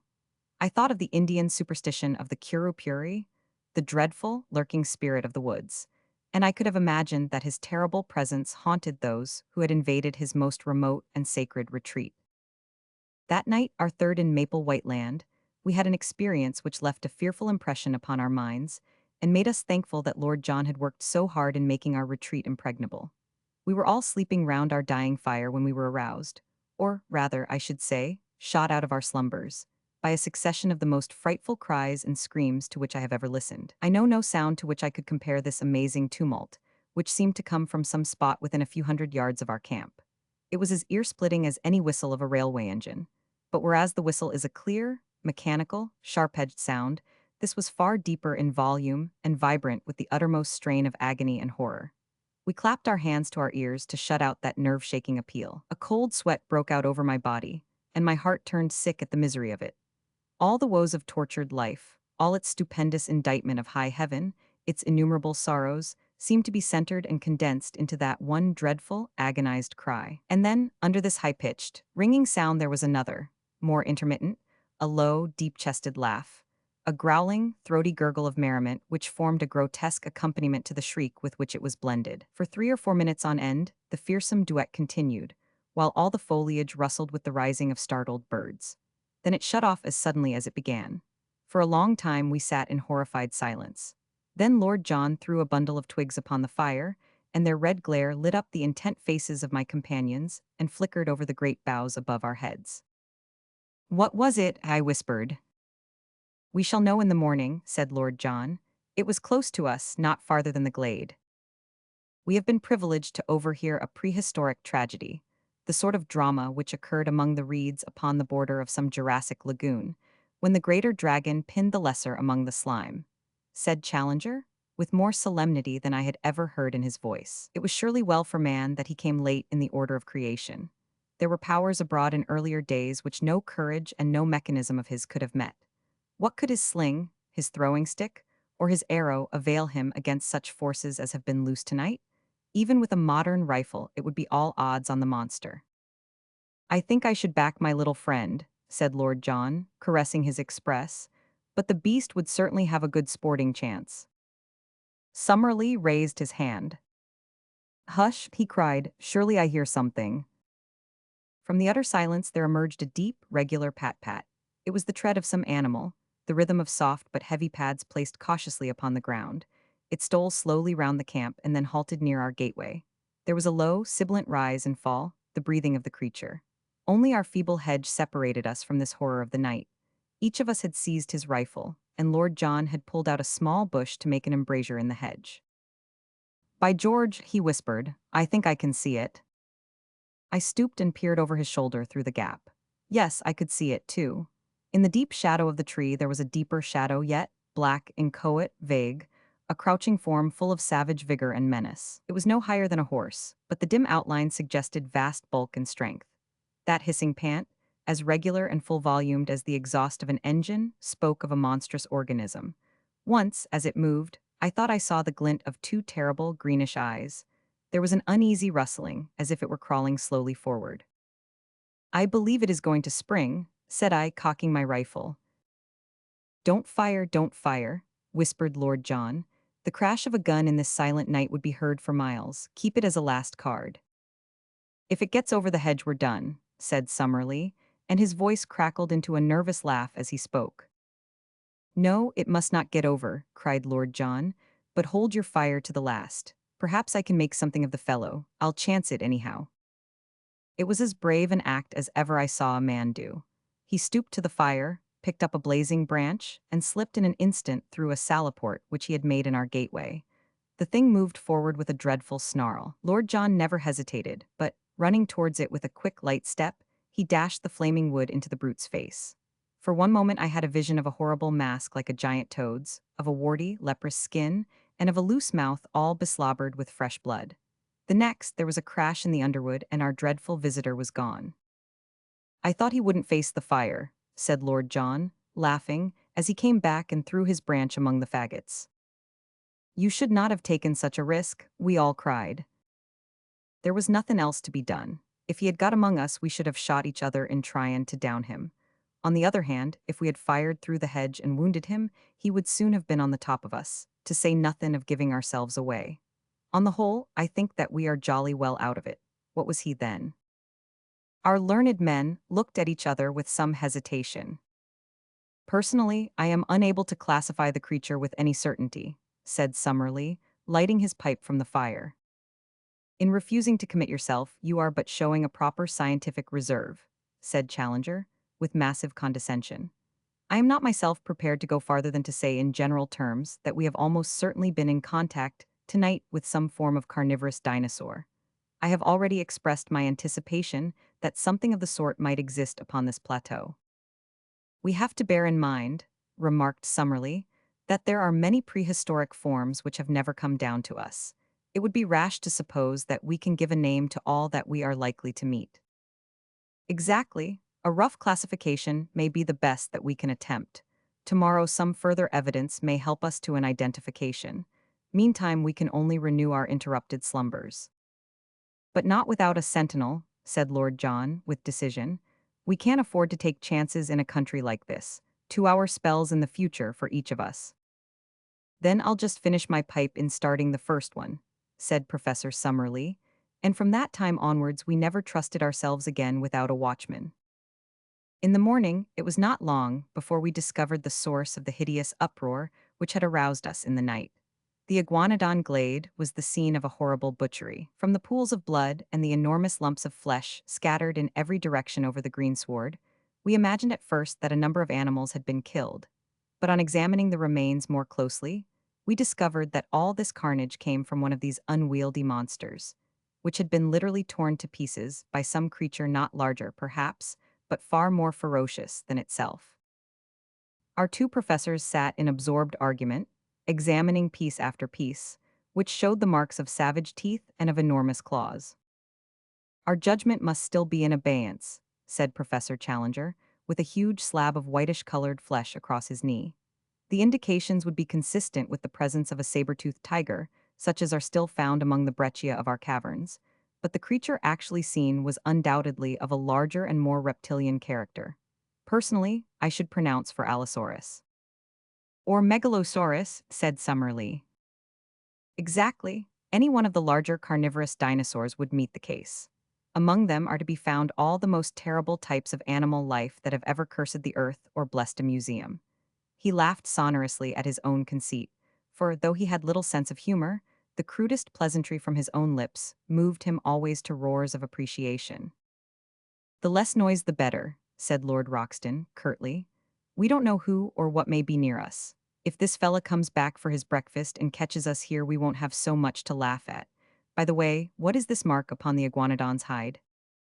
On the dull, scaly, slate-colored skin somewhere above the shoulder, there was a singular black circle of some substance which looked like asphalt. None of us could suggest what it meant, though Summerlee was of opinion that he had seen something similar upon one of the young ones 2 days before. Challenger said nothing, but looked pompous and puffy, as if he could if he would, so that finally Lord John asked his opinion direct.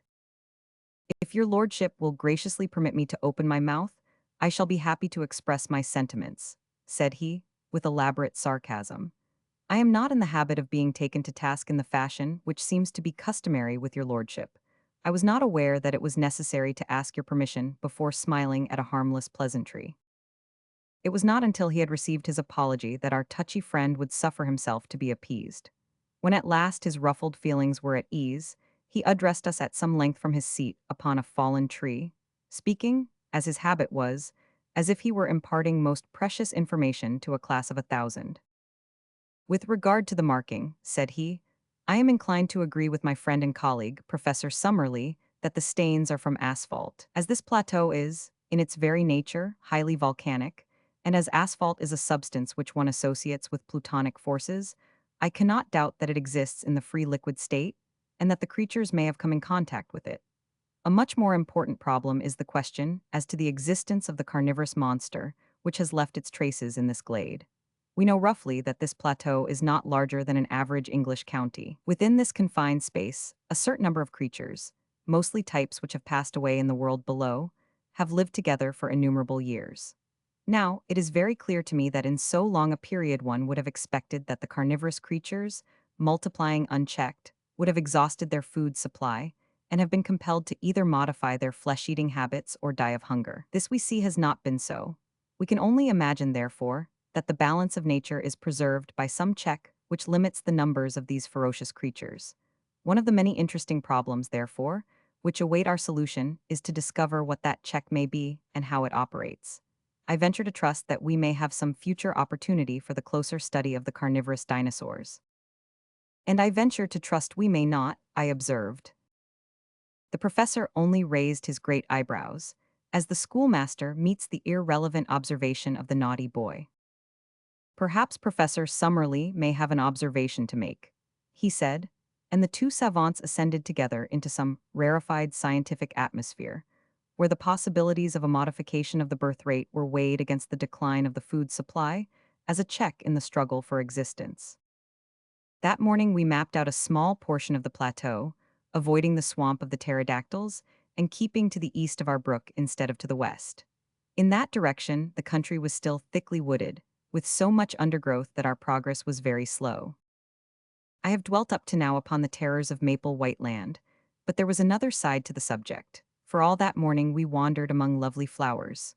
Mostly, as I observed, white or yellow in color, these being, as our professors explained, the primitive flower shades. In many places the ground was absolutely covered with them, and as we walked ankle-deep on that wonderful yielding carpet, the scent was almost intoxicating in its sweetness and intensity. The homely English bee buzzed everywhere around us. Many of the trees under which we passed had their branches bowed down with fruit, some of which were of familiar sorts, while other varieties were new. By observing which of them were pecked by the birds, we avoided all danger of poison and added a delicious variety to our food reserve. In the jungle which we traversed were numerous hard-trodden paths made by the wild beasts, and in the more marshy places we saw a profusion of strange footmarks, including many of the iguanodon. Once in a grove, we observed several of these great creatures grazing, and Lord John, with his glass, was able to report that they also were spotted with asphalt, though in a different place to the one which we had examined in the morning. What this phenomenon meant we could not imagine. We saw many small animals, such as porcupines, a scaly anteater and a wild pig, piebald in color and with long curved tusks. Once, through a break in the trees, we saw a clear shoulder of green hill some distance away, and across this, a large dun-colored animal was traveling at a considerable pace. It passed so swiftly that we were unable to say what it was. But if it were a deer, as was claimed by Lord John, it must have been as large as those monstrous Irish elk which are still dug up from time to time in the bogs of my native land. Ever since the mysterious visit which had been paid to our camp, we always returned to it with some misgivings. However, on this occasion we found everything in order. That evening we had a grand discussion upon our present situation and future plans, which I must describe at some length, as it led to a new departure by which we were enabled to gain a more complete knowledge of Maple White Land than might have come in many weeks of exploring. It was Summerlee who opened the debate. All day he had been querulous in manner, and now some remark of Lord John's as to what we should do on the morrow brought all his bitterness to a head. "What we ought to be doing today, tomorrow, and all the time," said he, "is finding some way out of the trap into which we have fallen. You are all turning your brains towards getting into this country. I say that we should be scheming how to get out of it." "I am surprised, sir," boomed Challenger, stroking his majestic beard, "that any man of science should commit himself to so ignoble a sentiment. You are in a land which offers such an inducement to the ambitious naturalist as none ever has since the world began, and you suggest leaving it before we have acquired more than the most superficial knowledge of it or of its contents. I expected better things of you, Professor Summerlee."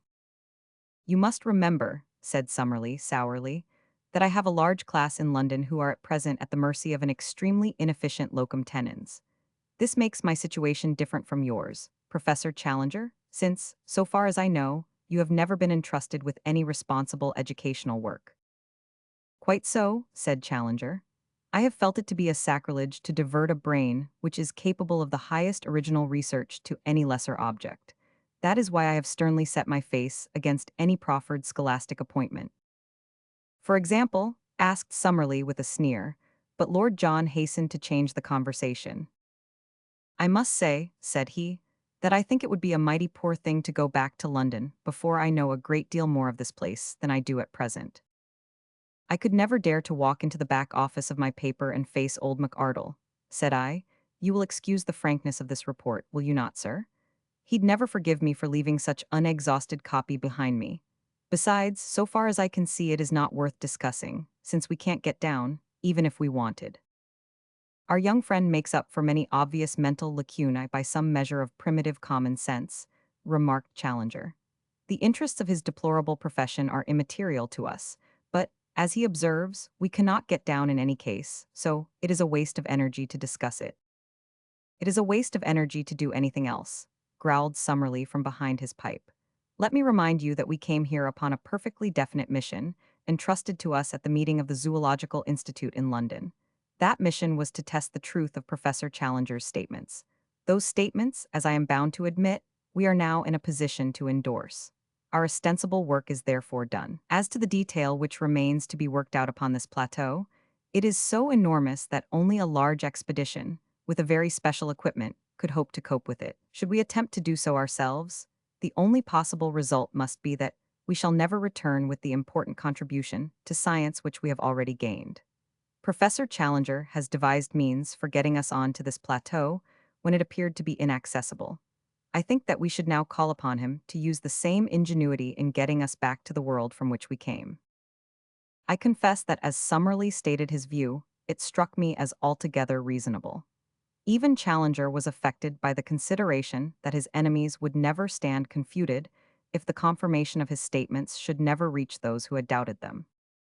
The problem of the descent is at first sight a formidable one, said he, and yet I cannot doubt that the intellect can solve it. I am prepared to agree with our colleague that a protracted stay in Maple White Land is at present inadvisable, and that the question of our return will soon have to be faced. I absolutely refuse to leave, however, until we have made at least a superficial examination of this country and are able to take back with us something in the nature of a chart. Professor Summerlee gave a snort of impatience. We have spent 2 long days in exploration, said he, and we are no wiser as to the actual geography of the place than when we started.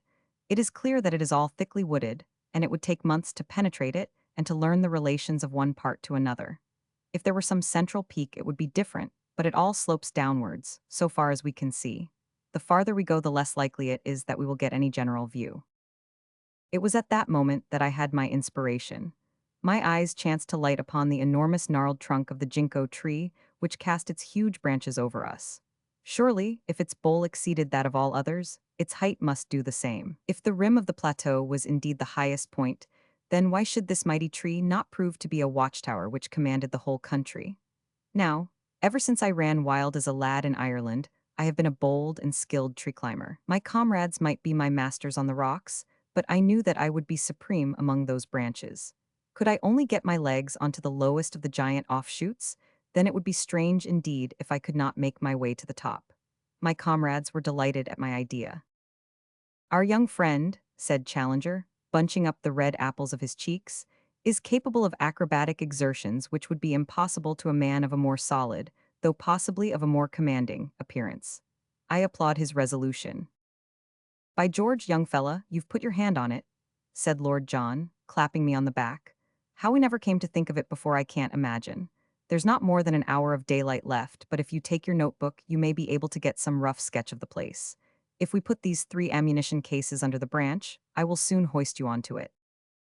He stood on the boxes while I faced the trunk, and was gently raising me when Challenger sprang forward and gave me such a thrust with his huge hand that he fairly shot me into the tree.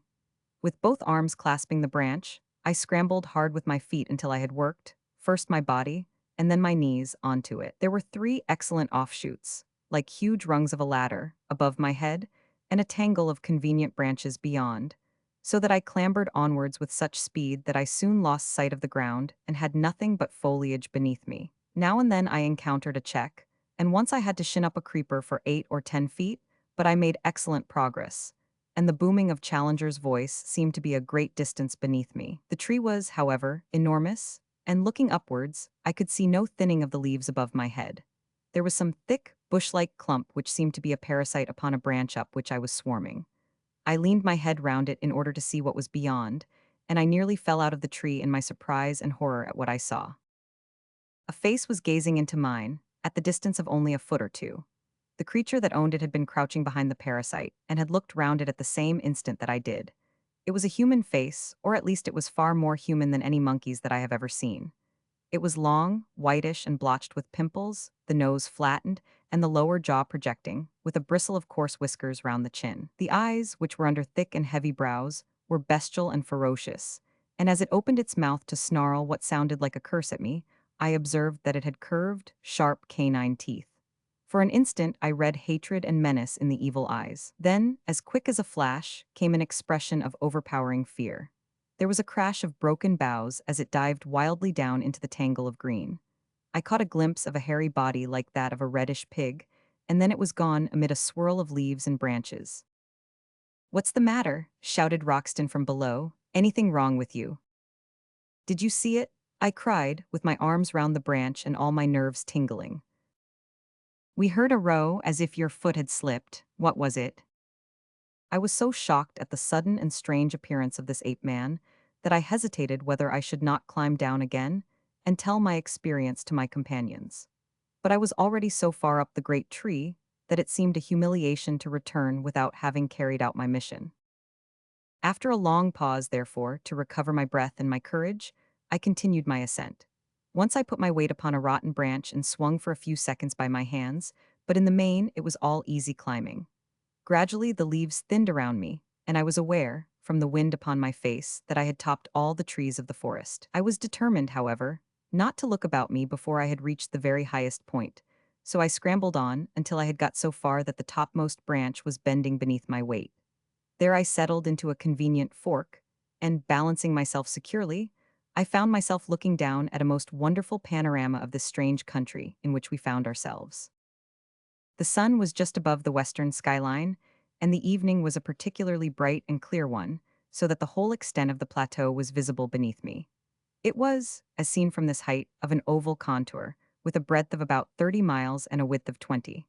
Its general shape was that of a shallow funnel, all the sides sloping down to a considerable lake in the center. This lake may have been 10 miles in circumference, and lay very green and beautiful in the evening light, with a thick fringe of reeds at its edges, and with its surface broken by several yellow sandbanks, which gleamed golden in the mellow sunshine.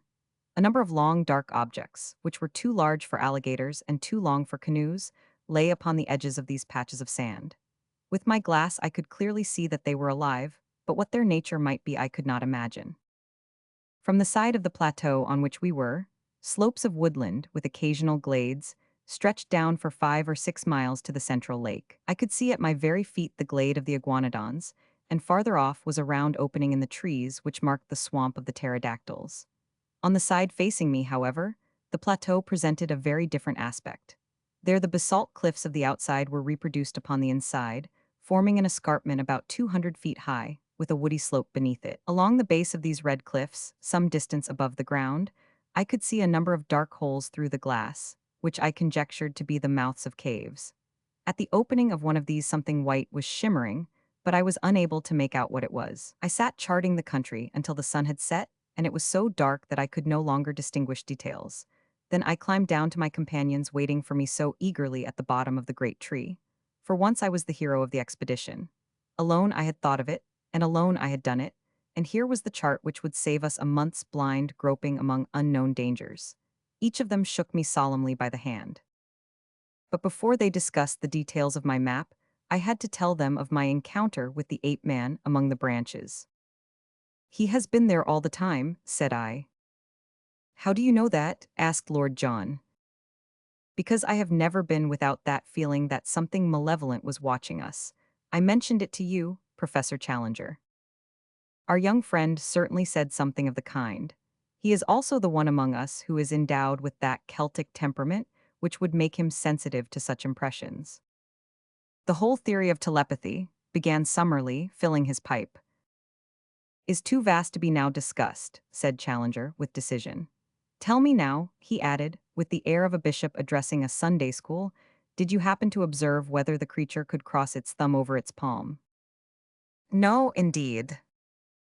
"Had it a tail?" "No." "Was the foot prehensile?" "I do not think it could have made off so fast among the branches if it could not get a grip with its feet. In South America there are, if my memory serves me, you will check the observation, Professor Summerlee, some 36 species of monkeys, but the anthropoid ape is unknown. It is clear, however, that he exists in this country, and that he is not the hairy, gorilla-like variety, which is never seen out of Africa or the East. I was inclined to interpolate, as I looked at him, that I had seen his first cousin in Kensington. This is a whiskered and colorless type, the latter characteristic pointing to the fact that he spends his days in arboreal seclusion. The question which we have to face is whether he approaches more closely to the ape or the man. In the latter case, he may well approximate to what the vulgar have called the missing link. The solution of this problem is our immediate duty." "It is nothing of the sort," said Summerlee abruptly. "Now that, through the intelligence and activity of Mr. Malone, I cannot help quoting the words, we have got our chart, our one and only immediate duty is to get ourselves safe and sound out of this awful place." "The flesh pots of civilization," groaned Challenger. "The ink pots of civilization, sir. It is our task to put on record what we have seen, and to leave the further exploration to others. You all agreed as much before Mr. Malone got us the chart."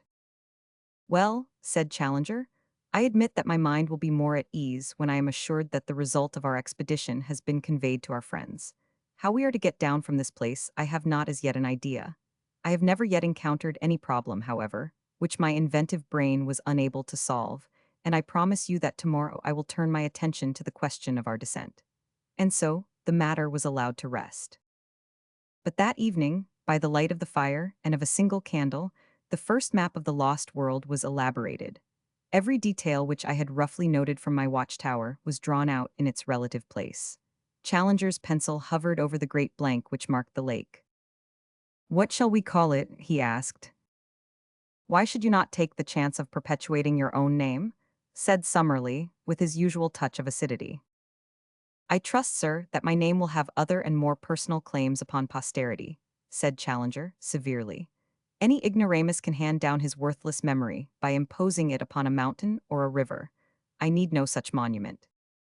Summerlee, with a twisted smile, was about to make some fresh assault when Lord John hastened to intervene. "It's up to you, young fella, to name the lake," said he. "You saw it first, and by George, if you choose to put Lake Malone on it, no one has a better right."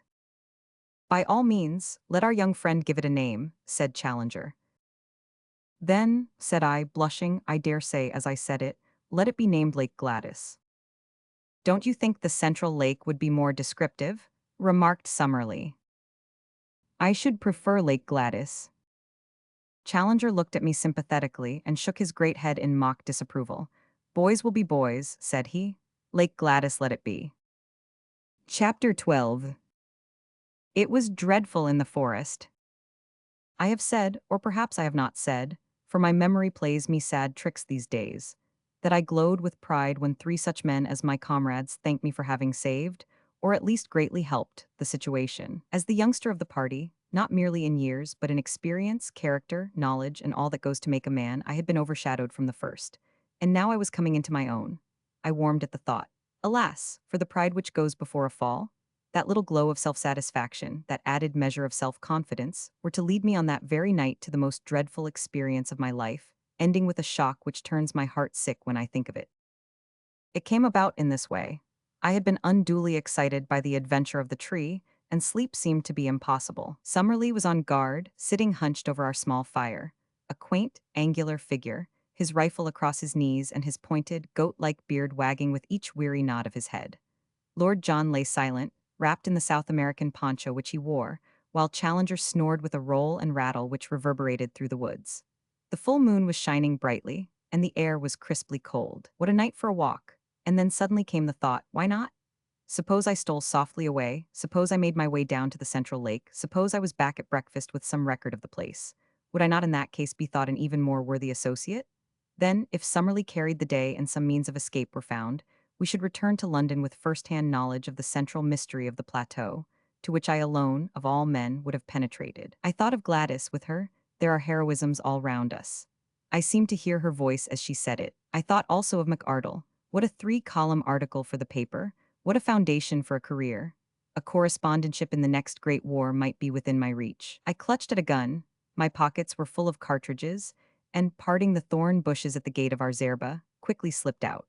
My last glance showed me the unconscious Summerlee, most futile of sentinels, still nodding away like a queer mechanical toy in front of the smoldering fire. I had not gone 100 yards before I deeply repented my rashness.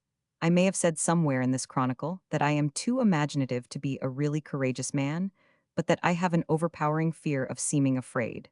This was the power which now carried me onwards. I simply could not slink back with nothing done.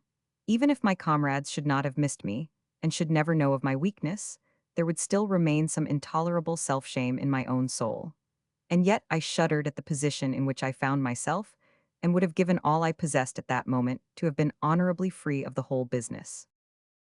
It was dreadful in the forest. The trees grew so thickly, and their foliage spread so widely that I could see nothing of the moonlight save that here and there, the high branches made a tangled filigree against the starry sky. As the eyes became more used to the obscurity, one learned that there were different degrees of darkness among the trees, that some were dimly visible, while between and among them there were coal-black shadowed patches, like the mouths of caves, from which I shrank in horror as I passed. I thought of the despairing yell of the tortured iguanodon, that dreadful cry which had echoed through the woods. I thought, too, of the glimpse I had in the light of Lord John's torch of that bloated, warty, blood-slavering muzzle. Even now I was on its hunting ground. At any instant it might spring upon me from the shadows, this nameless and horrible monster. I stopped, and picking a cartridge from my pocket, I opened the breech of my gun. As I touched the lever, my heart leaped within me.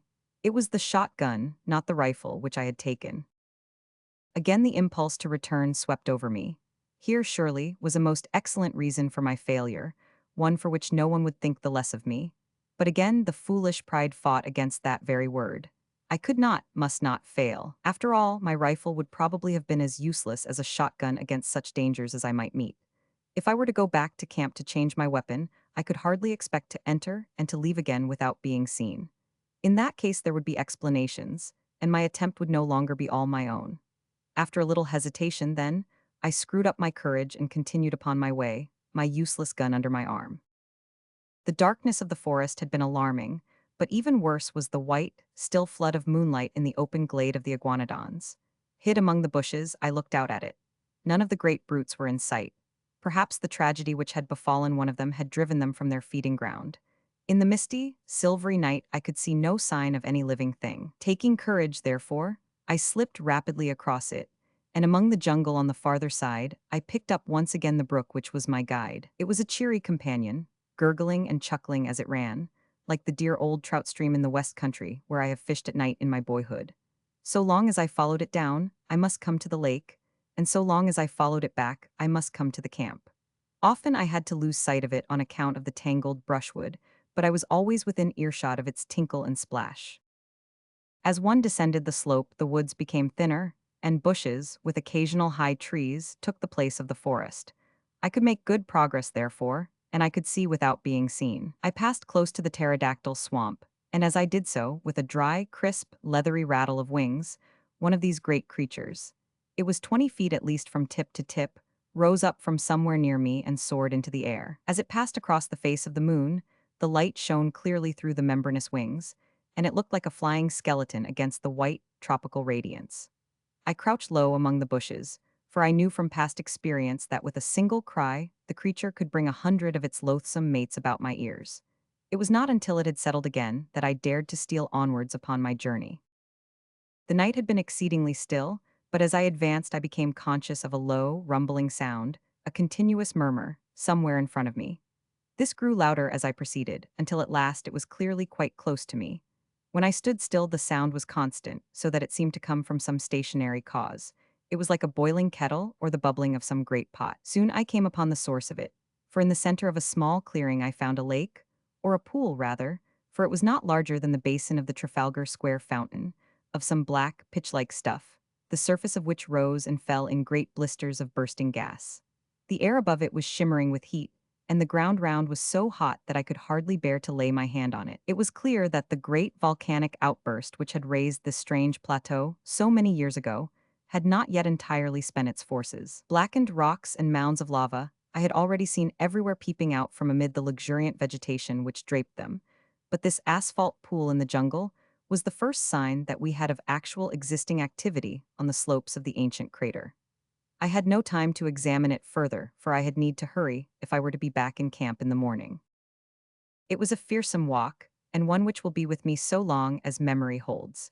In the great moonlight clearings, I slunk along among the shadows on the margin. In the jungle, I crept forward, stopping with a beating heart whenever I heard, as I often did, the crash of breaking branches as some wild beast went past.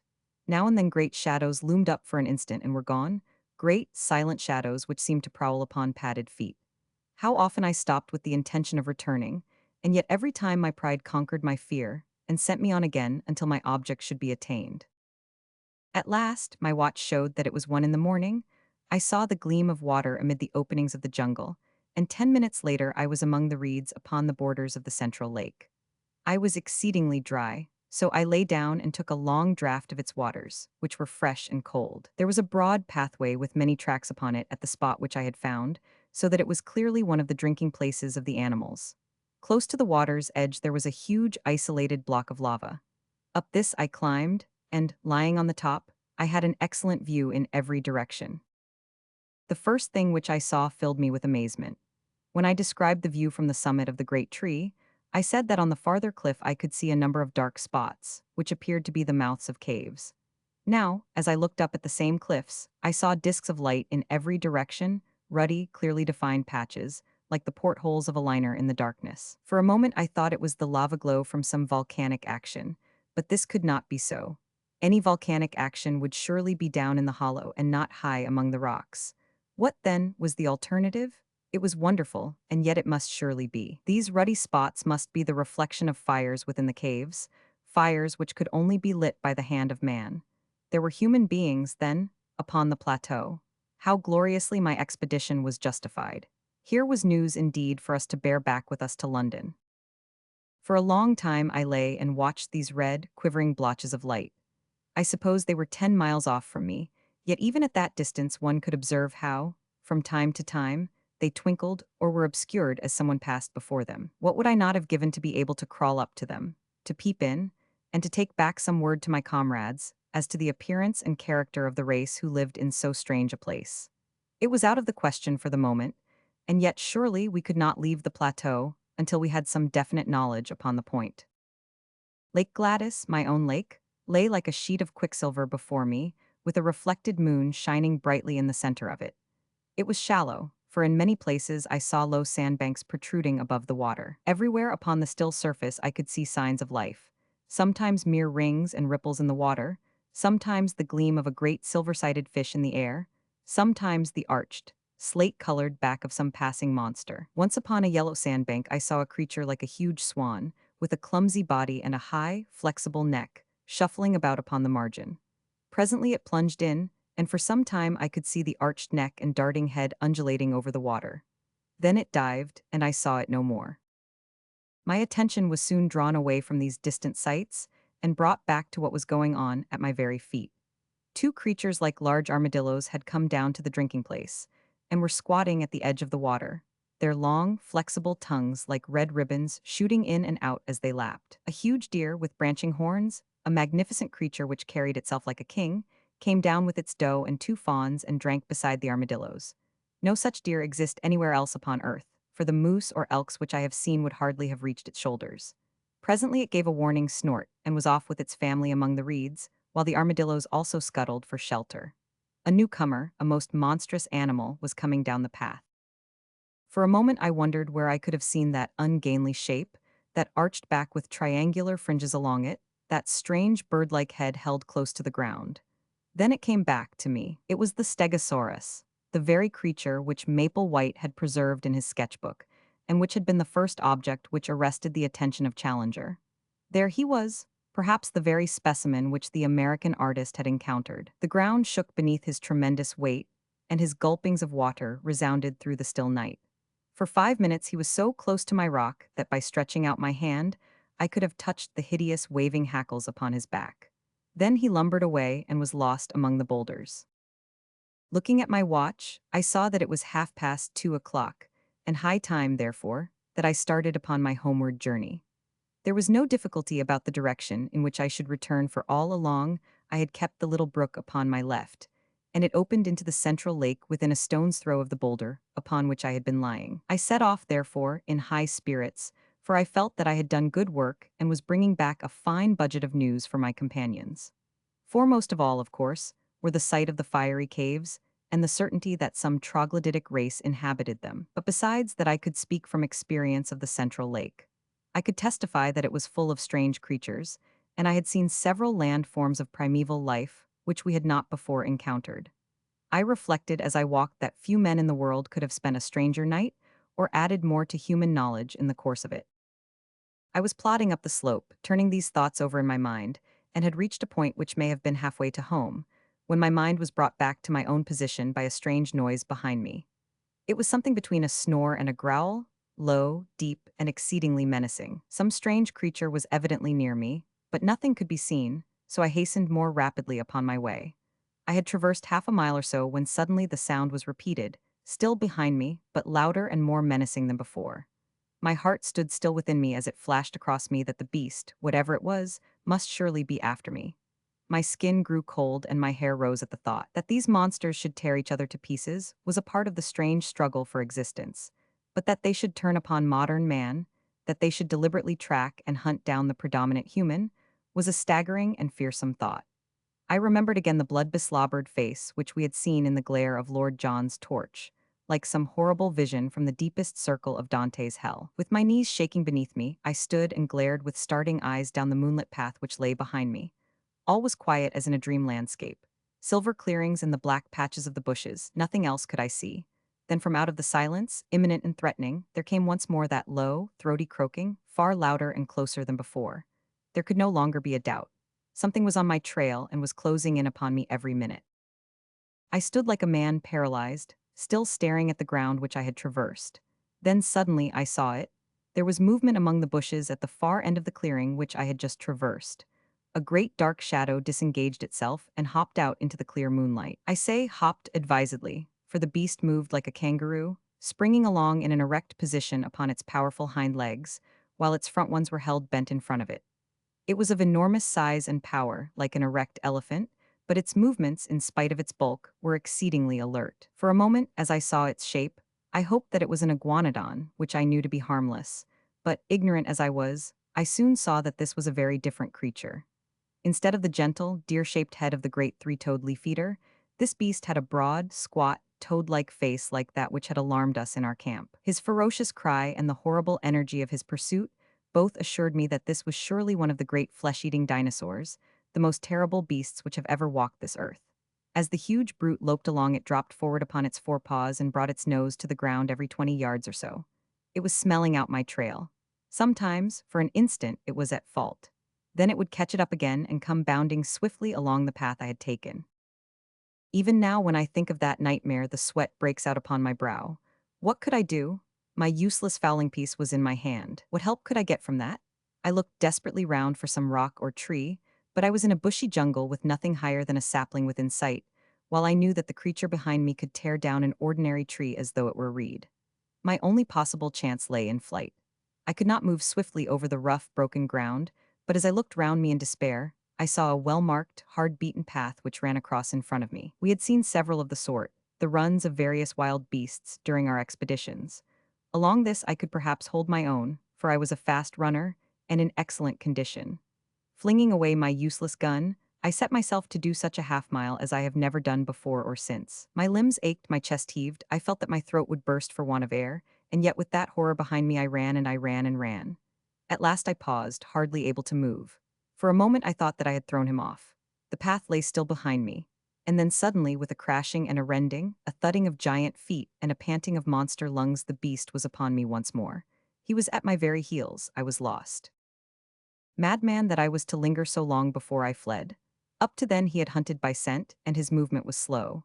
But he had actually seen me as I started to run.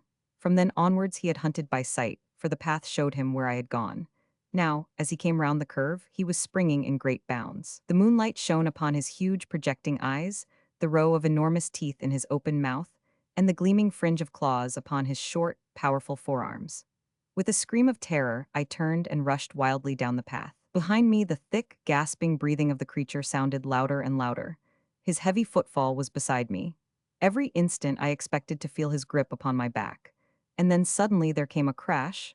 I was falling through space, and everything beyond was darkness and rest. As I emerged from my unconsciousness, which could not, I think, have lasted more than a few minutes, I was aware of a most dreadful and penetrating smell. Putting out my hand in the darkness, I came upon something which felt like a huge lump of meat, while my other hand closed upon a large bone. Up above me there was a circle of starlit sky, which showed me that I was lying at the bottom of a deep pit. Slowly I staggered to my feet and felt myself all over. I was stiff and sore from head to foot, but there was no limb which would not move, no joint which would not bend. As the circumstances of my fall came back into my confused brain, I looked up in terror, expecting to see that dreadful head silhouetted against the paling sky. There was no sign of the monster, however, nor could I hear any sound from above.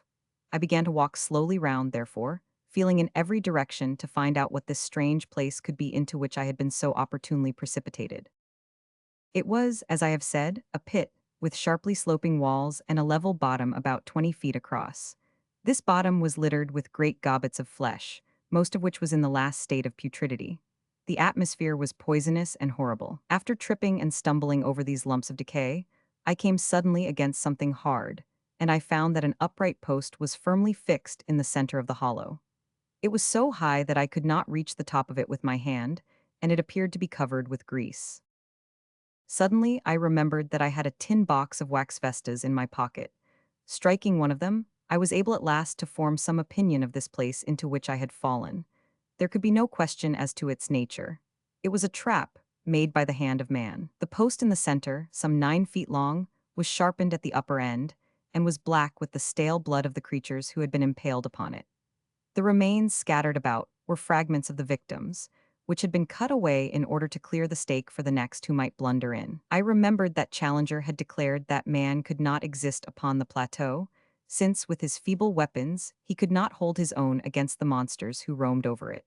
But now it was clear enough how it could be done. In their narrow-mouthed caves, the natives, whoever they might be, had refuges into which the huge saurians could not penetrate, while with their developed brains they were capable of setting such traps, covered with branches, across the paths which marked the run of the animals as would destroy them in spite of all their strength and activity. Man was always the master. The sloping wall of the pit was not difficult for an active man to climb, but I hesitated long before I trusted myself within reach of the dreadful creature, which had so nearly destroyed me. How did I know that he was not lurking in the nearest clump of bushes, waiting for my reappearance?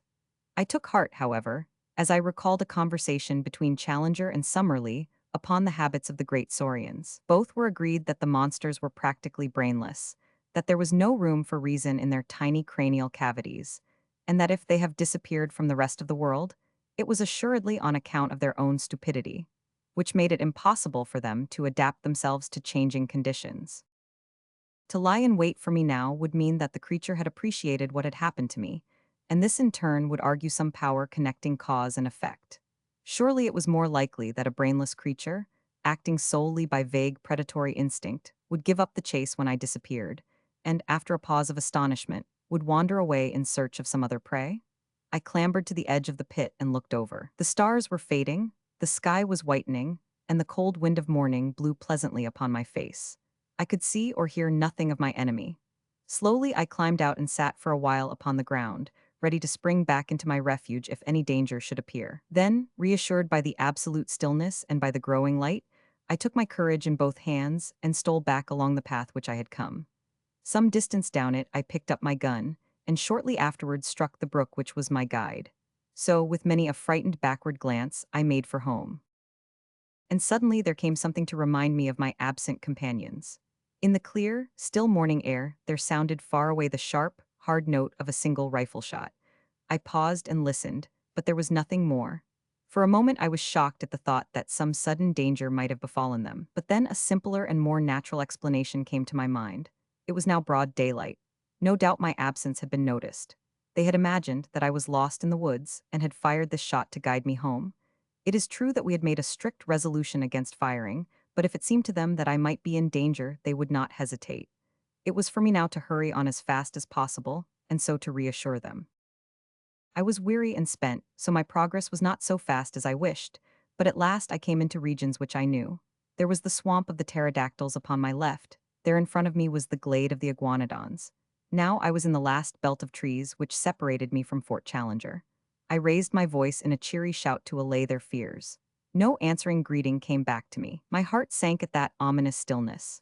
I quickened my pace into a run. The zerba rose before me, even as I had left it, but the gate was open. I rushed in. In the cold morning light, it was a fearful sight which met my eyes. Our effects were scattered in wild confusion over the ground. My comrades had disappeared, and close to the smoldering ashes of our fire, the grass was stained crimson with a hideous pool of blood. I was so stunned by this sudden shock that for a time I must have nearly lost my reason. I have a vague recollection, as one remembers a bad dream, of rushing about through the woods all round the empty camp, calling wildly for my companions. No answer came back from the silent shadows. The horrible thought that I might never see them again, that I might find myself abandoned all alone in that dreadful place, with no possible way of descending into the world below, that I might live and die in that nightmare country, drove me to desperation. I could have torn my hair and beaten my head in my despair. Only now did I realize how I had learned to lean upon my companions, upon the serene self-confidence of Challenger, and upon the masterful, humorous coolness of Lord John Roxton. Without them, I was like a child in the dark, helpless and powerless. I did not know which way to turn or what I should do first. After a period, during which I sat in bewilderment, I set myself to try and discover what sudden misfortune could have befallen my companions. The whole disordered appearance of the camp showed that there had been some sort of attack, and the rifle shot no doubt marked the time when it had occurred. That there should have been only one shot showed that it had been all over in an instant. The rifles still lay upon the ground, and one of them, Lord John's, had the empty cartridge in the breech. The blankets of Challenger and of Summerlee beside the fire suggested that they had been asleep at the time. The cases of ammunition and of food were scattered about in a wild litter, together with our unfortunate cameras and plate carriers, but none of them were missing. On the other hand, all the exposed provisions, and I remembered that there were a considerable quantity of them, were gone. They were animals then, and not natives, who had made the inroad, for surely the latter would have left nothing behind. But if animals, or some single terrible animal, then what had become of my comrades? A ferocious beast would surely have destroyed them and left their remains. It is true that there was that one hideous pool of blood, which told of violence. Such a monster as had pursued me during the night could have carried away a victim as easily as a cat would a mouse. In that case, the others would have followed in pursuit. But then they would assuredly have taken their rifles with them. The more I tried to think it out with my confused and weary brain, the less could I find any plausible explanation. I searched round in the forest, but could see no tracks which could help me to a conclusion. Once I lost myself, and it was only by good luck, and after an hour of wandering, that I found the camp once more. Suddenly a thought came to me and brought some little comfort to my heart. I was not absolutely alone in the world. Down at the bottom of the cliff, and within call of me, was waiting the faithful Zambo. I went to the edge of the plateau and looked over. Sure enough, he was squatting among his blankets beside his fire in his little camp. But to my amazement, a second man was seated in front of him. For an instant my heart leaped for joy, as I thought that one of my comrades had made his way safely down. But a second glance dispelled the hope. The rising sun shone red upon the man's skin. He was an Indian. I shouted loudly and waved my handkerchief. Presently Zambo looked up, waved his hand, and turned to ascend the pinnacle. In a short time he was standing close to me and listening with deep distress to the story which I told him. "Devil got them for sure, Massa Malone," said he. "You got into the devil's country, saw, and he take you all to himself. You take advice, Massa Malone, and come down quick, else he get you as well." "How can I come down, Zambo?" "You get creepers from trees, Massa Malone, throw them over here. I make fast to the stump, and so you have bridge." "We have thought of that. There are no creepers here which could bear us." "Send for ropes, Massa Malone." "Who can I send and where?" "Send to Indian villages, saw. Plenty hide rope in Indian village. Indian down below, send him." "Who is he?" "One of our Indians. Other ones beat him and take away his pay. He come back to us, ready now to take letter, bring rope, anything." "To take a letter, why not? Perhaps he might bring help, but in any case he would ensure that our lives were not spent for nothing, and that news of all that we had won for science should reach our friends at home." I had 2 completed letters already waiting. I would spend the day in writing a third, which would bring my experiences absolutely up to date. The Indian could bear this back to the world. I ordered Zambo, therefore, to come again in the evening, and I spent my miserable and lonely day in recording my own adventures of the night before. I also drew up a note to be given to any white merchant or captain of a steamboat whom the Indian could find, imploring them to see that ropes were sent to us, since our lives must depend upon it. These documents I threw to Zambo in the evening, and also my purse, which contained 3 English sovereigns. These were to be given to the Indian, and he was promised twice as much if he returned with the ropes. So now you will understand, my dear Mr. McArdle, how this communication reaches you, and you will also know the truth, in case you never hear again from your unfortunate correspondent. Tonight I am too weary and too depressed to make my plans. Tomorrow I must think out some way by which I shall keep in touch with this camp, and yet search round for any traces of my unhappy friends. Chapter 13. A sight which I shall never forget. Just as the sun was setting upon that melancholy night, I saw the lonely figure of the Indian upon the vast plain beneath me, and I watched him, our one faint hope of salvation, until he disappeared in the rising mists of evening which lay, rose-tinted from the setting sun, between the far-off river and me. It was quite dark when I at last turned back to our stricken camp, and my last vision as I went was the red gleam of Zambo's fire, the one point of light in the wide world below, as was his faithful presence in my own shadowed soul. And yet I felt happier than I had done since this crushing blow had fallen upon me, for it was good to think that the world should know what we had done, so that at the worst our names should not perish with our bodies, but should go down to posterity associated with the result of our labors. It was an awesome thing to sleep in that ill-fated camp, and yet it was even more unnerving to do so in the jungle. One or the other it must be. Prudence, on the one hand, warned me that I should remain on guard, but exhausted nature, on the other, declared that I should do nothing of the kind. I climbed up onto a limb of the great ginkgo tree, but there was no secure perch on its rounded surface, and I should certainly have fallen off and broken my neck the moment I began to doze. I got down, therefore, and pondered over what I should do. Finally, I closed the door of the zerba, lit 3 separate fires in a triangle, and having eaten a hearty supper, dropped off into a profound sleep, from which I had a strange and most welcome awakening. In the early morning, just as day was breaking, a hand was laid upon my arm, and starting up, with all my nerves in a tingle and my hand feeling for a rifle, I gave a cry of joy as in the cold grey light I saw Lord John Roxton kneeling beside me. It was he, and yet it was not he. I had left him calm in his bearing, correct in his person, prim in his dress. Now he was pale and wild-eyed, gasping as he breathed like one who has run far and fast. His gaunt face was scratched and bloody, his clothes were hanging in rags, and his hat was gone. I stared in amazement, but he gave me no chance for questions. He was grabbing at our stores all the time he spoke. "Quick, young fella, quick!" he cried. "Every moment counts. Get the rifles, both of them. I have the other two. Now all the cartridges you can gather. Fill up your pockets. Now some food. Half a dozen tins will do. That's all right. Don't wait to talk or think. Get a move on or we are done." Still half awake and unable to imagine what it all might mean, I found myself hurrying madly after him through the wood, a rifle under each arm and a pile of various stores in my hands. He dodged in and out through the thickest of the scrub until he came to a dense clump of brushwood. Into this he rushed, regardless of thorns, and threw himself into the heart of it, pulling me down by his side. "There," he panted. "I think we are safe here. They'll make for the camp as sure as fate. It will be their first idea, but this should puzzle 'em." "What is it all?" I asked when I had got my breath. "Where are the professors, and who is it that is after us?" "The ape men," he cried. "My God, what brutes! Don't raise your voice, for they have long ears, sharp eyes too, but no power of scent so far as I could judge, so I don't think they can sniff us out. Where have you been, young fella? You were well out of it." In a few sentences, I whispered what I had done. "Pretty bad," said he, when he had heard of the dinosaur and the pit. "It isn't quite the place for a rest cure." "What?" But I had no idea what its possibilities were until those devils got hold of us. The man-eaten Papuans had me once, but they are Chesterfields compared to this crowd. "How did it happen?" I asked. It was in the early mornin'.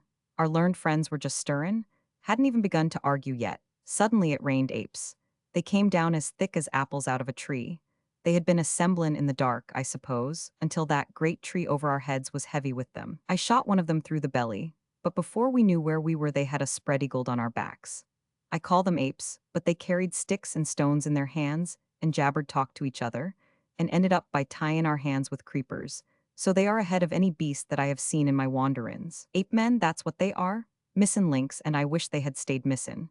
They carried off their wounded comrade. He was bleedin' like a pig, and then they sat around us. And if ever I saw frozen murder, it was in their faces.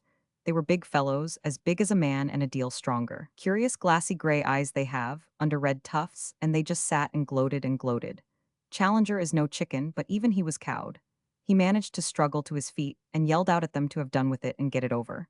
I think he had gone a bit off his head at the suddenness of it, for he raged and cursed at them like a lunatic.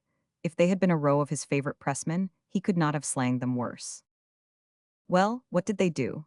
I was enthralled by the strange story which my companion was whispering into my ear, while all the time his keen eyes were shooting in every direction and his hand grasping his cocked rifle.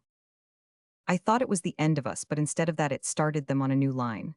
They all jabbered and chattered together. Then one of them stood out beside Challenger. "You'll smile, young fella, but 'pon my word they might have been kinsmen. I couldn't have believed it if I hadn't seen it with my own eyes. This old ape man, he was their chief, was a sort of red Challenger, with every one of our friends' beauty points, only just a trifle more so. He had the short body, the big shoulders, the round chest, no neck, a great ruddy frill of a beard, the tufted eyebrows, the what do you want, damn you?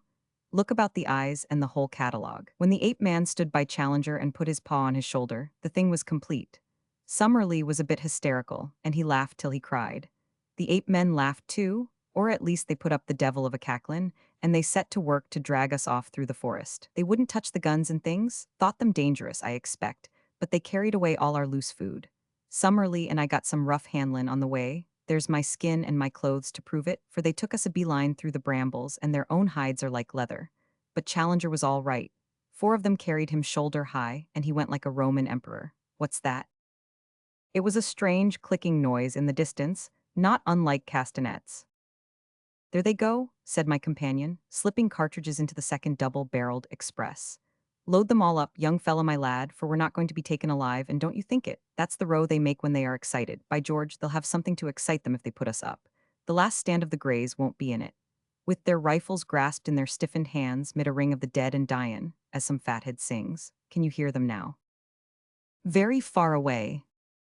That little lot will do no good, but I expect their search parties are all over the wood. Well, I was telling you my tale of woe. They got us soon to this town of theirs, about 1,000 huts of branches and leaves in a great grove of trees near the edge of the cliff. It's 3 or 4 miles from here. The filthy beasts fingered me all over, and I feel as if I should never be clean again. They tied us up. The fellow who handled me could tie like a bosun, and there we lay with our toes up beneath a tree, while a great brute stood guard over us with a club in his hand. When I say we, I mean Summerlee and myself. Old Challenger was up a tree, eatin' pines, and havin' the time of his life. I'm bound to say that he managed to get some fruit to us, and with his own hands he loosened our bonds. If you'd seen him sitting up in that tree hobnobbin' with his twin brother, and singin' in that rollin' bass of his, ring out wild bells, cause music of any kind seemed to put him in a good humor, you'd have smiled. But we weren't in much mood for laughin', as you can guess. They were inclined, within limits, to let him do what he liked, but they drew the line pretty sharply at us. It was a mighty consolation to us all to know that you were runnin', loose, and had the archives in your keepin'. Well now, young fella, I'll tell you what will surprise you. You say you saw signs of men and fires, traps, and the like. Well, we have seen the natives themselves. Poor devils they were, down-faced little chaps, and had enough to make them so. It seems that the humans hold one side of this plateau over yonder, where you saw the caves, and the ape men hold this side, and there is bloody war between them all the time.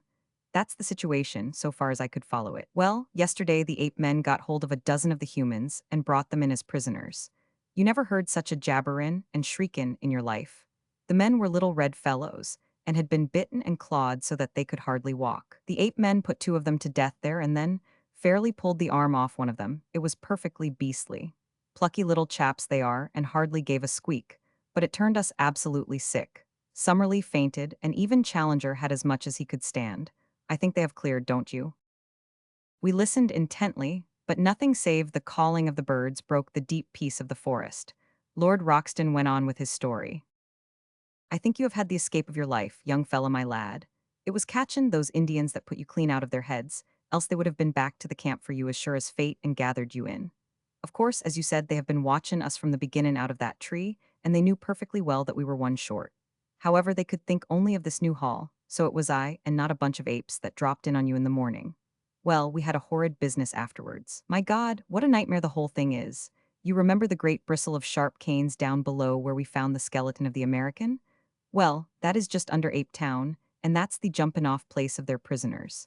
I expect there's heaps of skeletons there, if we looked for 'em.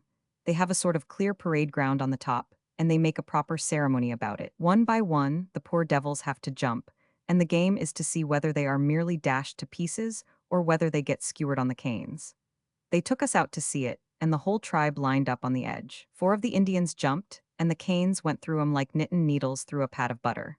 No wonder we found that poor Yankee's skeleton with the canes growin' between his ribs. It was horrible, but it was deucedly interestin', too. We were all fascinated to see them take the dive, even when we thought it would be our turn next on the springboard. Well, it wasn't. They kept 6 of the Indians up for today, that's how I understood it, but I fancy we were to be the star performers in the show. Challenger might get off, but Summerlee and I were in the bill. Their language is more than half signs, and it was not hard to follow them, so I thought it was time we made a break for it. I had been plottin' it out a bit, and had 1 or 2 things clear in my mind.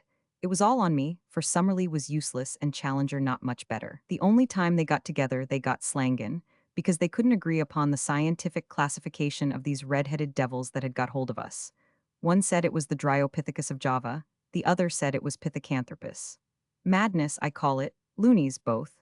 But as I say, I had thought out 1 or 2 points that were helpful. One was that these brutes could not run as fast as a man in the open. They have short, bandy legs, you see, and heavy bodies. Even Challenger could give a few yards in 100 to the best of them, and you or I would be a perfect shrub. Another point was that they knew nothing about guns. I don't believe they ever understood how the fellow I shot came by his hurt. If we could get at our guns, there was no saying what we could do. So I broke away early this morning, gave my guard a kick in the tummy that laid him out, and sprinted for the camp. There I got you and the guns, and here we are. But the professors, I cried in consternation. Well, we must just go back and fetch 'em. I couldn't bring 'em with me. Challenger was up the tree, and Summerlee was not fit for the effort. The only chance was to get the guns and try a rescue. Of course, they may scupper them at once in revenge. I don't think they would touch Challenger, but I wouldn't answer for Summerlee. But they would have had him in any case. Of that I am certain, so I haven't made matters any worse by Bolton. But we are honor-bound to go back and have them out or see it through with them. So you can make up your soul, young fella my lad, for it will be one way or the other before evening. I have tried to imitate here Lord Roxton's jerky talk, his short, strong sentences, the half-humorous, half-reckless tone that ran through it all. But he was a born leader. As danger thickened, his jaunty manner would increase, his speech become more racy, his cold eyes glitter into ardent life, and his Don Quixote mustache bristle with joyous excitement. His love of danger, his intense appreciation of the drama of an adventure, all the more intense for being held tightly in, his consistent view that every peril in life is a form of sport, a fierce game betwixt you and fate, with death as a forfeit, made him wonderful companion at such hours. If it were not for our fears as to the fate of our companions, it would have been a positive joy to throw myself with such a man into such an affair. We were rising from our brushwood hiding place when suddenly I felt his grip upon my arm. By George, he whispered, here they come. From where we lay, we could look down a brown aisle, arched with green, formed by the trunks and branches. Along this, a party of the 8 men were passing. They went in single file, with bent legs and rounded backs, their hands occasionally touching the ground, their heads turning to left and right as they trotted along. Their crouching gait took away from their height, but I should put them at 5 feet or so, with long arms and enormous chests. Many of them carried sticks, and at the distance they looked like a line of very hairy and deformed human beings. For a moment I caught this clear glimpse of them. Then they were lost among the bushes. Not this time, said Lord John, who had caught up his rifle. Our best chance is to lie quiet until they have given up the search. Then we shall see whether we can't get back to their town and hit 'em where it hurts most. Give 'em an hour and we'll march. We filled in the time by opening one of our food tins and making sure of our breakfast. Lord Roxton had had nothing but some fruit since the morning before and ate like a starving man. Then, at last, our pockets bulging with cartridges and a rifle in each hand, we started off upon our mission of rescue. Before leaving it, we carefully marked our little hiding place among the brushwood and its bearing to Fort Challenger, that we might find it again if we needed it. We slunk through the bushes in silence until we came to the very edge of the cliff, close to the old camp. There we halted, and Lord John gave me some idea of his plans. So long as we are among the thick trees, these swine are our masters, said he. They can see us and we cannot see them, but in the open it is different. There we can move faster than they, so we must stick to the open all we can. The edge of the plateau has fewer large trees than further inland, so that's our line of advance. Go slowly, keep your eyes open and your rifle ready. Above all, never let them get you prisoner while there is a cartridge left. That's my last word to you, young fella. When we reached the edge of the cliff, I looked over and saw our good old black Zambo sitting, smoking on a rock below us. I would have given a great deal to have hailed him and told him how we were placed, but it was too dangerous, lest we should be heard. The woods seemed to be full of the 8 men. Again and again, we heard their curious clicking chatter. At such times, we plunged into the nearest clump of bushes and lay still until the sound had passed away. Our advance, therefore, was very slow, and 2 hours at least must have passed before I saw by Lord John's cautious movements that we must be close to our destination. He motioned to me to lie still, and he crawled forward himself. In a minute he was back again, his face quivering with eagerness. Come, said he, come quick, I hope to the Lord we are not too late already. I found myself shaking with nervous excitement as I scrambled forward and lay down beside him, looking out through the bushes at a clearing which stretched before us. It was a sight which I shall never forget until my dying day. So weird, so impossible, that I do not know how I am to make you realize it, or how in a few years I shall bring myself to believe in it if I live to sit once more on a lounge in the Savage Club and look out on the drab solidity of the embankment. I know that it will seem then to be some wild nightmare, some delirium of fever. Yet I will set it down now, while it is still fresh in my memory, and one at least, the man who lay in the damp grasses by my side, will know if I have lied. A wide, open space lay before us, some hundreds of yards across, all green turf and low bracken growing to the very edge of the cliff. Round this clearing, there was a semicircle of trees with curious huts built of foliage piled one above the other among the branches. A rookery, with every nest a little house, would best convey the idea. The openings of these huts and the branches of the trees were thronged with a dense mob of 8 people, whom from their size I took to be the females and infants of the tribe. They formed the background of the picture, and were all looking out with eager interest at the same scene which fascinated and bewildered us. In the open and near the edge of the cliff, there had assembled a crowd of some 100 of these shaggy, red-haired creatures, many of them of immense size, and all of them horrible to look upon. There was a certain discipline among them, for none of them attempted to break the line which had been formed. In front there stood a small group of Indians, little, clean-limbed, red fellows, whose skins glowed like polished bronze in the strong sunlight. A tall, thin white man was standing beside them, his head bowed, his arms folded, his whole attitude expressive of his horror and dejection. There was no mistaking the angular form of Professor Summerlee. In front of and around this dejected group of prisoners were several ape-men, who watched them closely and made all escape impossible. Then, right out from all the others and close to the edge of the cliff, were 2 figures so strange, and under other circumstances so ludicrous, that they absorbed my attention. The one was our comrade, Professor Challenger. The remains of his coat still hung in strips from his shoulders, but his shirt had been all torn out, and his great beard merged itself in the black tangle which covered his mighty chest. He had lost his hat, and his hair, which had grown long in our wanderings, was flying in wild disorder. A single day seemed to have changed him from the highest product of modern civilization to the most desperate savage in South America. Beside him stood his master, the king of the ape-men. In all things he was, as Lord John had said, the very image of our professor, save that his coloring was red instead of black. The same short, broad figure, the same heavy shoulders, the same forward hang of the arms, the same bristling beard merging itself in the hairy chest. Only above the eyebrows, where the sloping forehead and low, curved skull of the ape-man were in sharp contrast to the broad brow and magnificent cranium of the European, could one see any marked difference. At every other point the king was an absurd parody of the professor. All this, which takes me so long to describe, impressed itself upon me in a few seconds. Then we had very different things to think of, for an active drama was in progress. 2 of the 8 men had seized one of the Indians out of the group and dragged him forward to the edge of the cliff. The king raised his hand as a signal. They caught the man by his leg and arm and swung him 3 times backwards and forwards with tremendous violence. Then, with a frightful heave, they shot the poor wretch over the precipice. With such force did they throw him that he curved high in the air before beginning to drop. As he vanished from sight, the whole assembly, except the guards, rushed forward to the edge of the precipice, and there was a long pause of absolute silence, broken by a mad yell of delight. They sprang about, tossing their long, hairy arms in the air and howling with exultation. Then they fell back from the edge, formed themselves again into line, and waited for the next victim. This time it was Summerlee. 2 of his guards caught him by the wrists and pulled him brutally to the front. His thin figure and long limbs struggled and fluttered like a chicken being dragged from a coop. Challenger had turned to the king and waved his hands frantically before him. He was begging, pleading, imploring for his comrade's life. The ape-man pushed him roughly aside and shook his head. It was the last conscious movement he was to make upon earth. Lord John's rifle cracked, and the king sank down, a tangled red sprawling thing, upon the ground. "Shoot into the thick of them, shoot, sonny, shoot," cried my companion. There are strange red depths in the soul of the most commonplace man. I am tender-hearted by nature, and have found my eyes moist many a time over the scream of a wounded hare. Yet the bloodlust was on me now. I found myself on my feet emptying one magazine, then the other, clicking open the breech to reload, snapping it to again, while cheering and yelling with pure ferocity and joy of slaughter as I did so. With our 4 guns, the 2 of us made a horrible havoc. Both the guards who held Summerlee were down, and he was staggering about like a drunken man in his amazement, unable to realize that he was a free man. The dense mob of 8 men ran about in bewilderment, marveling whence this storm of death was coming, or what it might mean. They waved, gesticulated, screamed, and tripped up over those who had fallen.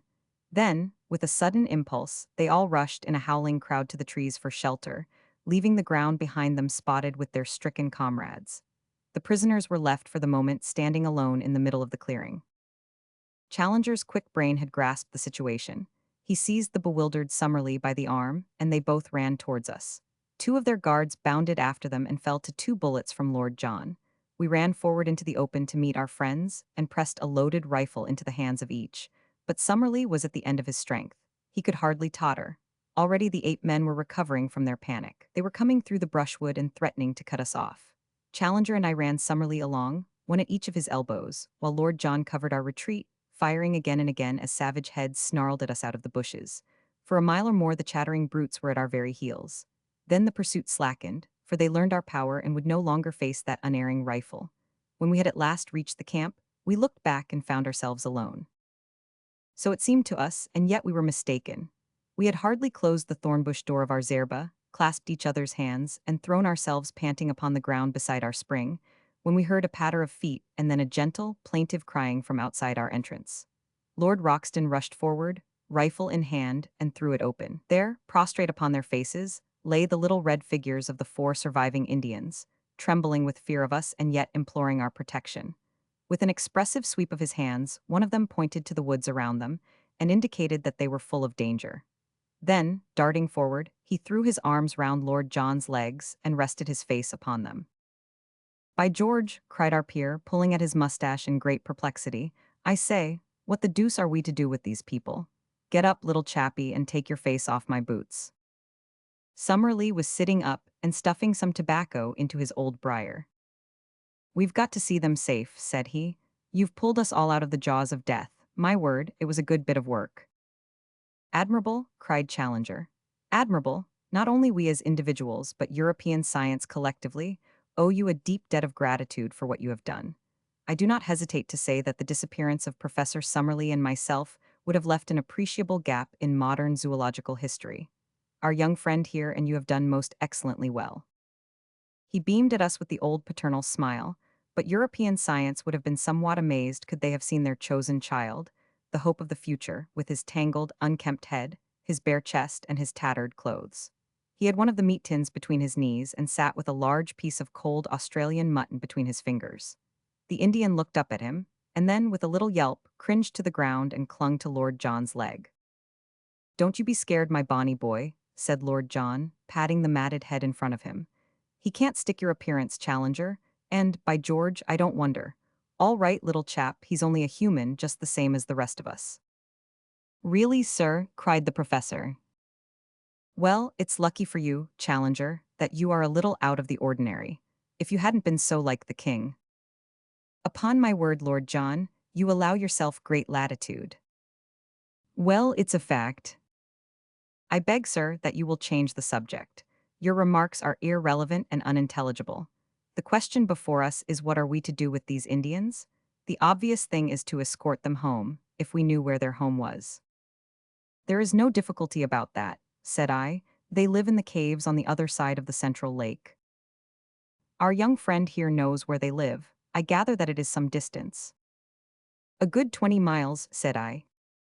Summerlee gave a groan.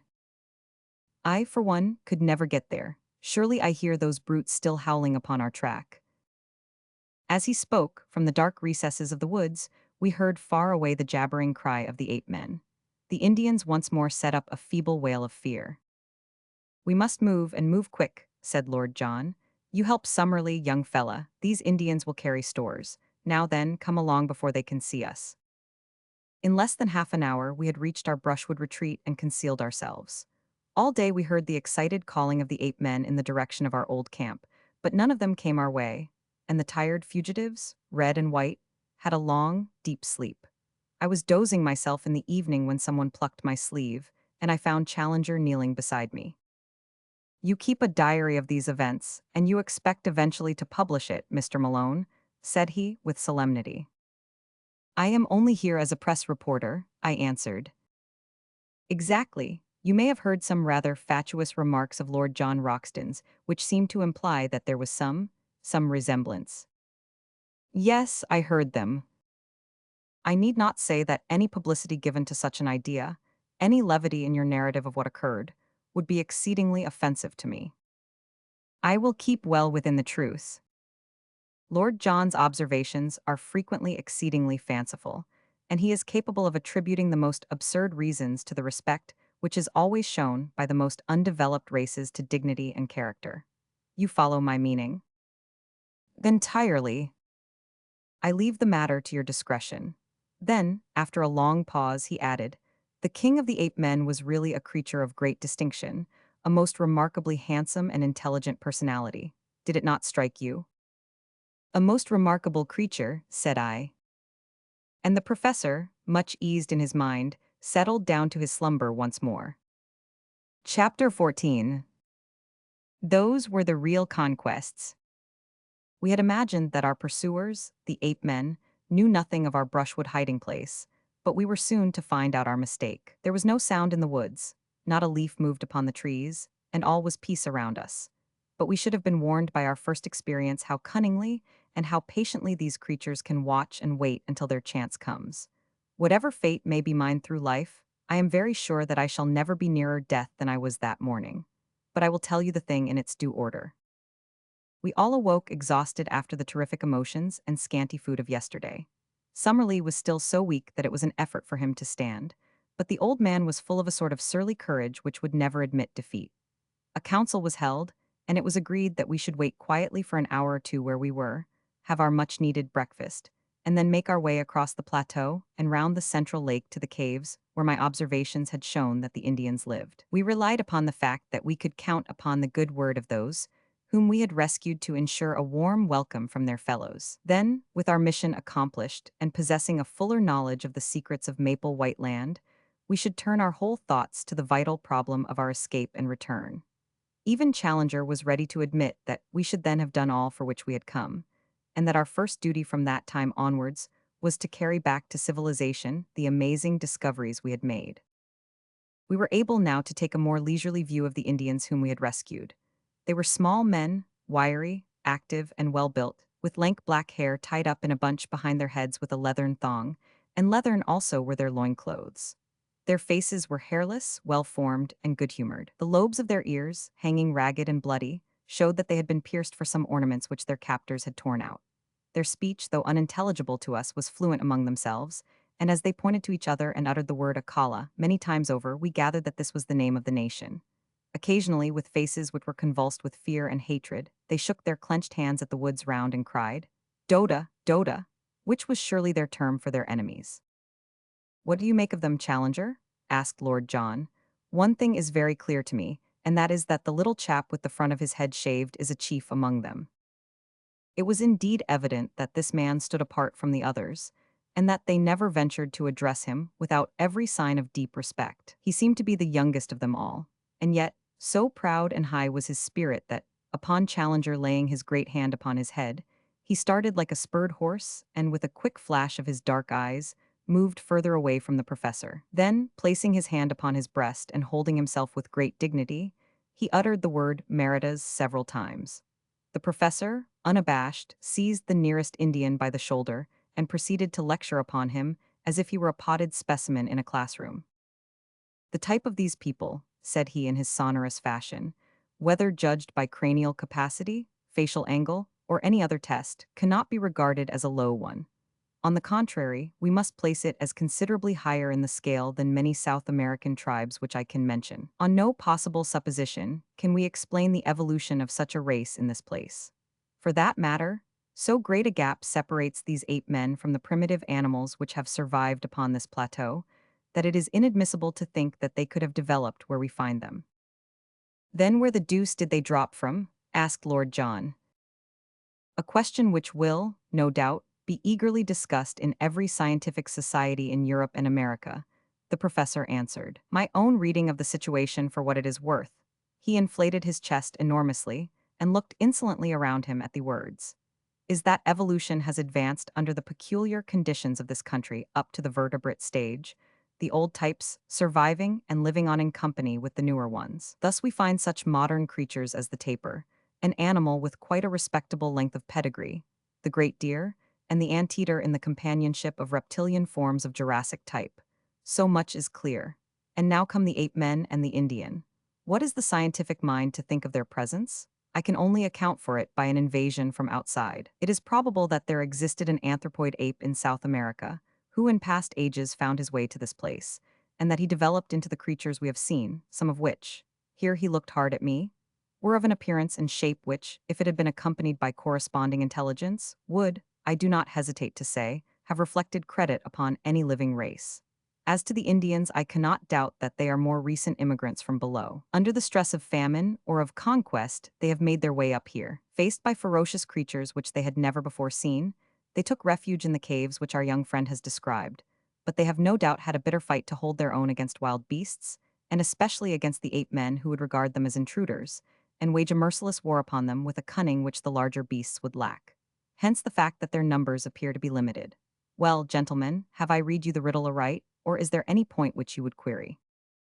Professor Summerlee, for once, was too depressed to argue, though he shook his head violently as a token of general disagreement. Lord John merely scratched his scanty locks with the remark that he couldn't put up a fight as he wasn't in the same weight or class. For my own part, I performed my usual role of bringing things down to a strictly prosaic and practical level by the remark that one of the Indians was missing. "He has gone to fetch some water," said Lord Roxton. "We fitted him up with an empty beef tin and he is off." "To the old camp?" I asked. "No, to the brook. It's among the trees there. It can't be more than a couple of 100 yards, but the beggar is certainly taking his time." "I'll go and look after him," said I. I picked up my rifle and strolled in the direction of the brook, leaving my friends to lay out the scanty breakfast. It may seem to you rash that even for so short a distance I should quit the shelter of our friendly thicket, but you will remember that we were many miles from Ape Town, that so far as we knew the creatures had not discovered our retreat, and that in any case with a rifle in my hands I had no fear of them. I had not yet learned their cunning or their strength. I could hear the murmur of our brook somewhere ahead of me, but there was a tangle of trees and brushwood between me and it. I was making my way through this at a point which was just out of sight of my companions, when, under one of the trees, I noticed something red huddled among the bushes. As I approached it, I was shocked to see that it was the dead body of the missing Indian. He lay upon his side, his limbs drawn up, and his head screwed round at a most unnatural angle, so that he seemed to be looking straight over his own shoulder. I gave a cry to warn my friends that something was amiss, and running forwards I stooped over the body. Surely my guardian angel was very near me then, for some instinct of fear, or it may have been some faint rustle of leaves, made me glance upwards. Out of the thick green foliage which hung low over my head, two long muscular arms covered with reddish hair were slowly descending. Another instant and the great stealthy hands would have been round my throat. I sprang backwards, but quick as I was, those hands were quicker still. Through my sudden spring, they missed a fatal grip, but one of them caught the back of my neck and the other one my face. I threw my hands up to protect my throat, and the next moment the huge paw had slid down my face and closed over them. I was lifted lightly from the ground, and I felt an intolerable pressure forcing my head back and back until the strain upon the cervical spine was more than I could bear. My senses swam, but I still tore at the hand and forced it out from my chin. Looking up, I saw a frightful face with cold, inexorable light blue eyes looking down into mine. There was something hypnotic in those terrible eyes.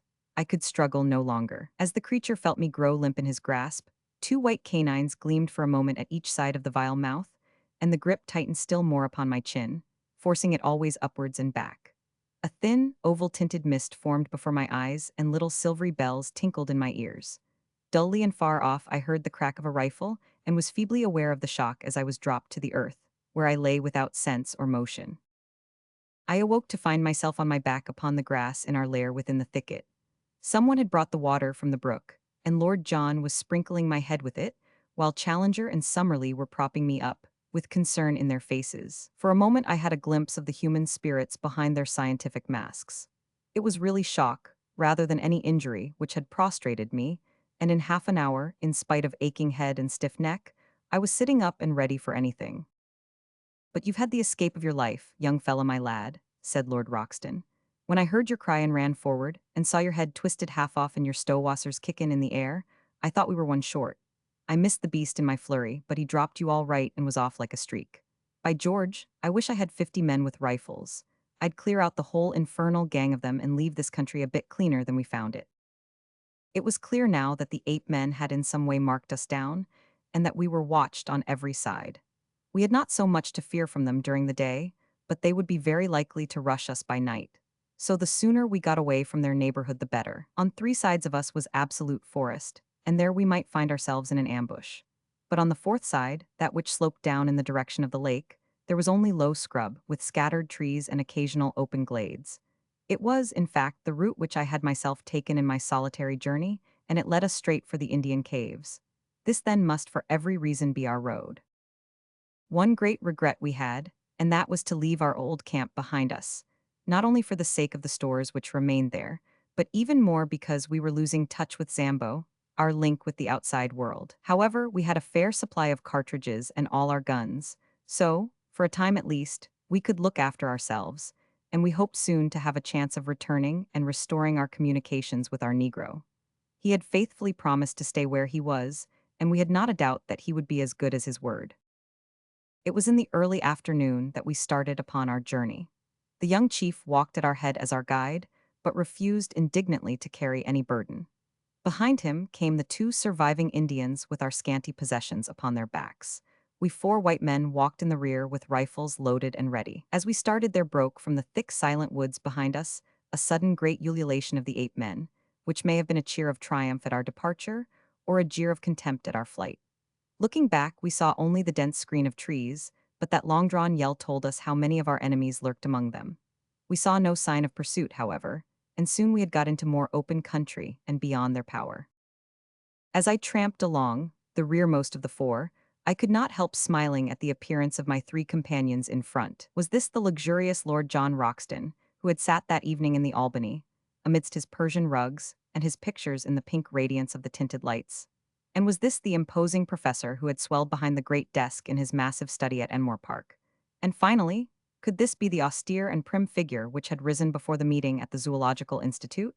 No three tramps that one could have met in a Surrey lane could have looked more hopeless and bedraggled. We had, it is true, been only a week or so upon the top of the plateau, but all our spare clothing was in our camp below, and the 1 week had been a severe one upon us all, though least to me, who had not to endure the handling of the ape men. My three friends had all lost their hats, and had now bound handkerchiefs round their heads, their clothes hung in ribbons about them, and their unshaven, grimy faces were hardly to be recognized. Both Summerlee and Challenger were limping heavily, while I still dragged my feet from weakness after the shock of the morning, and my neck was as stiff as a board from the murderous grip that held it. We were indeed a sorry crew, and I did not wonder to see our Indian companions glance back at us, occasionally with horror and amazement on their faces. In the late afternoon, we reached the margin of the lake, and as we emerged from the bush and saw the sheet of water stretching before us, our native friends set up a shrill cry of joy and pointed eagerly in front of them. It was indeed a wonderful sight which lay before us. Sweeping over the glassy surface was a great flotilla of canoes coming straight for the shore upon which we stood. They were some miles out when we first saw them, but they shot forward with great swiftness, and were soon so near that the rowers could distinguish our persons.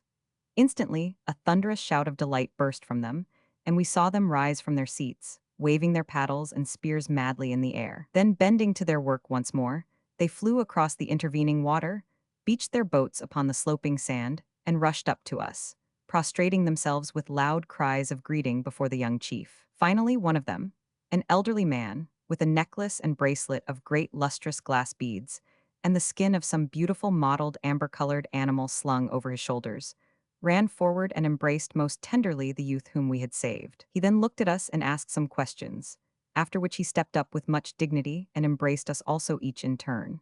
Then, at his order, the whole tribe lay down upon the ground before us in homage. Personally, I felt shy and uncomfortable at this obsequious adoration, and I read the same feeling in the faces of Roxton and Summerlee, but Challenger expanded like a flower in the sun. They may be undeveloped types, said he, stroking his beard and looking round at them, but their deportment in the presence of their superiors might be a lesson to some of our more advanced Europeans. Strange how correct are the instincts of the natural man.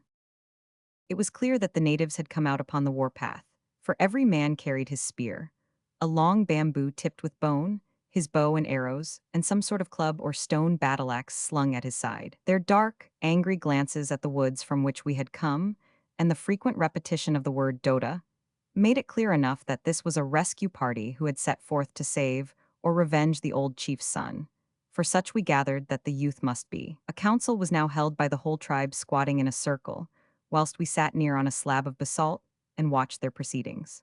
2 or 3 warriors spoke, And finally, our young friend made a spirited harangue with such eloquent features and gestures that we could understand it all as clearly as if we had known his language. "What is the use of returning?" he said. "Sooner or later the thing must be done. Your comrades have been murdered. What if I have returned safe? These others have been done to death. There is no safety for any of us. We are assembled now and ready." Then he pointed to us. "These strange men are our friends. They are great fighters, and they hate the ape men even as we do. They command," here he pointed up to heaven, "the thunder and the lightning. When shall we have such a chance again? Let us go forward and either die now or live for the future in safety. How else shall we go back unashamed to our women?" The little red warriors hung upon the words of the speaker, and when he had finished they burst into a roar of applause, waving their rude weapons in the air. The old chief stepped forward to us and asked us some questions, pointing at the same time to the woods. Lord John made a sign to him that he should wait for an answer, and then he turned to us. "Well, it's up to you to say what you will do," said he. "For my part, I have a score to settle with these monkey folk, and if it ends by wiping them off the face of the earth, I don't see that the earth need fret about it. I'm goin' with our little red pals, and I mean to see them through the scrap. What do you say, young fella?" "Of course I will come." "And you, Challenger?" "I will assuredly cooperate." "And you, Summerlee?" "We seem to be drifting very far from the object of this expedition, Lord John. I assure you that I little thought when I left my professional chair in London that it was for the purpose of heading a raid of savages upon a colony of anthropoid apes." "To such base uses do we come," said Lord John, smiling. "But we are up against it, so what's the decision?" "It seems a most questionable step," said Summerlee, argumentative to the last. "But if you are all going, I hardly see how I can remain behind." "Then it is settled," said Lord John, and turning to the chief he nodded and slapped his rifle. The old fellow clasped our hands, each in turn, while his men cheered louder than ever. It was too late to advance that night, so the Indians settled down into a rude bivouac. On all sides their fires began to glimmer and smoke. Some of them who had disappeared into the jungle came back presently driving a young iguanodon before them. Like the others, it had a daub of asphalt upon its shoulder. And it was only when we saw one of the natives step forward with the air of an owner and give his consent to the beast's slaughter that we understood at last that these great creatures were as much private property as a herd of cattle, and that these symbols which had so perplexed us were nothing more than the marks of the owner. Helpless, torpid, and vegetarian, with great limbs but a minute brain, they could be rounded up and driven by a child. In a few minutes the huge beast had been cut up, and slabs of him were hanging over a dozen campfires, together with great scaly ganoid fish which had been speared in the lake. Summerlee had lain down and slept upon the sand, but we others roamed round the edge of the water, seeking to learn something more of this strange country. Twice we found pits of blue clay, such as we had already seen in the swamp of the pterodactyls. These were old volcanic vents, and for some reason excited the greatest interest in Lord John. What attracted Challenger, on the other hand, was a bubbling, gurgling mud geyser, where some strange gas formed great bursting bubbles upon the surface. He thrust a hollow reed into it and cried out with delight like a schoolboy. Then he was able, on touching it with a lighted match, to cause a sharp explosion and a blue flame at the far end of the tube. Still more pleased was he when, inverting a leathern pouch over the end of the reed, and so filling it with the gas, he was able to send it soaring up into the air. An inflammable gas, and one markedly lighter than the atmosphere. I should say beyond doubt that it contained a considerable proportion of free hydrogen. The resources of GEC are not yet exhausted, my young friend. I may yet show you how a great mind molds all nature to its use. He swelled with some secret purpose, but would say no more. There was nothing which we could see upon the shore, which seemed to me so wonderful as the great sheet of water before us. Our numbers and our noise had frightened all living creatures away, and save for a few pterodactyls, which soared round high above our heads while they waited for the carrion, all was still around the camp. But it was different out upon the rose-tinted waters of the central lake. It boiled and heaved with strange life. Great slate-colored backs and high serrated dorsal fins shot up with a fringe of silver, and then rolled down into the depths again. The sandbanks far out were spotted with uncouth crawling forms, huge turtles, strange saurians, and one great flat creature like a writhing, palpitating mat of black greasy leather, which flopped its way slowly to the lake. Here and there high serpent heads projected out of the water, cutting swiftly through it with a little collar of foam in front, and a long swirling wake behind, rising and falling in graceful, swan-like undulations as they went. It was not until one of these creatures wriggled onto a sandbank within a few hundred yards of us and exposed a barrel-shaped body and huge flippers behind the long serpent neck that Challenger and Summerlee, who had joined us, broke out into their duet of wonder and admiration. Plesiosaurus, a freshwater plesiosaurus, cried Summerlee, that I should have lived to see such a sight. We are blessed, my dear Challenger, above all zoologists since the world began. It was not until the night had fallen, and the fires of our savage allies glowed red in the shadows, that our two men of science could be dragged away from the fascinations of that primeval lake. Even in the darkness, as we lay upon the strand, we heard from time to time the snort and plunge of the huge creatures who lived therein. At earliest dawn, our camp was astir, and an hour later we had started upon our memorable expedition. Often in my dreams have I thought that I might live to be a war correspondent. In what wildest one could I have conceived the nature of the campaign, which it should be my lot to report? Here then is my first dispatch from a field of battle. Our numbers had been reinforced during the night by a fresh batch of natives from the caves, and we may have been 400 or 500 strong when we made our advance. Fringe of scouts was thrown out in front, and behind them the whole force in a solid column made their way up the long slope of the bush country until we were near the edge of the forest. Here they spread out into a long straggling line of spearmen and bowmen. Roxton and Summerlee took their position upon the right flank, while Challenger and I were on the left. It was a host of the Stone Age that we were accompanying to battle, we with the last word of the gunsmith's art from St. James Street and the Strand. We had not long to wait for our enemy. A wild, shrill clamor rose from the edge of the wood, and suddenly a body of 8 men rushed out with clubs and stones and made for the center of the Indian line. It was a valiant move, but a foolish one, for the great bandy-legged creatures were slow of foot, while their opponents were as active as cats. It was horrible to see the fierce brutes with foaming mouths and glaring eyes, rushing and grasping, but forever missing their elusive enemies, while arrow after arrow buried itself in their hides. One great fellow ran past me roaring with pain, with a dozen darts sticking from his chest and ribs. In mercy, I put a bullet through his skull, and he fell sprawling among the aloes.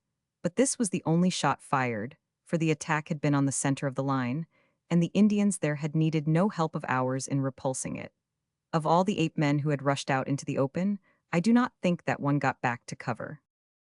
But the matter was more deadly when we came among the trees.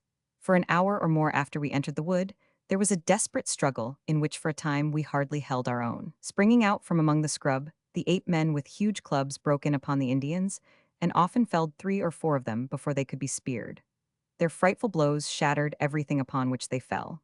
One of them knocked Summerlee's rifle to matchwood, and the next would have crushed his skull had an Indian not stabbed the beast to the heart. Other 8 men in the trees above us hurled down stones and logs of wood, occasionally dropping bodily onto our ranks and fighting furiously until they were felled. Once our allies broke under the pressure, and had it not been for the execution done by our rifles, they would certainly have taken to their heels.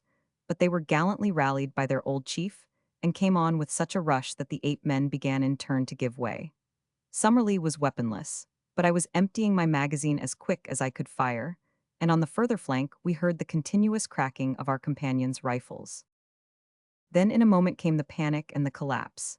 Screaming and howling, the great creatures rushed away in all directions through the brushwood, while our allies yelled in their savage delight, following swiftly after their flying enemies. All the feuds of countless generations, all the hatreds and cruelties of their narrow history, all the memories of ill usage and persecution were to be purged that day. At last man was to be supreme, and the man-beast to find forever his allotted place. Fly as they would, the fugitives were too slow to escape from the active savages, and from every side in the tangled woods we heard the exultant yells, the twanging of bows, and the crash and thud as 8 men were brought down from their hiding places in the trees. I was following the others, when I found that Lord John and Challenger had come across to join us. "It's over," said Lord John. "I think we can leave the tidying up to them. Perhaps the less we see of it, the better we shall sleep." Challenger's eyes were shining with the lust of slaughter. "We have been privileged," he cried, strutting about like a gamecock, "to be present at one of the typical decisive battles of history, the battles which have determined the fate of the world. What, my friends, is the conquest of one nation by another? It is meaningless. Each produces the same result. But those fierce fights, when in the dawn of the ages the cave dwellers held their own against the tiger folk, or the elephants first found that they had a master, those were the real conquests, the victories that count. By this strange turn of fate we have seen and helped to decide even such a contest. Now upon this plateau the future must ever be for man. It needed a robust faith in the end to justify such tragic means. As we advanced together through the woods, we found the ape men lying thick, transfixed with spears or arrows. Here and there a little group of shattered Indians marked where one of the anthropoids had turned to bay and sold his life dearly. Always in front of us we heard the yelling and roaring which showed the direction of the pursuit. The ape men had been driven back to their city. They had made a last stand there. Once again they had been broken, and now we were in time to see the final fearful scene of all. Some 80 or 100 males, the last survivors, had been driven across that same little clearing which led to the edge of the cliff, the scene of our own exploit 2 days before. As we arrived, the Indians, a semicircle of spearmen, had closed in on them, and in a minute it was over. 30 or 40 died where they stood. The others, screaming and clawing, were thrust over the precipice and went hurtling down, as their prisoners had of old, onto the sharp bamboos 600 feet below. It was as Challenger had said, and the reign of man was assured forever in Maple White Land. The males were exterminated, Ape Town was destroyed, the females and young were driven away to live in bondage, and the long rivalry of untold centuries had reached its bloody end. For us the victory brought much advantage. Once again we were able to visit our camp and get at our stores. Once more also we were able to communicate with Zambo, who had been terrified by the spectacle from afar of an avalanche of apes falling from the edge of the cliff. "Come away, masses, come away," he cried, his eyes starting from his head. "The devil get you sure if you stay up there." "It is the voice of sanity," said Summerlee with conviction. "We have had adventures enough, and they are neither suitable to our character or our position. I hold you to your word, Challenger. From now onwards you devote your energies to getting us out of this horrible country and back once more to civilization." Chapter 15. Our eyes have seen great wonders. I write this from day to day, but I trust that before I come to the end of it, I may be able to say that the light shines, at last, through our clouds. We are held here with no clear means of making our escape, and bitterly we chafe against it. Yet I can well imagine that the day may come when we may be glad that we were kept, against our will, to see something more of the wonders of this singular place, and of the creatures who inhabit it. The victory of the Indians and the annihilation of the ape men marked the turning point of our fortunes. From then onwards, we were in truth masters of the plateau, for the natives looked upon us with a mixture of fear and gratitude, since by our strange powers we had aided them to destroy their hereditary foe. For their own sakes they would, perhaps, be glad to see the departure of such formidable and incalculable people, but they have not themselves suggested any way by which we may reach the plains below. There had been, so far as we could follow their signs, a tunnel by which the place could be approached, the lower exit of which we had seen from below. By this, no doubt, both ape men and Indians had at different epochs reached the top, and Maple White with his companion had taken the same way. Only the year before, however, there had been a terrific earthquake, and the upper end of the tunnel had fallen in and completely disappeared. The Indians now could only shake their heads and shrug their shoulders when we expressed by signs our desire to descend. It may be that they cannot, but it may also be that they will not, help us to get away. At the end of the victorious campaign, the surviving ape folk were driven across the plateau. Their wailings were horrible, and established in the neighborhood of the Indian caves, where they would, from now onwards, be a servile race under the eyes of their masters. It was a rude, raw, primeval version of the Jews in Babylon or the Israelites in Egypt. At night we could hear from amid the trees the long-drawn cry, as some primitive Ezekiel mourned for fallen greatness and recalled the departed glories of Ape Town. Hewers of wood and drawers of water, such were they from now onwards. We had returned across the plateau with our allies 2 days after the battle, and made our camp at the foot of their cliffs. They would have had us share their caves with them, but Lord John would by no means consent to it, considering that to do so would put us in their power if they were treacherously disposed. We kept our independence, therefore, and had our weapons ready for any emergency, while preserving the most friendly relations. We also continually visited their caves, which were most remarkable places, though whether made by man or by nature, we have never been able to determine. They were all on the one stratum, hollowed out of some soft rock which lay between the volcanic basalt forming the ruddy cliffs above them and the hard granite which formed their base. The openings were about 80 feet above the ground, and were led up to by long stone stairs. so narrow and steep that no large animal could mount them. Inside they were warm and dry, running in straight passages of varying length into the side of the hill, with smooth gray walls decorated with many excellent pictures done with charred sticks and representing the various animals of the plateau. If every living thing were swept from the country, the future explorer would find upon the walls of these caves ample evidence of the strange fauna. The dinosaurs, iguanodons, and fish lizards, which had lived so recently upon Earth. Since we had learned that the huge iguanodons were kept as tame herds by their owners and were simply walking meat stores, we had conceived that man, even with his primitive weapons, had established his ascendancy upon the plateau. We were soon to discover that it was not so, and that he was still there upon tolerance. It was on the third day after our forming our camp near the Indian caves that the tragedy occurred. Challenger and Summerlee had gone off together that day to the lake, where some of the natives, under their direction, were engaged in harpooning specimens of the great lizards. Lord John and I had remained in our camp, while a number of the Indians were scattered about upon the grassy slope in front of the caves engaged in different ways. Suddenly there was a shrill cry of alarm, with the word "Stoa" resounding from 100 tongues. From every side men, women, and children were rushing wildly for shelter, swarming up the staircases and into the caves in a mad stampede. Looking up, we could see them waving their arms from the rocks above and beckoning to us to join them in their refuge. We had both seized our magazine rifles and ran out to see what the danger could be. Suddenly, from the near belt of trees, there broke forth a group of 12 or 15 Indians, running for their lives, and at their very heels two of those frightful monsters which had disturbed our camp and pursued me upon my solitary journey. In shape, they were like horrible toads, and moved in a succession of springs, but in size they were of an incredible bulk, larger than the largest elephant. We had never before seen them save at night, and indeed they are nocturnal animals save when disturbed in their lairs, as these had been. We now stood amazed at the sight, for their blotched and warty skins were of a curious fish-like iridescence, and the sunlight struck them with an ever-varying rainbow bloom as they moved. We had little time to watch them, however, for in an instant they had overtaken the fugitives and were making a dire slaughter among them. Their method was to fall forward with their full weight upon each in turn, leaving him crushed and mangled, to bound on after the others. The wretched Indians screamed with terror, but were helpless, run as they would, before the relentless purpose and horrible activity of these monstrous creatures. One after another they went down, and there were not half a dozen surviving by the time my companion and I could come to their help. But our aid was of little avail and only involved us in the same peril. At the range of a couple of 100 yards, we emptied our magazines, firing bullet after bullet into the beasts, but with no more effect than if we were pelting them with pellets of paper.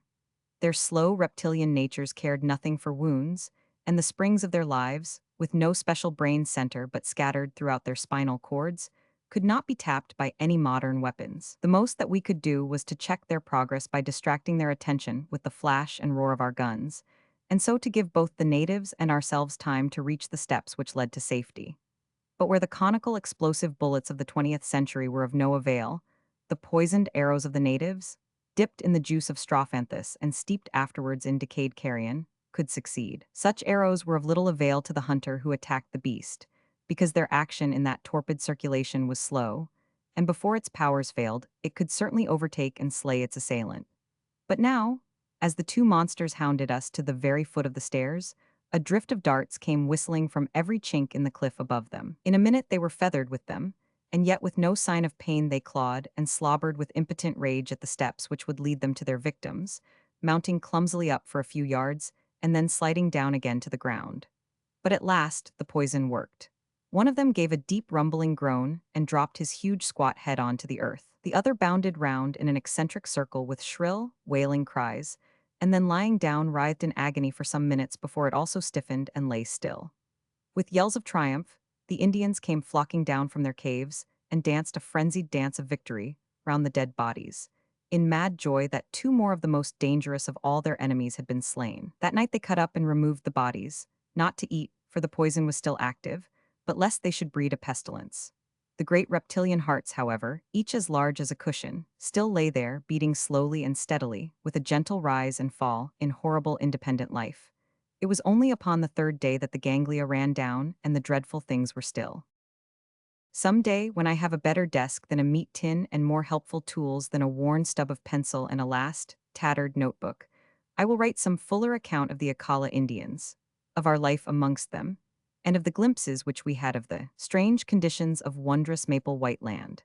Memory, at least, will never fail me, for so long as the breath of life is in me, every hour and every action of that period will stand out as hard and clear as do the first strange happenings of our childhood. No new impressions could efface those which are so deeply cut. When the time comes, I will describe that wondrous moonlit night upon the Great Lake when a young ichthyosaurus, a strange creature, half seal, half fish, to look at, with bone-covered eyes on each side of his snout, and a third eye fixed upon the top of his head, was entangled in an Indian net, and nearly upset our canoe before we towed it ashore.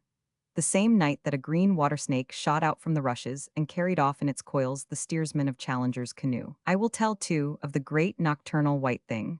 To this day we do not know whether it was beast or reptile, which lived in a vile swamp to the east of the lake, and flitted about with a faint phosphorescent glimmer in the darkness. The Indians were so terrified at it that they would not go near the place, and though we twice made expeditions and saw it each time, we could not make our way through the deep marsh in which it lived. I can only say that it seemed to be larger than a cow and had the strangest musky odor.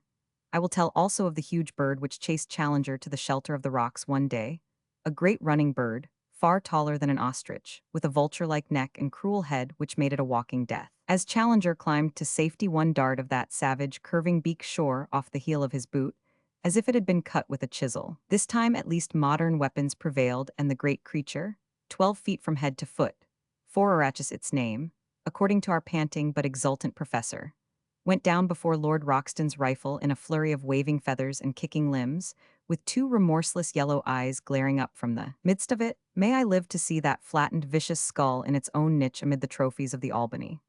Finally, I will assuredly give some account of the Toxodon, the giant 10-foot guinea pig, with projecting chisel teeth, which we killed as it drank in the gray of the morning by the side of the lake.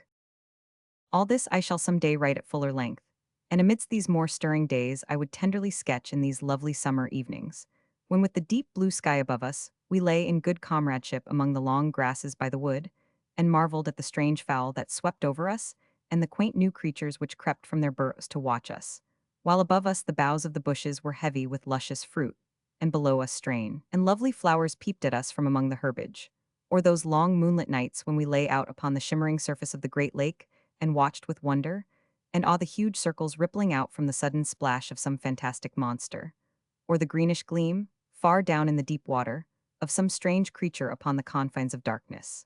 These are the scenes which my mind and my pen will dwell upon in every detail at some future day. But you will ask, why these experiences and why this delay, when you and your comrades should have been occupied day and night in the devising of some means by which you could return to the outer world? My answer is that there was not one of us who was not working for this end, but that our work had been in vain. One fact we had very speedily discovered: the Indians would do nothing to help us.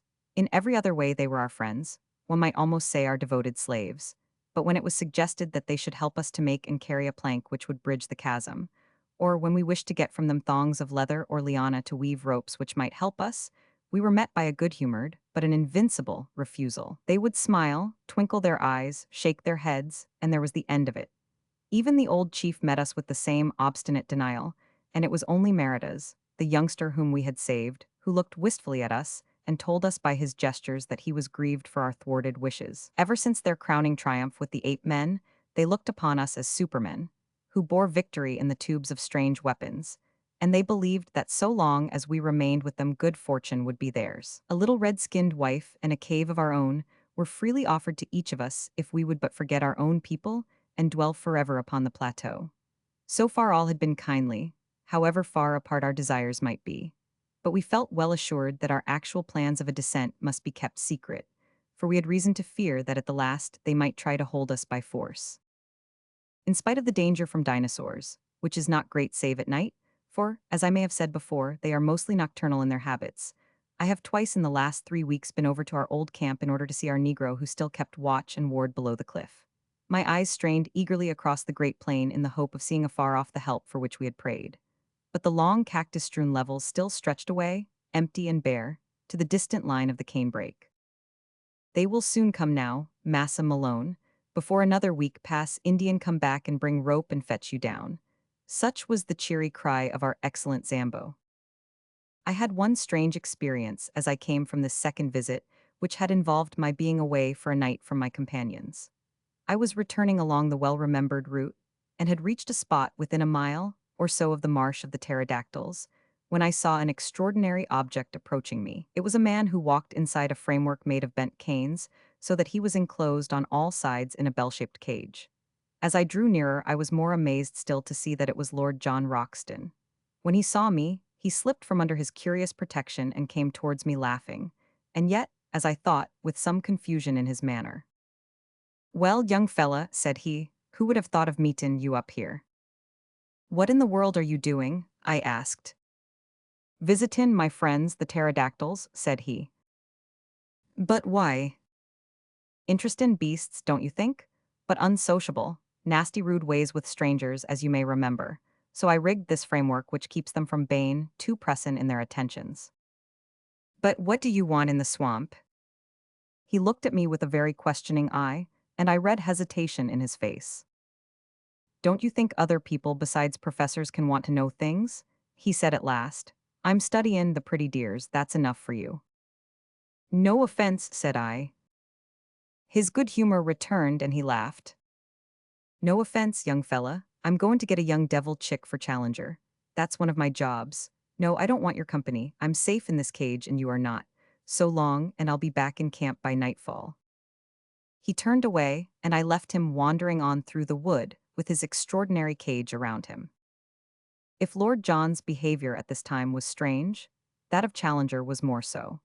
I may say that he seemed to possess an extraordinary fascination for the Indian women, and that he always carried a large spreading palm branch with which he beat them off as if they were flies when their attentions became too pressing. To see him walking like a comic opera sultan, with this badge of authority in his hand, his black beard bristling in front of him, his toes pointing at each step, and a train of wide-eyed Indian girls behind him, clad in their slender drapery of bark cloth, is one of the most grotesque of all the pictures which I will carry back with me. As to Summerlee, he was absorbed in the insect and bird life of the plateau, and spent his whole time, save that considerable portion which was devoted to abusing Challenger for not getting us out of our difficulties, in cleaning and mounting his specimens.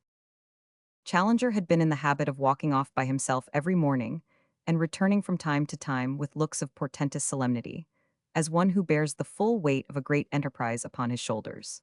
One day, palm branch in hand, and his crowd of adoring devotees behind him, he led us down to his hidden workshop and took us into the secret of his plans. The place was a small clearing in the center of a palm grove. In this was one of those boiling mud geysers which I have already described. Around its edge were scattered a number of leathern thongs cut from iguanodon hide, and a large collapsed membrane which proved to be the dried and scraped stomach of one of the great fish lizards from the lake.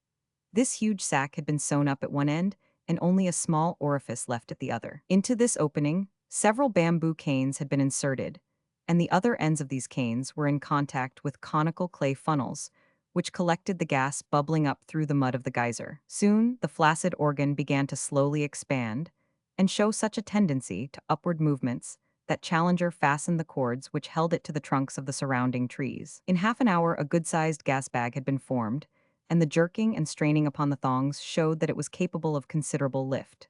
Challenger, like a glad father in the presence of his firstborn, stood smiling and stroking his beard, in silent, self-satisfied content as he gazed at the creation of his brain. It was Summerlee who first broke the silence. "You don't mean us to go up in that thing, Challenger?" said he, in an acid voice.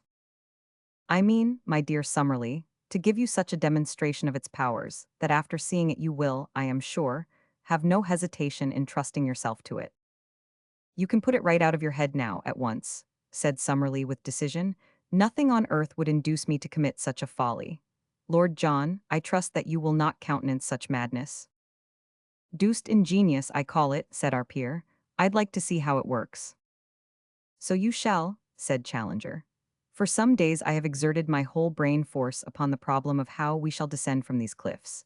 We have satisfied ourselves that we cannot climb down, and that there is no tunnel. We are also unable to construct any kind of bridge which may take us back to the pinnacle from which we came. How then shall I find a means to convey us? Some little time ago I had remarked to our young friend here that free hydrogen was evolved from the geyser. The idea of a balloon naturally followed. I will admit, somewhat baffled by the difficulty of discovering an envelope to contain the gas, but the contemplation of the immense entrails of these reptiles supplied me with a solution to the problem.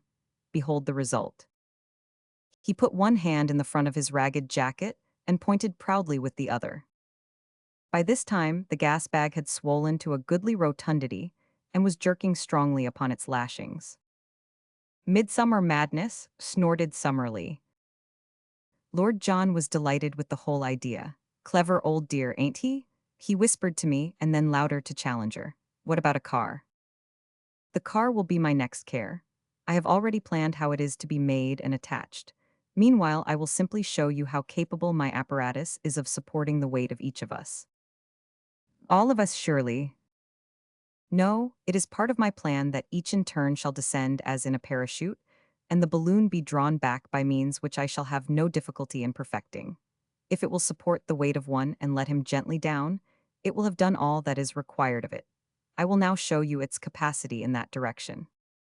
He brought out a lump of basalt of a considerable size, constructed in the middle so that a cord could be easily attached to it.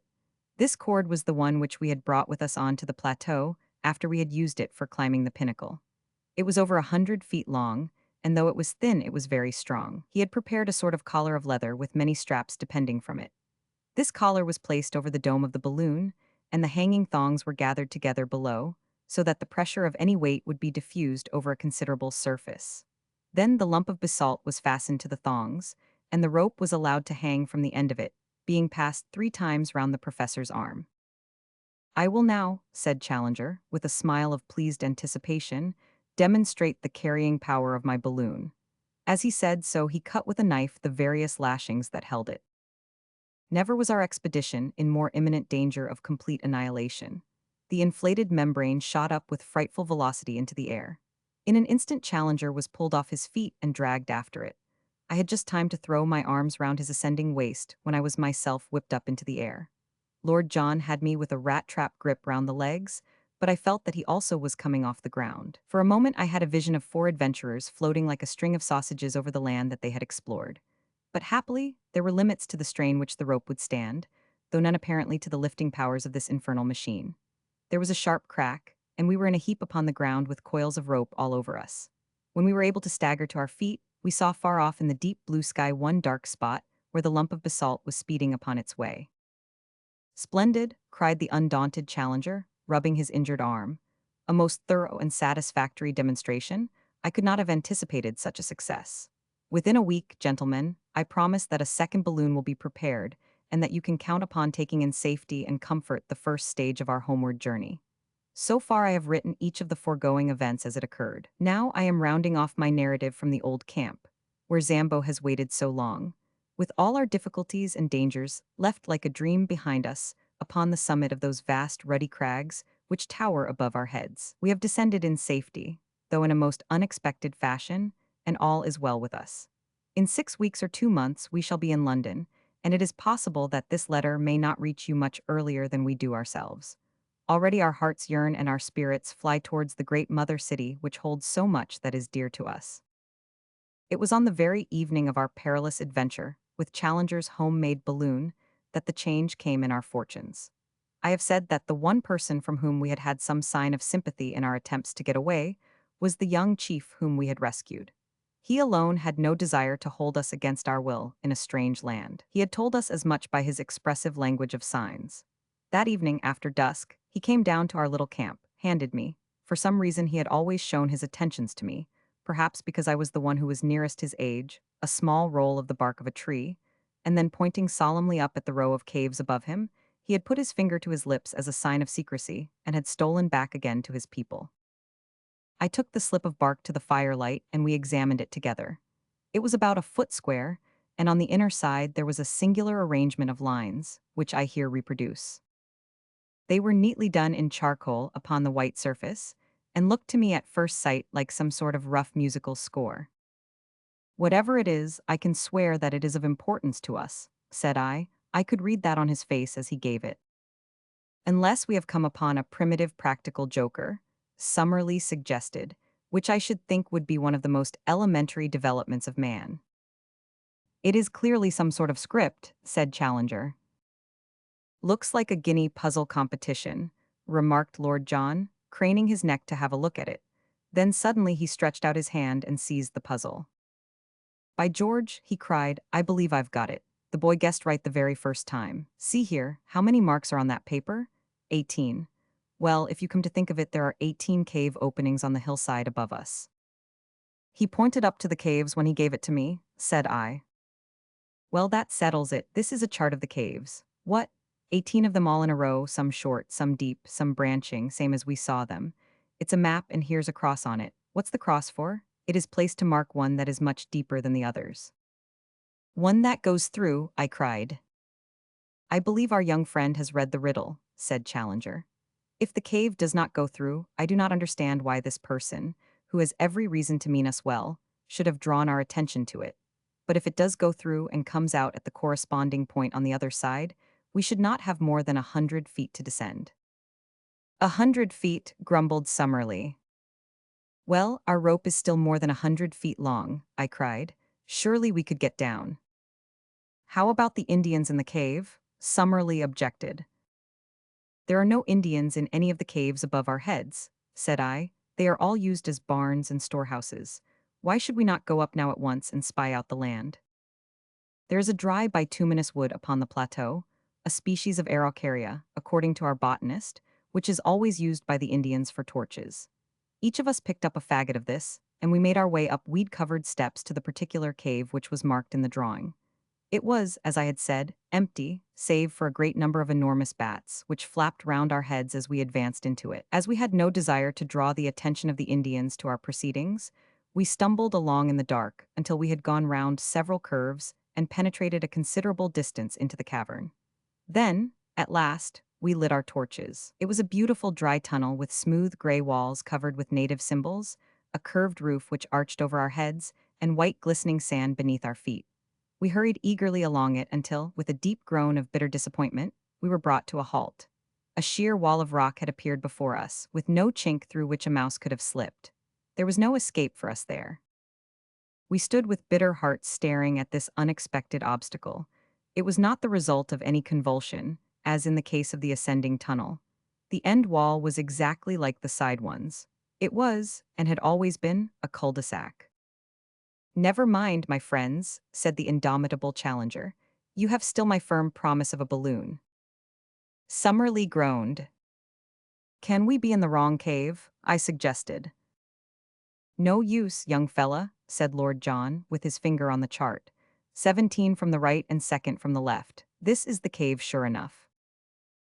I looked at the mark to which his finger pointed, and I gave a sudden cry of joy. I believe I have it. Follow me, follow me. I hurried back along the way we had come, my torch in my hand. Here, said I, pointing to some matches upon the ground, is where we lit up. Exactly. Well, it is marked as a forked cave, and in the darkness we passed the fork before the torches were lit. On the right side as we go out we should find the longer arm. It was as I had said. We had not gone 30 yards before a great black opening loomed in the wall. We turned into it to find that we were in a much larger passage than before. Along it we hurried in breathless impatience for many hundreds of yards. Then suddenly, in the black darkness of the arch in front of us we saw a gleam of dark red light. We stared in amazement. A sheet of steady flame seemed to cross the passage and to bar our way. We hastened towards it. No sound, no heat, no movement came from it, but still, the great luminous curtain glowed before us, silvering all the cave and turning the sand to powdered jewels, until as we drew closer it discovered a circular edge. The moon, by George, cried Lord John. We are through, boys, we are through. It was indeed the full moon which shone straight down the aperture which opened upon the cliffs. It was a small rift, not larger than a window, but it was enough for all our purposes. As we craned our necks through it, we could see that the descent was not a very difficult one, and that the level ground was no very great way below us. It was no wonder that from below we had not observed the place, as the cliffs curved overhead, and an ascent at the spot would have seemed so impossible as to discourage close inspection. We satisfied ourselves that with the help of our rope we could find our way down, and then returned, rejoicing, to our camp to make our preparations for the next evening. What we did we had to do quickly and secretly, since even at this last hour the Indians might hold us back. our stores we would leave behind us, save only our guns and cartridges. But Challenger had some unwieldy stuff which he ardently desired to take with him, and one particular package, of which I may not speak, which gave us more labor than any. Slowly the day passed, but when the darkness fell, we were ready for our departure. With much labor, we got our things up the steps, and then, looking back, took one last long survey of that strange land. Soon I fear to be vulgarized, the prey of hunter and prospector, but to each of us a dreamland of glamour and romance, a land where we had dared much, suffered much, and learned much, our land, as we shall ever fondly call it. Along upon our left, the neighboring caves each threw out its ruddy cheery firelight into the gloom. From the slope below us rose the voices of the Indians as they laughed and sang. Beyond was the long sweep of the woods, and in the center, shimmering vaguely through the gloom, was the great lake, the mother of strange monsters. Even as we looked, a high whickering cry, the call of some weird animal, rang clear out of the darkness. It was the very voice of maple white land bidding us goodbye. We turned and plunged into the cave which led to home. 2 hours later, we, our packages, and all we owned were at the foot of the cliff. Save for Challenger's luggage, we had never a difficulty. Leaving it all where we descended, we started at once for Zambo's camp. In the early morning we approached it, but only to find, to our amazement, not one fire but a dozen upon the plain. The rescue party had arrived. There were 20 Indians from the river, with stakes, ropes, and all that could be useful for bridging the chasm. At least we shall have no difficulty now in carrying our packages, when tomorrow we begin to make our way back to the Amazon. And so, in humble and thankful mood, I close this account. Our eyes have seen great wonders and our souls are chastened by what we have endured. Each is in his own way a better and deeper man. It may be that when we reach Para we shall stop to refit. If we do, this letter will be a mail ahead. If not, it will reach London on the very day that I do. In either case, my dear Mr. McArdle, I hope very soon to shake you by the hand. Chapter 16. A procession, a procession. I should wish to place upon record here our gratitude to all our friends upon the Amazon for the very great kindness and hospitality which was shown to us upon our return journey. Very particularly would I thank Senor Penalosa and other officials of the Brazilian government for the special arrangements by which we were helped upon our way, and Senor Pereira of Para, to whose forethought we owe the complete outfit for a decent appearance in the civilized world which we found ready for us at that town. It seemed a poor return for all the courtesy which we encountered that we should deceive our hosts and benefactors, but under the circumstances, we had really no alternative, and I hereby tell them that they will only waste their time and their money if they attempt to follow upon our traces. Even the names have been altered in our accounts, and I am very sure that no one, from the most careful study of them, could come within 1,000 miles of our unknown land.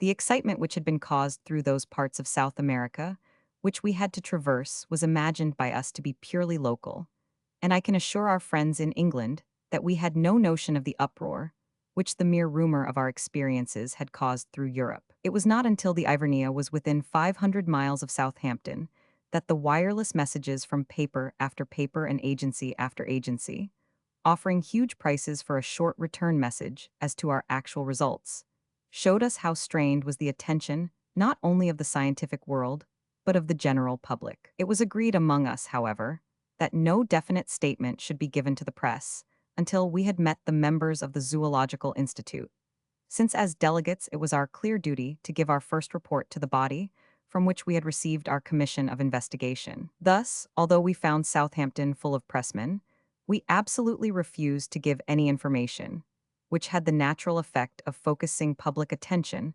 upon the meeting which was advertised for the evening of November 7th. For this gathering, the Zoological Hall, which had been the scene of the inception of our task, was found to be far too small, and it was only in the Queen's Hall in Regent Street that accommodation could be found.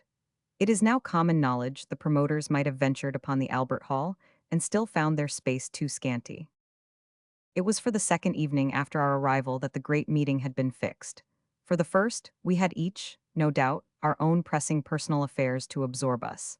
Of mine I cannot yet speak. It may be that as it stands further from me I may think of it and even speak of it with less emotion. I have shown the reader in the beginning of this narrative where lay the springs of my action. It is but right, perhaps, that I should carry on the tale and show also the results. And yet the day may come when I would not have it otherwise. At least I have been driven forth to take part in a wondrous adventure, and I cannot but be thankful to the force that drove me. And now I turn to the last supreme eventful moment of our adventure.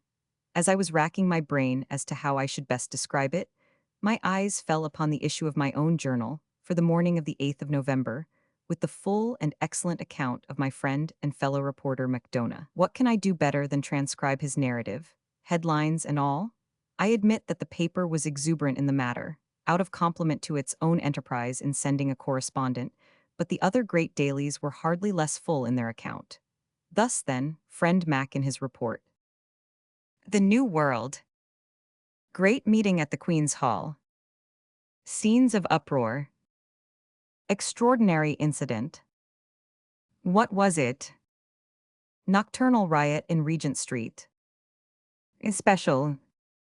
The much-discussed meeting of the Zoological Institute, convened to hear the report of the Committee of Investigation, sent out last year to South America, to test the assertions made by Professor Challenger, as to the continued existence of prehistoric life upon that continent, was held last night in the Greater Queen's Hall, and it is safe to say that it is likely to be a red-letter date in the history of science. For the proceedings were of so remarkable and sensational a character that no one present is ever likely to forget them.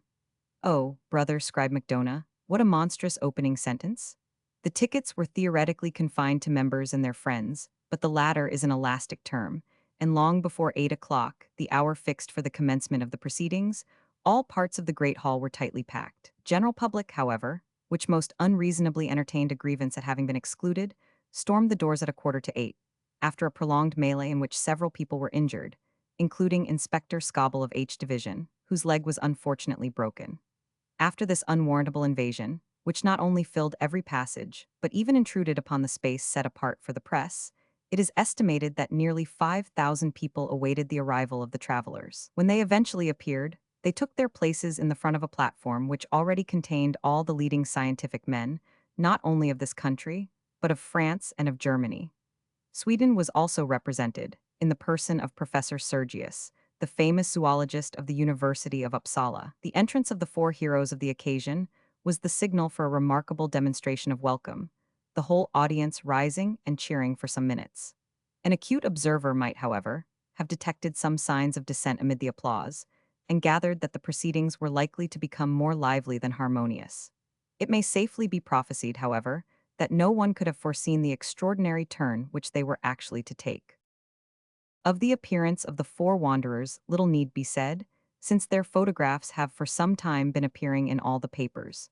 They bear few traces of the hardships which they are said to have undergone. Professor Challenger's beard may be more shaggy, Professor Summerlee's features more ascetic, Lord John Roxton's figure more gaunt, and all three may be burned to a darker tint than when they left our shores, but each appeared to be in most excellent health. As to our own representative, the well-known athlete and international rugby football player, E.D. Malone, he looks trained to a hair, and as he surveyed the crowd, a smile of good-humored contentment pervaded his honest but homely face. "All right, Mac, wait till I get you alone." Quiet had been restored, and the audience resumed their seats after the ovation which they had given to the travelers. The chairman, the Duke of Durham, addressed the meeting. He would not, he said, stand for more than a moment between that vast assembly and the treat which lay before them. It was not for him to anticipate what Professor Summerlee, who was the spokesman of the committee, had to say to them, but it was common rumor that their expedition had been crowned by extraordinary success. Applause. Apparently the age of romance was not dead, and there was common ground upon which the wildest imaginings of the novelist could meet the actual scientific investigations of the searcher for truth. He would only add, before he sat down, that he rejoiced, and all of them would rejoice, that these gentlemen had returned safe and sound from their difficult and dangerous task, for it cannot be denied that any disaster to such an expedition would have inflicted a well-nigh irreparable loss to the cause of zoological science. Great applause, in which Professor Challenger was observed to join. Professor Summerlee's rising was the signal for another extraordinary outbreak of enthusiasm, which broke out again at intervals throughout his address. That address will not be given in extenso in these columns, for the reason that a full account of the whole adventures of the expedition is being published as a supplement from the pen of our own special correspondent. Some general indications will therefore suffice. Having described the genesis of their journey and paid a handsome tribute to his friend Professor Challenger, coupled with an apology for the incredulity with which his assertions, now fully vindicated, had been received, He gave the actual course of their journey, carefully withholding such information as would aid the public in any attempt to locate this remarkable plateau. Having described, in general terms, their course from the main river up to the time that they actually reached the base of the cliffs, he enthralled his hearers by his account of the difficulties encountered by the expedition in their repeated attempts to mount them, and finally described how they succeeded in their desperate endeavors, which cost the lives of their two devoted half-breed servants. This amazing reading of the affair was the result of Summerlee's endeavors to avoid raising any questionable matter at the meeting. Having conducted his audience in fancy to the summit and marooned them there by reason of the fall of their bridge, the professor proceeded to describe both the horrors and the attractions of that remarkable land. Of personal adventures he said little, but laid stress upon the rich harvest reaped by science in the observations of the wonderful beast, bird, insect, and plant life of the plateau. Peculiarly rich in the coleoptera and in the lepidoptera, 46 new species of the one and 94 of the other had been secured in the course of a few weeks. It was, however, in the larger animals, and especially in the larger animals supposed to have been long extinct, that the interest of the public was naturally centered. Of these he was able to give a goodly list, but had little doubt that it would be largely extended when the place had been more thoroughly investigated. He and his companions had seen at least a dozen creatures, most of them at a distance, which corresponded with nothing at present known to science. These would in time be duly classified and examined. He instanced a snake, the cast skin of which, deep purple in color, was 51 feet in length, and mentioned a white creature, supposed to be mammalian, which gave forth well-marked phosphorescence in the darkness. Also a large black moth, the bite of which was supposed by the Indians to be highly poisonous. Setting aside these entirely new forms of life, the plateau was very rich in known prehistoric forms, dating back in some cases to early Jurassic times. Among these, he mentioned the gigantic and grotesque stegosaurus, seen once by Mr. Malone at a drinking place by the lake, and drawn in the sketchbook of that adventurous American who had first penetrated this unknown world. He described also the iguanodon and the pterodactyl, two of the first of the wonders which they had encountered. He then thrilled the assembly by some account of the terrible carnivorous dinosaurs, which had on more than one occasion pursued members of the party, and which were the most formidable of all the creatures which they had encountered. Thence he passed to the huge and ferocious bird, the forarachus, and to the great elk which still roams upon this upland. It was not, however, until he sketched the mysteries of the central lake that the full interest and enthusiasm of the audience were aroused. One had to pinch oneself to be sure that one was awake, as one heard this sane and practical professor, in cold, measured tones, describing the monstrous three-eyed fish lizards and the huge water snakes which inhabit this enchanted sheet of water. Next he touched upon the Indians, and upon the extraordinary colony of anthropoid apes, which might be looked upon as an advance upon the Pithecanthropus of Java, and as coming therefore nearer than any known form to that hypothetical creation, the missing link. Finally he described, amongst some merriment, the ingenious but highly dangerous aeronautic invention of Professor Challenger, and wound up a most memorable address by an account of the methods by which the committee did at last find their way back to civilization.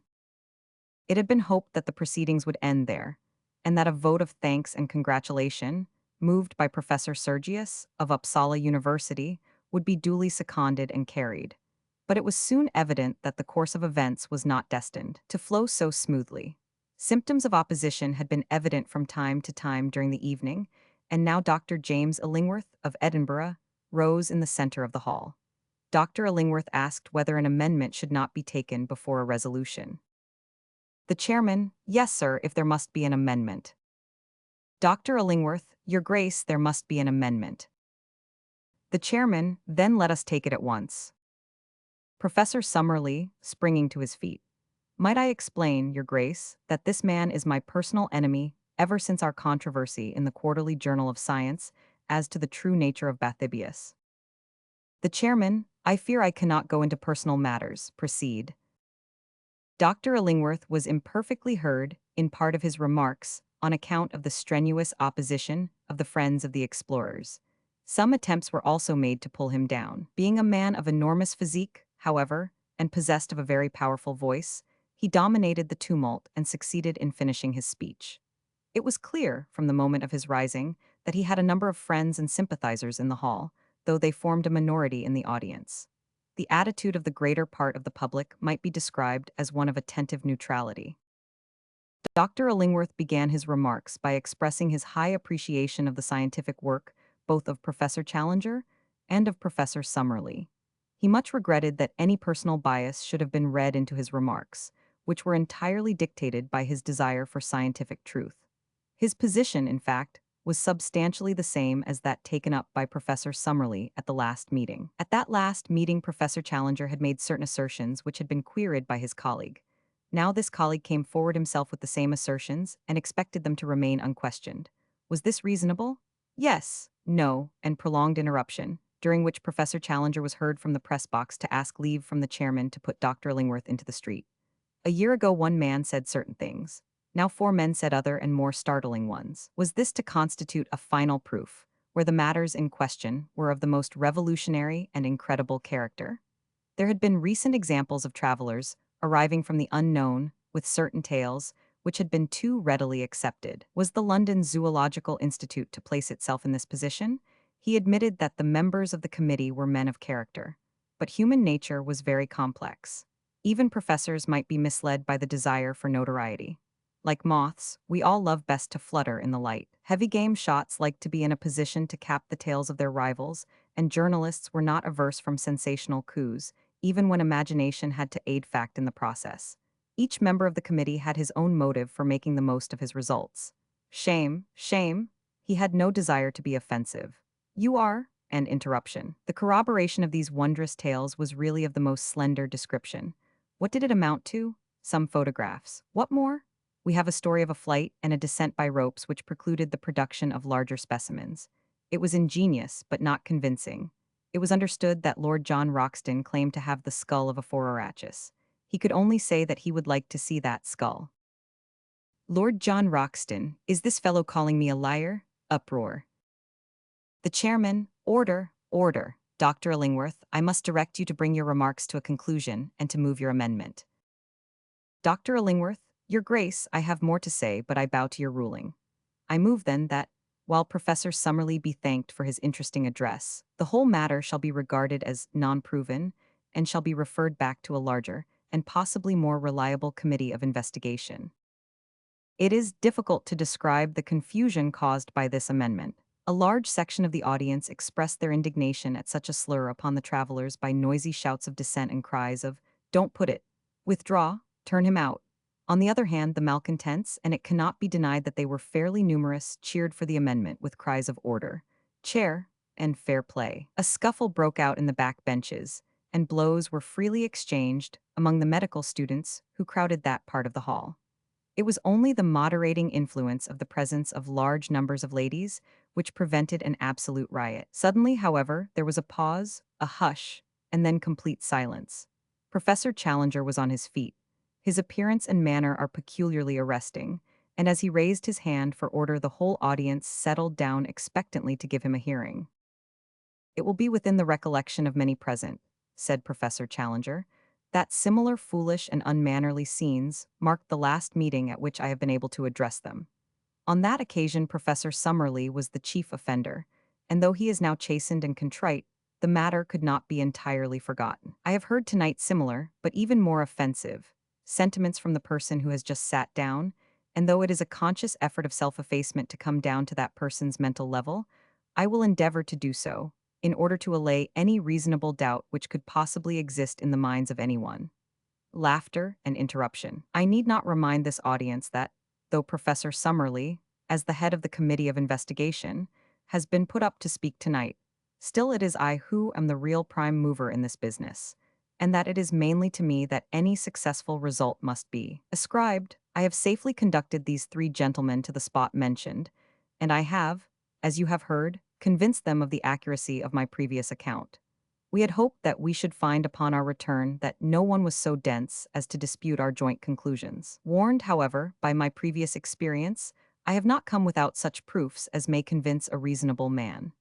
As explained by Professor Summerlee, our cameras have been tampered with by the ape men when they ransacked our camp, and most of our negatives ruined. Jeers, laughter, and tell us another, from the back. I have mentioned the ape men, And I cannot forbear from saying that some of the sounds which now meet my ears bring back most vividly to my recollection my experiences with those interesting creatures. Laughter. In spite of the destruction of so many invaluable negatives, there still remains in our collection a certain number of corroborative photographs showing the conditions of life upon the plateau. Did they accuse them of having forged these photographs? A voice? Yes, and considerable interruption, which ended in several men being put out of the hall. The negatives were open to the inspection of experts. But what other evidence had they? Under the conditions of their escape, it was naturally impossible to bring a large amount of baggage, but they had rescued Professor Summerlee's collections of butterflies and beetles, containing many new species. Was this not evidence? Several voices, no. Who said no? Dr. Illingworth, rising.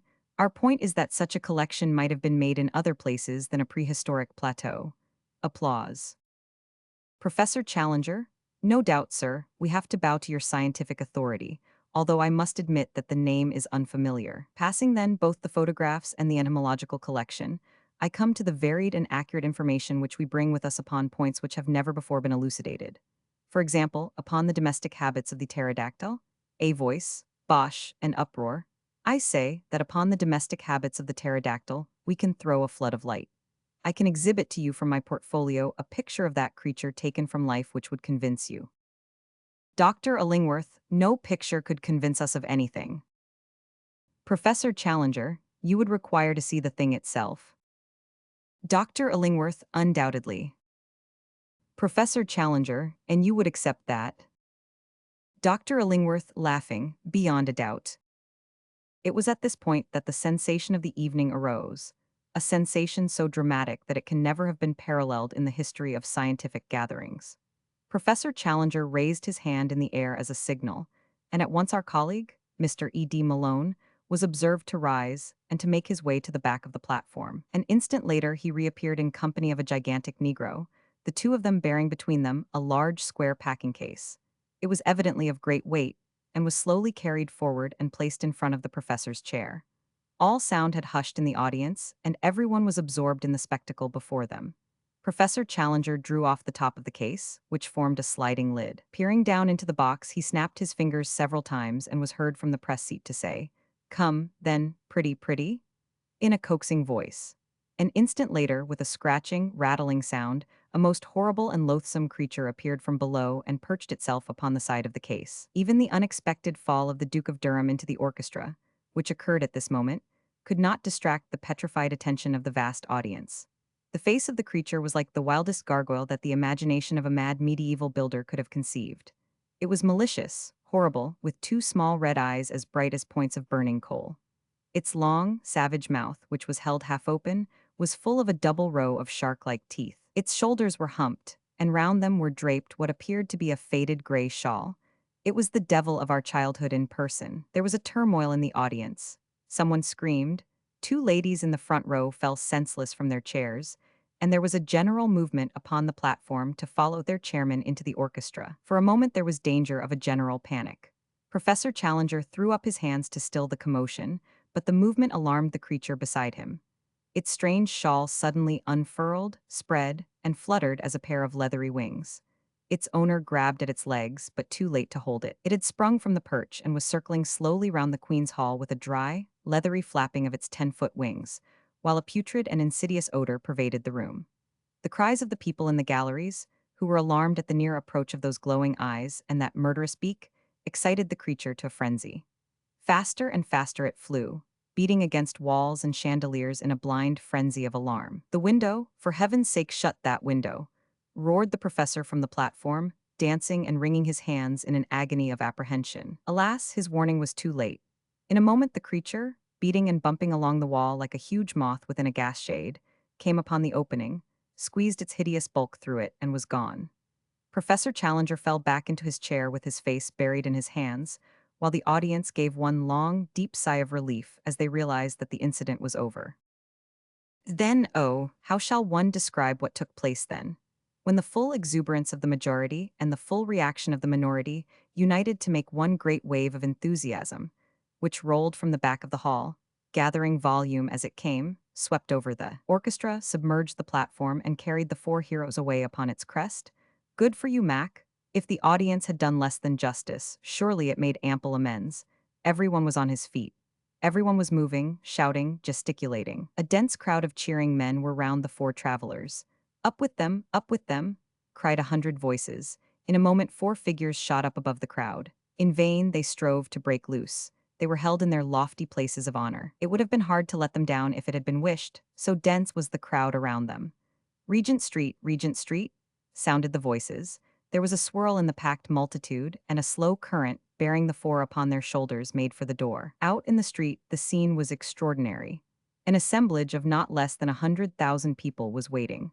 The close-packed throng extended from the other side of the Langham Hotel to Oxford Circus. A roar of acclamation greeted the 4 adventurers as they appeared, high above the heads of the people, under the vivid electric lamps outside the hall. A procession, was the cry. In a dense phalanx blocking the streets from side to side, the crowd set forth, taking the route of Regent Street, Pall Mall, St. James's Street, and Piccadilly. The whole central traffic of London was held up, and many collisions were reported between the demonstrators upon the one side and the police and taxi-cabmen upon the other. Finally, it was not until after midnight that the 4 travelers were released at the entrance to Lord John Roxton's chambers in the Albany, and that the exuberant crowd, having sung, "They are jolly good fellows" in chorus, concluded their program with "God Save the King." So ended one of the most remarkable evenings that London has seen for a considerable time. So far, my friend Macdona, and it may be taken as a fairly accurate, if florid, account of the proceedings. As to the main incident, it was a bewildering surprise to the audience, but not, I need hardly say, to us. The reader will remember how I met Lord John Roxton upon the very occasion when, in his protective crinoline, he had gone to bring the devil's chick, as he called it, for Professor Challenger. I have hinted also at the trouble which the professor's baggage gave us when we left the plateau, and had I described our voyage, I might have said a good deal of the worry we had to coax with putrid fish, the appetite of our filthy companion. If I have not said much about it before, it was, of course, that the professor's earnest desire was that no possible rumor of the unanswerable argument which we carried should be allowed to leak out until the moment came when his enemies were to be confuted. One word as to the fate of the London pterodactyl. Nothing can be said to be certain upon this point. There is the evidence of 2 frightened women that it perched upon the roof of the Queen's Hall and remained there like a diabolical statue for some hours. The next day it came out in the evening papers that Private Miles, of the Coldstream Guards, on duty outside Marlborough House, had deserted his post without leave, and was therefore court-martialed. Private Miles' account, that he dropped his rifle and took to his heels down the Mall, because on looking up he had suddenly seen the devil between him and the moon, was not accepted by the court, and yet it may have a direct bearing upon the point at issue. The only other evidence which I can adduce is from the log of the SS Friesland, a Dutch-American liner, which asserts that at 9 next morning, start point being at the time 10 miles upon their starboard quarter, they were passed by something between a flying goat and a monstrous bat, which was heading at a prodigious pace south and west. If its homing instinct led it upon the right line, there can be no doubt that somewhere out in the wastes of the Atlantic the last European pterodactyl found its end. And Gladys, oh my Gladys, Gladys of the Mystic Lake, now to be renamed the Central, for never shall she have immortality through me. Did I not always see some hard fiber in her nature? Did I not, even at the time when I was proud to obey her behest, feel that it was surely a poor love which could drive a lover to his death or the danger of it? Did I not, in my truest thoughts, always recurring and always dismissed, see past the beauty of the face, and, peering into the soul, discern the twin shadows of selfishness and of fickleness glooming at the back of it? Did she love the heroic and the spectacular for its own noble sake, or was it for the glory which might, without effort or sacrifice, be reflected upon herself? Or are these thoughts the vain wisdom which comes after the event? It was the shock of my life. For a moment it had turned me to a cynic. But already, as I write, a week has passed, and we have had our momentous interview with Lord John Roxton, and, well, perhaps things might be worse. Let me tell it in a few words. No letter or telegram had come to me at Southampton, and I reached the little villa at Streatham about 10 o'clock that night in a fever of alarm. Was she dead or alive? Where were all my nightly dreams of the open arms, the smiling face, the words of praise for her man who had risked his life to humor her whim? Already I was down from the high peaks and standing flat-footed upon earth. Yet some good reasons given might still lift me to the clouds once more. I rushed down the garden path, hammered at the door, heard the voice of Gladys within, pushed past the staring maid, and strode into the sitting room.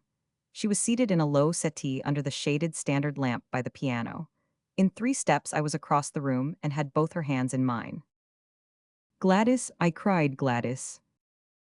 She looked up with amazement in her face. She was altered in some subtle way. The expression of her eyes, the hard upward stare, the set of the lips was new to me. She drew back her hands. What do you mean? She said. Gladys, I cried. What is the matter? You are my Gladys, are you not, little Gladys Hungerton? No, said she, I am Gladys Potts. Let me introduce you to my husband. How absurd life is. I found myself mechanically bowing and shaking hands with a little ginger-haired man who was coiled up in the deep armchair, which had once been sacred to my own use. We bobbed and grinned in front of each other. Father lets us stay here. We are getting our house ready, said Gladys. Oh yes, said I. You didn't get my letter at Para then? No, I got no letter. Oh, what a pity, it would have made all clear. It is quite clear, said I. I've told William all about you, said she. We have no secrets, I am so sorry about it, but it couldn't have been so very deep, could it, if you could go off to the other end of the world and leave me here alone? You're not crabby, are you? No, no, not at all, I think I'll go. Have some refreshment, said the little man, and he added in a confidential way, it's always like this, ain't it? And must be unless you had polygamy, only the other way round, you understand. He laughed like an idiot while I made for the door. I was through it when a sudden fantastic impulse came upon me, and I went back to my successful rival, who looked nervously at the electric push. Will you answer a question? I asked. Well, within reason, said he. How did you do it? Have you searched for hidden treasure, or discovered a pole, or done time on a pirate, or flown the channel, or what? Where is the glamour of romance? How did you get it? He stared at me with a hopeless expression upon his vacuous, good-natured, scrubby little face. Don't you think all this is a little too personal? He said. Well, just one question, I cried. What are you? What is your profession? I am a solicitor's clerk, said he. Second man at Johnson and Merivale's, 41 Chancery Lane. Good night, said I, and vanished like all disconsolate and broken-hearted heroes, into the darkness, with grief and rage and laughter all simmering within me like a boiling pot. One more little scene, and I have done. Last night we all supped at Lord John Roxton's rooms, and sitting together afterwards we smoked in good comradeship and talked our adventures over. It was strange under these altered surroundings to see the old, well-known faces and figures. There was Challenger with his smile of condescension, his drooping eyelids, his intolerant eyes, his aggressive beard, his huge chest, swelling and puffing as he laid down the law to Summerlee. And Summerlee, too, there he was with his short briar between his thin mustache and his gray goat's beard. His worn face protruded in eager debate as he queried all Challenger's propositions. Finally, there was our host, with his rugged, eagle face, and his cold, blue, glacier eyes with always a shimmer of devilment and of humor down in the depths of them. Such is the last picture of them that I have carried away.